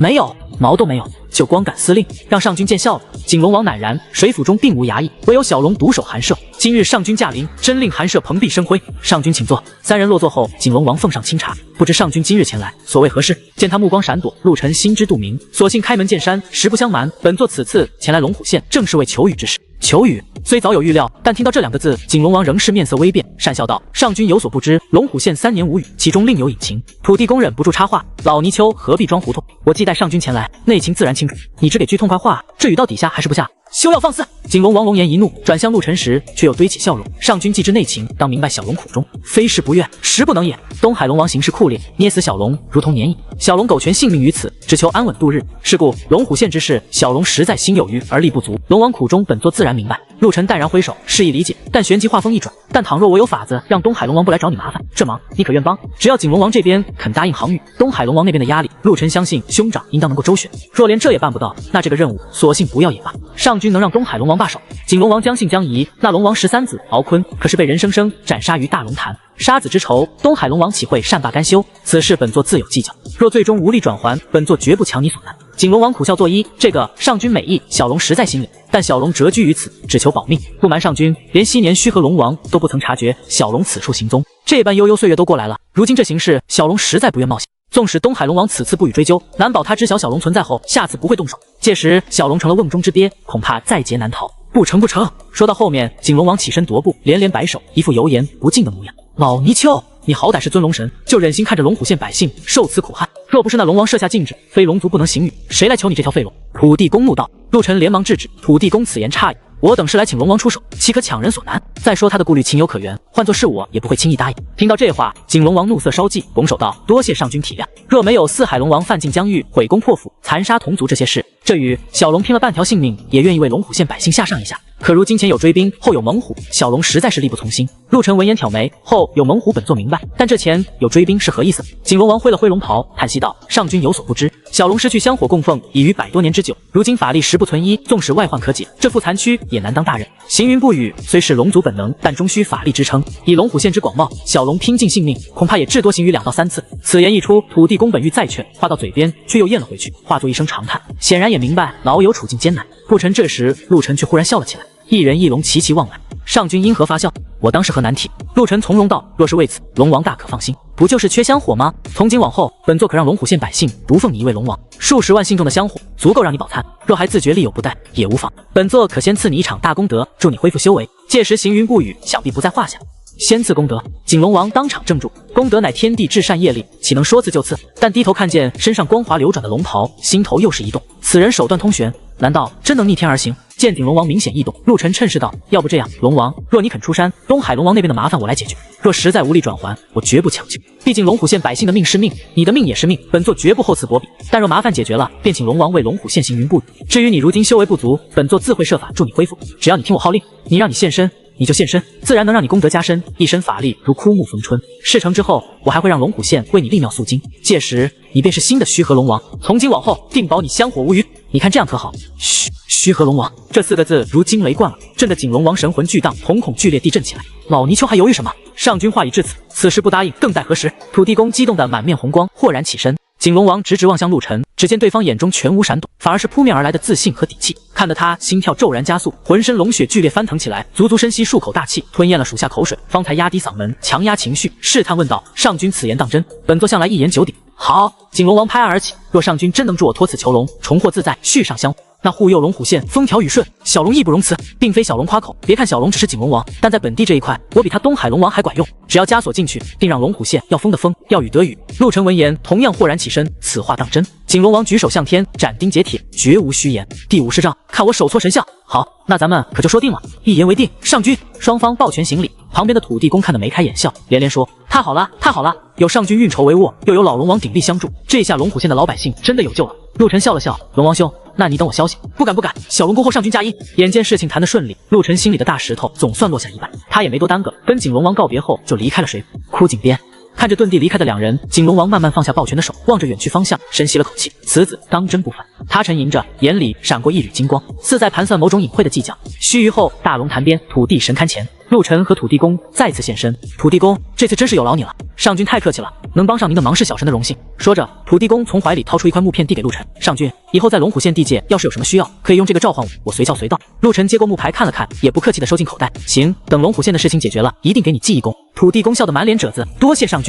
告别土地公，陆晨旋即驱车直奔县衙。没想到出来转一圈，还真是柳暗花明又一村。既然景龙王已经点头，接下来只要搞定了东海龙王，那龙虎县这3年的苦汉难题就能迎刃而解。哎，这么难的任务才定个 S 级，真是亏大了。算了，就当是练手了。陆晨微眯双眼，暗暗握紧方向盘。兄长，接下来小弟可全仰仗您了。一路狂飙，车快到时，陆晨老远就看见门口围了一大群人。什么情况？难道那临水求雨的消息这么快就传开了？转念一想也是，现在网络这么发达，传播速度被无限加快。更何况龙虎县3年没下雨，突然下了一场暴雨，这消息肯定像炸弹一样炸开。没办法，陆晨只好把车停在外面，步行过去。走近以后，才听清这群人在喊什么。我们要求雨，对，我们要那位高人给我们求雨，不管什么条件，必须同意。陆晨心里一惊，看来3年苦汉真是把人逼急了。他费了好大劲才挤到最前面。县衙门口全是武装护卫。你好，我是接任务的赏金领者，让我进去一下。陆晨出示了任务文书，护卫长官检查后这才放行。凭什么让他进去，不让我们进？我们也要进去。现场顿时骚动起来。陆晨赶紧推门，闪身进入县衙。2楼办公室，只听王忠明的吼声，即便隔着门都能清清楚楚的听见。你们说，你们到底在干什么吃的？为什么会这样？陆晨听着咆哮，心中一凛，旋即咚咚咚敲响房门。进来。陆晨推门进去，就看见王忠明正在屋内训斥田主任和他手下。一旁沙发上坐着脸色难看的陈天生和微蹙眉头的孙幼荣。你回来了。孙幼荣看到陆晨，点头打了声招呼。外面可真热闹啊！陆晨干笑地指了指楼下。孙幼荣抱手解释道：你走之后没多久，那个临水上人求雨的消息就传开了。不过这帮人也是光想着求雨，压根不管这雨本身有无问题。这雨水喝多了，岂不是饮鸩止渴？孙幼荣现在都怀疑，那个临水上人所谓的漏一水，根本目的就是为了制造这个效果。你们还愣着干什么？还不赶紧去做点什么？王忠明气得太阳穴直跳。是。田主任赶紧跑出去执行。王忠明胸膛剧烈起伏，深吸一口气，揉了揉发胀的太阳穴。老陈，事情到这一步了，你打算怎么办？我看再拖也拖不了2天。陈天生也深吸一口气，低着头喃喃道：实在不行，只能把那个临水上人请过来谈谈，争取留下麒麟刀给他通神选本。陈叔三思，通神选本非同小可，如果落在邪修手里，后果不堪设想。孙幼荣提醒道：这种人极有可能会把这门神通用于邪道。陈天生一脸无奈，侄女，陈叔怎会不知？但龙虎县的情况你也清楚，这里的老百姓3年来已经受够了失望，现在看到有人真能求雨，如此激愤也是情有可原。你陈叔我虽是族长，但也不能独断专行啊。可是算了，你的好意陈叔心领了，还是先把那人请来再说，看看能不能换别的筹码。话虽这么说，但王忠明和陈天生显然已经被逼得没有退路，准备和临水上人做交易。这时陆晨举起手来，几位，我能说2句吗？3人的目光齐刷刷看向他。王忠明压下火气，做了个请的手势。陆晨点点头，直接开门见山道：我有办法能给龙虎县求雨，还不是邪修那种路子，是真正的雨水。嗡！3人同时震惊地睁大双眼。陈天生猛地站起来，声音颤抖：你说什么？小陆，你能求雨还是真雨？小陆，现在可不是开玩笑的时候。王忠明脸涨得通红，血液仿佛在体内瞬间蹦动起来。陆晨微微一笑：王叔、陈叔，都这时候了，我还开什么玩笑？不瞒你们说，我刚才出去转了一圈，确实找到了解决办法。什么办法？2人迫不及待地问。陆晨郑重道：拜景龙王。景龙王？陈天生和王忠明顿时面面相觑。龙虎县哪有景龙王？我也不知。孙幼荣见陆晨一副胸有成竹的样子，震惊之余微微眯起了眼睛，直切核心道：陆晨，你有几成把握？现在只有4成，还有6成悬而未定。说完，陆晨转头看向一脸疑惑的陈天生：陈叔，你们这有君财神的神像吗？君财神？5路财神之一的君财神？陈天生似突然想到什么，惊讶道：难道你拜的是君财神？不错，有吗？陈天生张了张嘴，显然没想到还有人拜这么冷门的神仙。回过神来后却摇头：没有，这个真没有。这位神仙太冷门了，我们陈氏神庙没供奉。我记得很久以前，江都市的赵氏神庙订过一批神像，里面倒是有君财神。陆晨暗呼一声糟糕，这么说我还得回江都市一趟。没有神像，他没法跟兄长祈福沟通啊。不用。陈天生却话锋一转：你真有需要，陈叔我可以现场给你手搓一个。手搓？陆晨眼睛一亮，还能这样？太好了，那麻烦陈叔赶紧做一个，越快越好。第51章千魔观想。君财神熊熊燃烧的野望。可是陈天生脸上写满问号，这求雨跟君财神有什么关系？是啊，这压根八竿子打不着啊。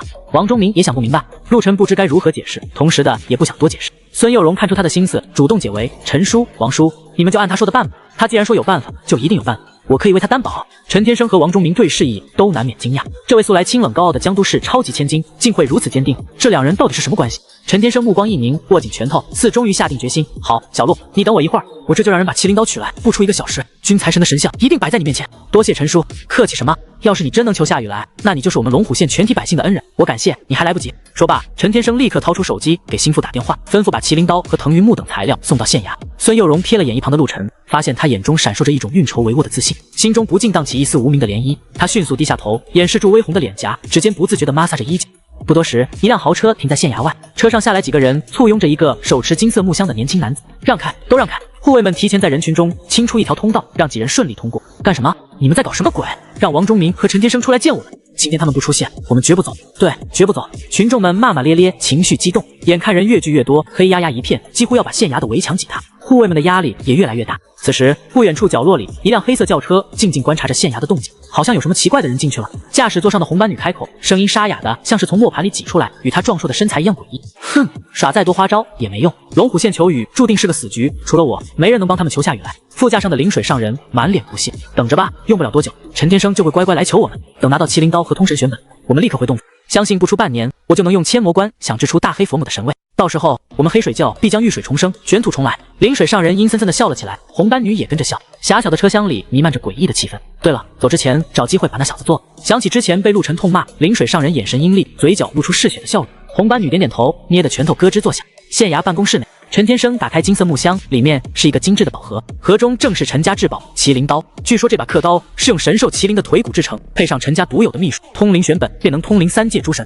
孙幼荣小声解释，孙侄女这话说的不太准确。陈天生笑着反驳，麒麟刀配通灵玄本确实玄妙，但要说沟通3界诸神就夸大其词了。别的不说，光是3清6狱和那些肉身成圣的强悍仙神就不在此列。他叹了口气，眼神流露出一丝后怕的追忆之色。早年我不信邪，试过雕刻紫薇大帝神像，结果神像毫无反应，丝毫感应不到紫薇仙灵，反而遭到反噬，让麒麟刀失效了整整1年之久。是侄女唐突了，无妨，跟陈叔这么客气干什么？陈天生看向陆晨，小陆，东西齐了，你再等陈叔半小时。好，陆晨也很好奇，制作神像到底有什么特别之处。只见陈天生闭目凝神，周身突然爆发出强烈气机，衣袍无风自动。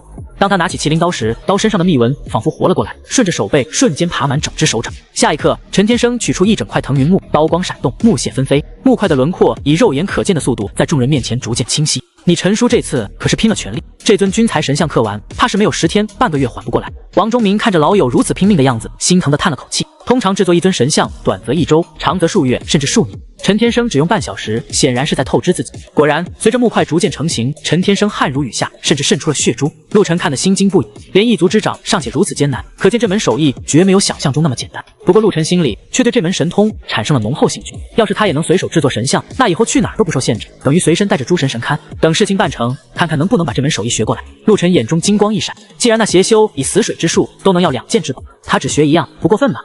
不过分，非常不过分。半小时后，果如陈天生所言，一尊崭新的君财神像栩栩如生地立在众人面前。陈天生喘着粗气，用尽最后力气念动密咒，神像由内而外绽放出数百道金光，这些金光在神像周围盘旋，最后又没入神像之中。成了！陈天生脸色一喜，却几乎累到虚脱，勉强撑着将神像递给陆晨。陆晨郑重接过，辛苦陈叔了。陈天生摇摇头，挤出一丝笑容，接下来就拜托你了，小陆。陈叔放心，晚辈一定竭尽全力。看着手中神力流转的君财神像，陆晨不再犹豫，那我先去准备了。说罢，他拿起背包和神像，走向隔壁无人的办公室。贤侄女，他真有把握吗？王忠明还是忍不住怀疑，毕竟君财神和雨布实在扯不上关系。放心吧，王叔、陈叔。孙幼荣望向门口，嘴角不自觉上扬。他这个人比我见过的任何年轻人都要出色10倍，甚至100倍。他说行，就一定行。好，话说到这份上，王忠明和陈天生目光也坚定起来，决心相信。与此同时，隔壁办公室，陆晨点燃一炷香，念动请神咒，开始向君财神祈福沟通。天庭，君财神殿。换上新装的君财神在院中踱步，身后跟着一名侍从。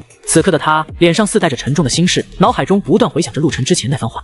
兄长，你难道忘了小弟要为兄长立庙塑金身？若不晋升新贵，我哪来立庙的资格？大丈夫一个唾沫一个钉，我陆晨立下的承诺一定做到。这陆氏神庙，小弟势在必得。呼！君财神长叹一声，满脸感慨：贤弟啊，你如此凶心，真是折杀为兄也。他想起自己未成先前也曾以商贾之身问至尊，那时的他也像陆晨一样豪气干云，志向远大。然而时过境迁，现如今他早已忘了什么是野心，整天在天庭浑浑噩噩度日，眼睁睁看着赵公明攫取自己的香火，却无能为力。他何尝没有问过自己，真要这么坐以待毙，不做任何反抗吗？毕竟身为地财神，五路财神中本该以他为尊，理应由他执掌天庭财部才对。但想的时候，心中百般愤懑，大有鱼死网破的架势。可回归现实，却半点不由人。或许没遇到陆晨之前，他也就这般庸庸碌碌下去，认了这天命。可如今，这位贤弟犹如一团烈火，在他心中熊熊燃烧，潜移默化中渐渐激发了他的斗志。人争一口气，神争一炷香。若是争过、战过、努力过，最后还是失败，那他也认了。但若是不战而退，不说别人，他自己都没脸面对这个决心为他立庙的贤弟。想到这儿，君财神深吸一口气，言语间俨然有了几分昔日的霸气。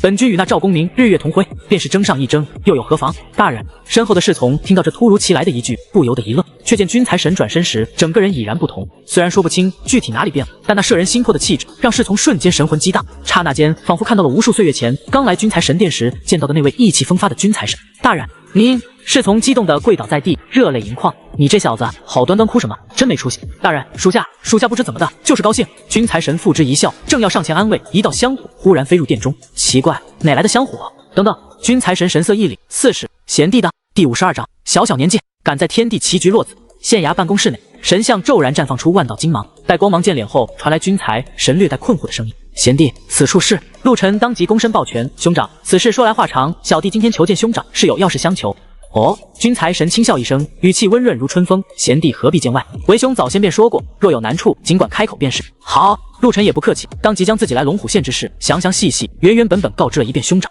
原是此事，君财神恍然。兄长难道听说过这件事？不错，此事为兄略有耳闻。据说当时水部还派了一位护法神下去中间调和。对，小弟也听人说起过这事。见君财神知晓内情，陆晨心下稍安。兄长明鉴，那景龙王，小弟已跟他谈妥。目前麻烦的是东海龙王那边的压力。话说这四海龙王犯禁疆域，肆意妄为，天庭真就不管管吗？贤弟有所不知，天庭天规向来随因果而动。因果？陆晨眉头紧锁，那些无辜遭害的江河龙王，莫非也是因果使然？可人家明明好端端的当差，无缘无语被杀，这也叫因果？贤弟莫急，所谓因果，无非4个字：大势所趋。这四海龙王统御海域，用你们现在的话说，也是一种资源整合，故而天庭也没有过多干涉。这起步还是弱肉强食那套。陆晨忍不住反问：这般理解倒也没错，毕竟你兄长我如今也面临同样的状况，香火尽数被那赵公明绝了去，天庭不也照样睁一只眼闭一只眼？君财神声音略有些冷意。如此说来，这天规倒真灵活的。贤弟慎言，这天规可不是你等凡人可以随意妄议的。君财神提醒。陆晨点头，回归正题。兄长，那景龙王眼下唯独担心东海龙王对他痛下杀手，故而此事小弟斗胆，想请兄长出面与那龙王上司水德星君商量一二，可否？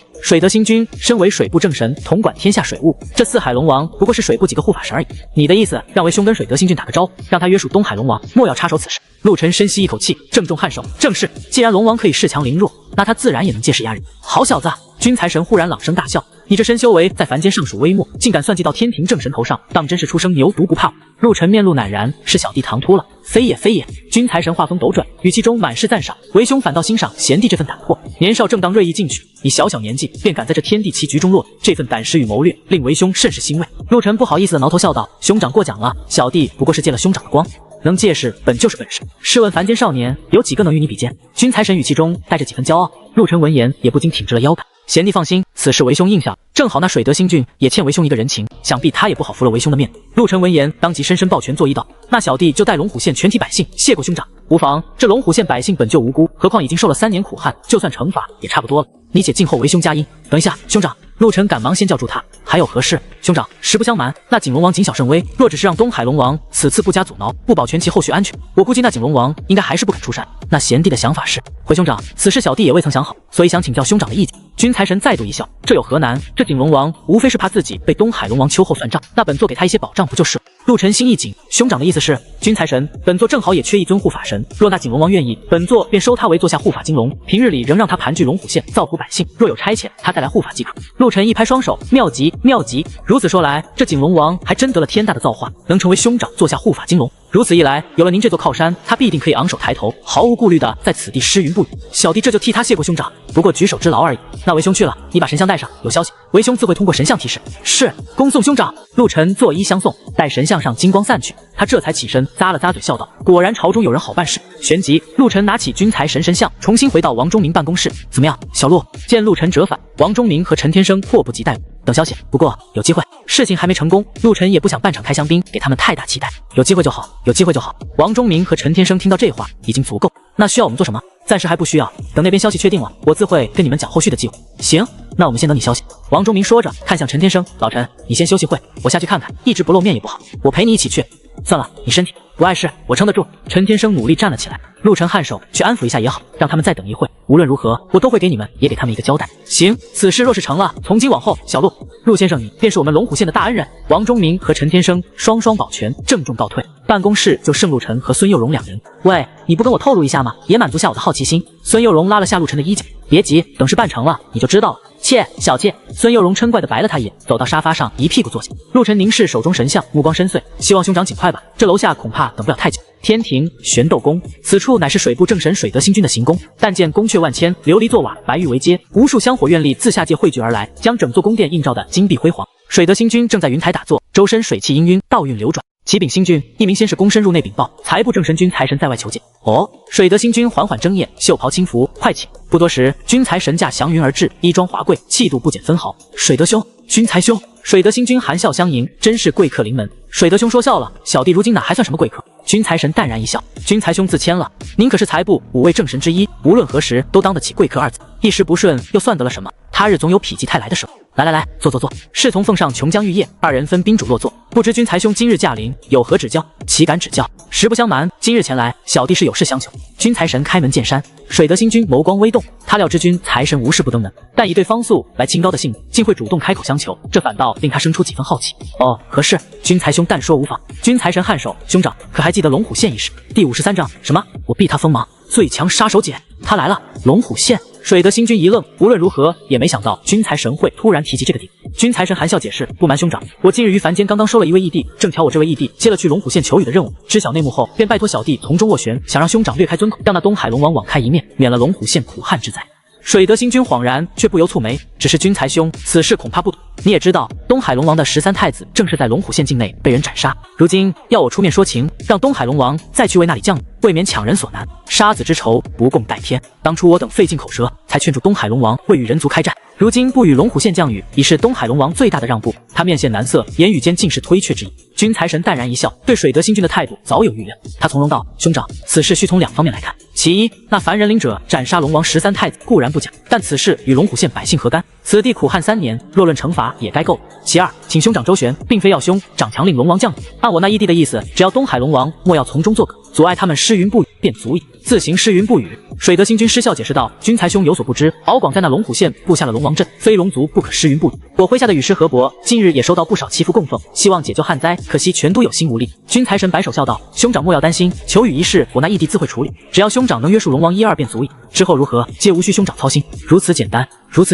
水德星君略作沉吟后，眸中再现恍然之色，莫非你那位义弟找到了一位侥幸存活的江河龙王？君财神笑而不语。水德星君眸光一凝，知道自己十有8、9才对。他沉吟起身，在殿前负手踱步起来，权衡再三，方才转身看向君财神，点头道：好，既然君财兄开口，本君岂能服了你的面子？昔日我也曾受君财兄不少恩惠，此事本君应下了，这就派一名护法前往东海龙宫。不过他顿了顿，言语却有些不定，那龙王究竟听不听，本君也不敢一定承诺，还望君财兄见谅。水德星君抱拳，君财神面上带笑，心中却暗骂一声老狐狸，看来不给些好处是不行了。他起身，手掌一翻，手中出现一沓天金。兄长此话差矣，兄长统领天下水务，神威盖世，那小小一个东海龙王简直微不足道，不值一提，岂敢不遵兄长法旨？说着，君财神双手奉上天金。君财兄，这水德星君见这沓天金，怕是有万两之巨，顿时脸色微变，瞳孔收缩，心下暗忖：这君财神不是已经落魄了吗？怎还能一口气拿出这么多天金？这丫的都快赶上他1年的俸禄了。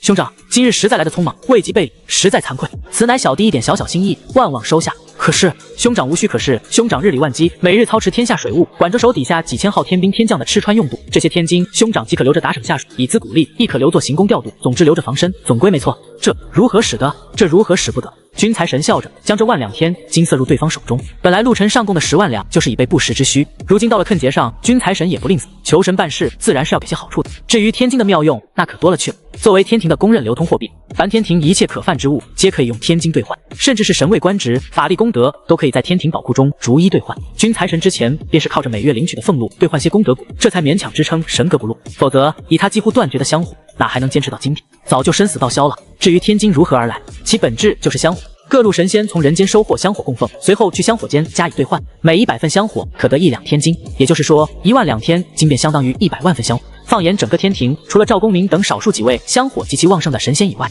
便是对水德星君这一类香火也算旺盛的水部正神，亦是笔不菲的数字。也难怪水德星君目不转睛，毕竟越家大业大，就越需要钱来维持。兄长，我那义弟初出毛驴，若此次任务折损，恐怕对他是个不小打击。小弟职权有限，一切就拜托兄长了。水德星君握着沉甸甸的天金，深吸一口气，语气顿时强硬起来。君才兄如此重情重义，想必你那义弟也定是飞龙疾凤之才。既然如此，这件事包在为兄身上。那东海龙王若敢违抗本君法旨，本君立即下令将其擒拿，打入天河大牢，关上几年再说。如此，那小弟便多谢兄长成全。君财神当即抱拳作揖，君财兄客气了。说着，水德星君朝殿外唤道：“积水豹，末将在。”一道金光闪入殿内，身为水德星君座下4大下属神之一，28星宿中的积水豹抱拳行礼：“你速去东海龙宫一趟，告诉敖广，龙虎县不日将恢复降雨，他不得出手阻挠，也不得伺机报复，如若不然，让他自己滚去天河大牢待遇。”积水豹诧异地看了眼水德星君，又瞥了眼一旁笑眯眯的君财神，似有所悟，当即领命：“是星君。”随即化光遁去。君财兄，我这里有一瓶王母赏赐的千年陈酿，趁今日高兴，你我痛饮一番如何？兄长美意，小弟心领了。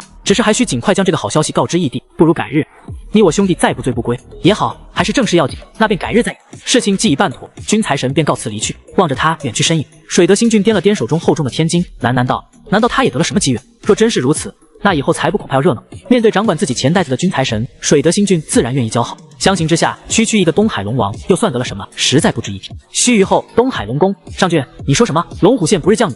谁敢降雨？东海龙王敖广惊得豁然起身。积水豹淡淡道：“此事你就别管了，这是星君的意思，你照做即可。”敖广急忙上前：“可是上君，龙虎县一事，星君全然知晓，为何突然变卦？”说着，敖广手掌变出一物，将其塞到积水豹怀中。积水豹看了一眼，叹道：“罢了，此事由君财神牵头，请星君托办。”敖广满面不解：“君财神，此事与他何干？”积水豹：“具体我也不甚清楚，我只在宫外隐约听见，说是君财神在人间有个义弟，正好遇上龙虎县这档事，便请君财神做中间人，求星君约束。”敖广满脸问号：“君财神的义弟是个人间小子？这……”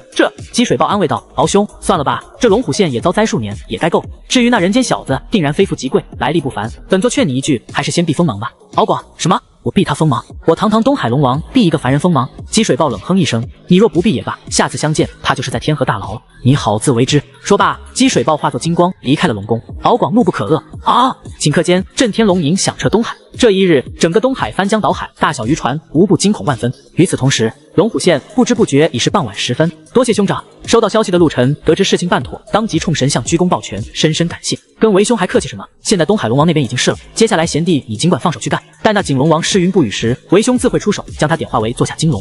是，小弟明白。小弟再代龙虎县全体百姓谢过兄长大恩。送别君财神后，陆晨深吸口气，心中澎湃万分，任务就快成了。此刻听着屋外传来越来越响的抗议声，陆晨却不由反喜，忍不住的兴奋道：“人越来越多了，好啊，来的越多越好。他景龙王不是香火断绝，法力大减吗？现在万事俱备，就差这一股东风。来，最好整个龙虎县的百姓都来。”陆晨决定，是时候让这个世界的神奇们体验体验何谓法式的顶级震撼。52章和53章重叠了吗？我看有几个书友在问章节重复，可能跟我之前被封的一章有关系。我已经刷新了章节，各位看看有没有恢复正常。第54章，诸事皆妥，百龙门阵。陆晨深吸一口气，又缓缓吐出，眼下最麻烦的2环已经搞定，接下来就该找王忠明和陈天生好好聊聊。他收好神像，没再耽搁，转身走回王忠明的办公室。办公室里，几个人正坐立不安地等着。门一开，几道目光齐刷刷定在陆晨身上。怎么样，小陆？看着3人紧张到快绷住的脸，陆晨笑了笑，点头，谈妥了。卧槽！王忠明激动的直接从椅子上蹦了起来。陈天生因为精神消耗太大，动作明显慢了半拍，可他还是用力攥紧拳头，整个人控制不住的发抖。一旁的孙幼荣此时却表情复杂的望着陆晨，震惊里掺着几分不敢相信，还有一丝藏不住的尴尬。毕竟来之前他还信誓旦旦觉得陆晨这趟肯定没戏，结果呢，这才过了不到半天，这个把龙虎县几十万百姓折磨得够呛，逼退上千名赏金领者的 S 级任务，真就要被他搞定了？这家伙字典里难道就没有失败这2个字吗？想起之前的种种，孙幼荣心头一阵波动，暗暗叹了口气。王叔、陈叔，先别急着激动，接下来该我跟你们谈谈条件了。陆晨话头一转，王忠明和陈天生神色一正，伸手示意：“小陆，你先坐，慢慢说。”王忠明边说边亲自给陆晨换了杯新茶，递到他面前：“谢谢王叔。”陆晨接过茶杯，顿了顿，正色道：“我先简单讲讲今天到底发生了什么事。”几人立刻竖起耳朵。陆晨：“下午我出去转了转，去了大龙潭那边，碰巧跟本地的土地公撞上了。正是从他口中听说，你们龙虎县其实还有一位不为人知的景龙王，于是我就跟着土地公去了趟景龙王的府邸，跟他谈好了条件，请他出面降雨。”王忠明听到这儿，忍不住插话：“小陆，你别怪王叔多嘴，这景龙王真靠谱吗？”“是啊，小陆。”陈天生接话：“陈叔我就是做神像的，这景龙王的神像，连我祖上都快100年没碰过，一个神奇100年不受香火，恐怕连存续都是个问题。”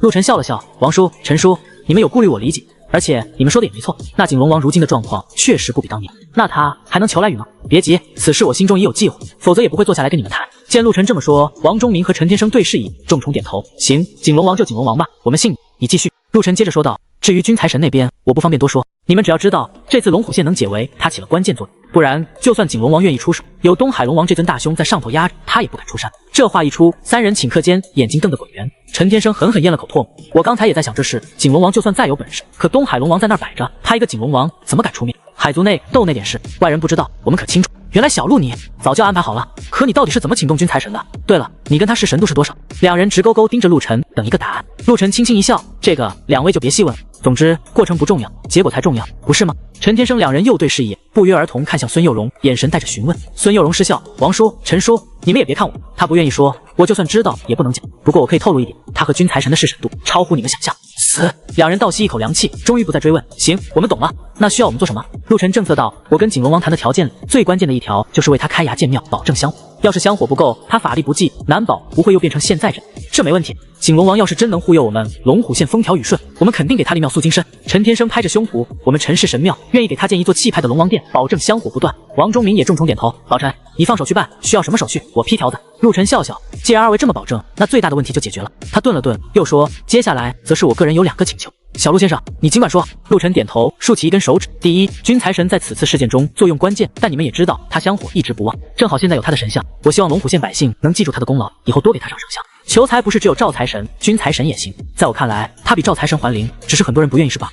没问题，这是我答应。正好我们陈家神庙还剩3个神位，加上景龙王和君财神也还有富余。陈天生答应得很爽快，还剩3个神位，这话什么意思？难道神庙还有神位上限？陆晨捕捉到一个让他好奇的。孙佑荣解释，当然有。陈叔所在的陈家是龙虎县唯一的新贵家族，按规定，新贵家族的神庙最多不能供奉超过60个神位，像我们孙家这一档，则不能超过120个。讲白一点，神庙能供奉多少神器，跟家族层次直接挂钩，又不是你想供多少就供多少。原来是这样，这规矩陆晨还是头回听说，老师也从没讲过。难怪之前赵氏神庙的神位才100出头，当时陆晨还以为是赵氏庙小，原来是被等级限制。说起来也挺惭愧，陈天生脸上有点挂不住。我们陈家靠做神像出名，可因为军功的关系，卡在新贵这一档已经足足30-40年，都快成老贵。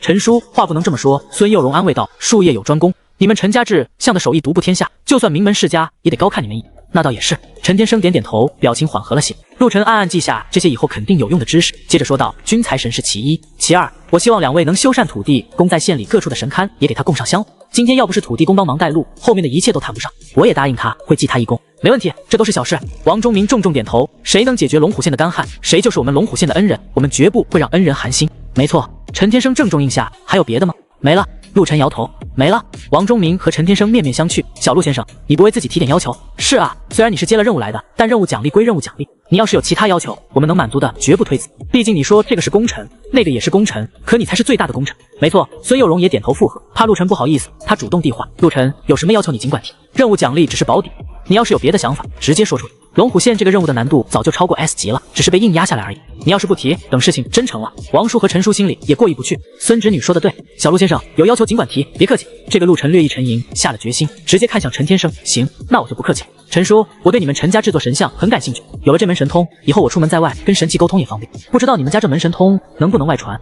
这陈天生下意识看向王忠明，你看我干嘛？人家想学你们祖传的手艺。对了，你可别让恩人心寒呐。王忠明笑着提醒。陈天生白了他一眼，稍作沉吟后挺直身体，郑重道：放心小陆，事成之后，陈叔一定给你个满意的答复。陆晨当即起身抱拳，那就先谢过陈叔了。别客气，该我们谢你才对。3年了，你根本想象不到这3年我们是怎么熬过来的。王忠明闻言一时长叹了口气，没事，一切都会过去的。陆晨重新坐下，那我说说具体计划。好。陆晨侧过身，沙发背后正好挂着一幅龙虎县全县地。他很快锁定目标，伸手一指，明天我要在这个地方办一场盛大的祈福仪式。几人顺着他指的方向看去，那地方不是别处，正是当年东海龙王13子被斩杀之处。大龙潭第55章，四海龙王来袭。吴有英头悬是曹河固，这地方足够开阔，现在又干涸成了陆地，我看容纳10万人绰绰有余。到时候人手一炷香，诚心向景龙王祈福许愿，我敢打包票，定能让龙虎县下一场酣畅淋漓的透雨。陆晨斩钉截铁，10万人。王忠明和陈天生同时倒吸一口冷气，要这么多？陆晨神色不变，实在凑不齐，少些也行，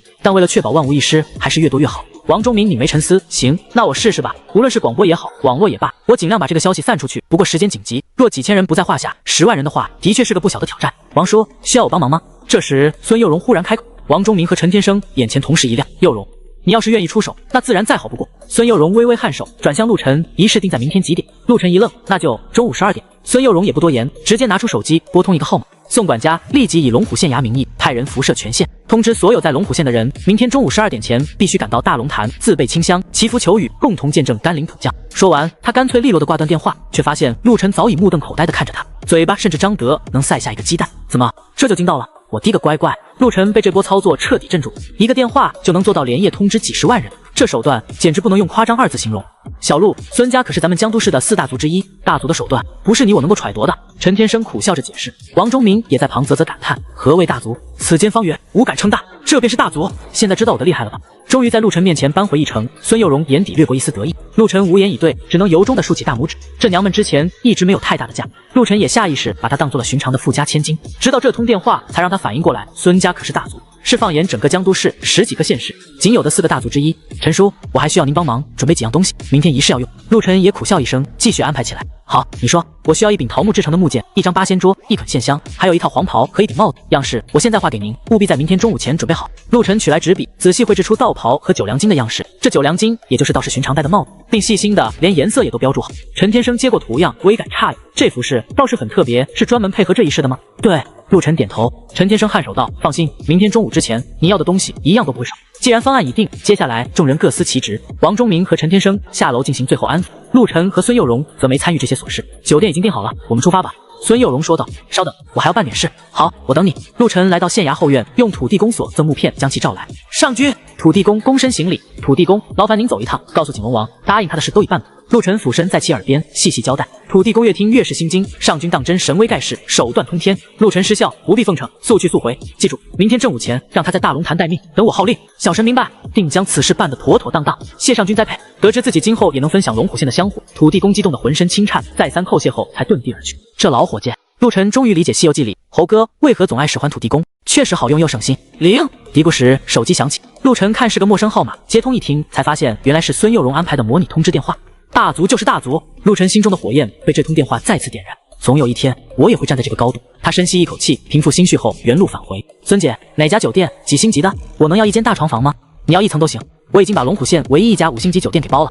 包了。陆晨差点咬到舌头，1整家酒店，有什么好奇怪的？快走吧，我都饿了。陆晨站在原地，望着孙佑荣潇洒的背影，当场风中凌乱，这真是好无人性啊！全员水府外，土地公传达完消息，临行前再三叮嘱老龙王，话已带到，你可千万记住了。景龙王感激涕零，放心，上君如此厚待，本王绝不敢忘。土地公抚须轻笑，老伙计，你总算也熬出头了，将来飞黄腾达，可别忘了提携小老啊。景龙王朗声笑道，今后这龙虎县地界，本王自会照应你。那就先谢过，我这就回去复命，你好生准备。有劳土地公，慢走。目送土地公远去，景龙王原地独立，心潮澎湃。想不到我怀烈有朝一日，竟能成为天庭正神座下的护法金龙。上君啊，您究竟是何等来历，竟能说动天神，镇压那不可一世的东海龙王？回想陆晨的音容笑貌，景龙王只觉越发深不可测。这等通天手段，已非他能够揣度。他沉思良久，之前眼神中那抹隐晦的计较，似在这一刻终于下定决心。他拂袖快步返回洞府。府内依旧家徒四壁，满目凄凉。只见景龙王掐动指诀，一道金光击在石壁上，随即千斤之重的石壁缓缓移开，里面别有洞天，竟还有一座内府。不过内府同样空空如也，为中央石台上悬浮着4枚晶莹剔透的龙珠。景龙王走至跟前，轻抚龙珠，轻声低语：“侄儿们，叔父折服于此，苟全性命，只为履行对你父皇母后的承诺，为你们择一民主。现如今，终于让叔父等到了。”他目光渐凝，诸般往事如潮水般涌上心头，喃喃念道：“吾有因，头悬是曹何故？吾有因，四毒师管何故？”苍凉的低语，此刻在洞府中缓缓回荡，久久不散。与此同时，龙虎县某旅馆内灯火昏黄。明日正午祈福求雨，普降甘霖。临水上人躺在床上，眯着眼，反复琢磨这突如其来的消息。夫君，那陈天生和王忠明态度突变，会不会与白天那个金匣有关？红斑女子一边为他按摩，一边猜测。不好说，但2人突然转变态度，必定事出有因。难道临水脑海中闪过一个身影，是那个同样接了求雨任务的小子？那小子，他不是供奉财神吗？哪来这等本事？为夫也不明白，但那小子看起来颇有把握，或许另有倚仗。既然这样，明天我们也去大龙潭一探究竟，也方便摸摸他的底。等来日，红斑女说着，做了个抹脖的动作，自然要去。东海龙王早已在此布下禁制，非龙族不得行雨。我倒要看看他们能玩出什么花样。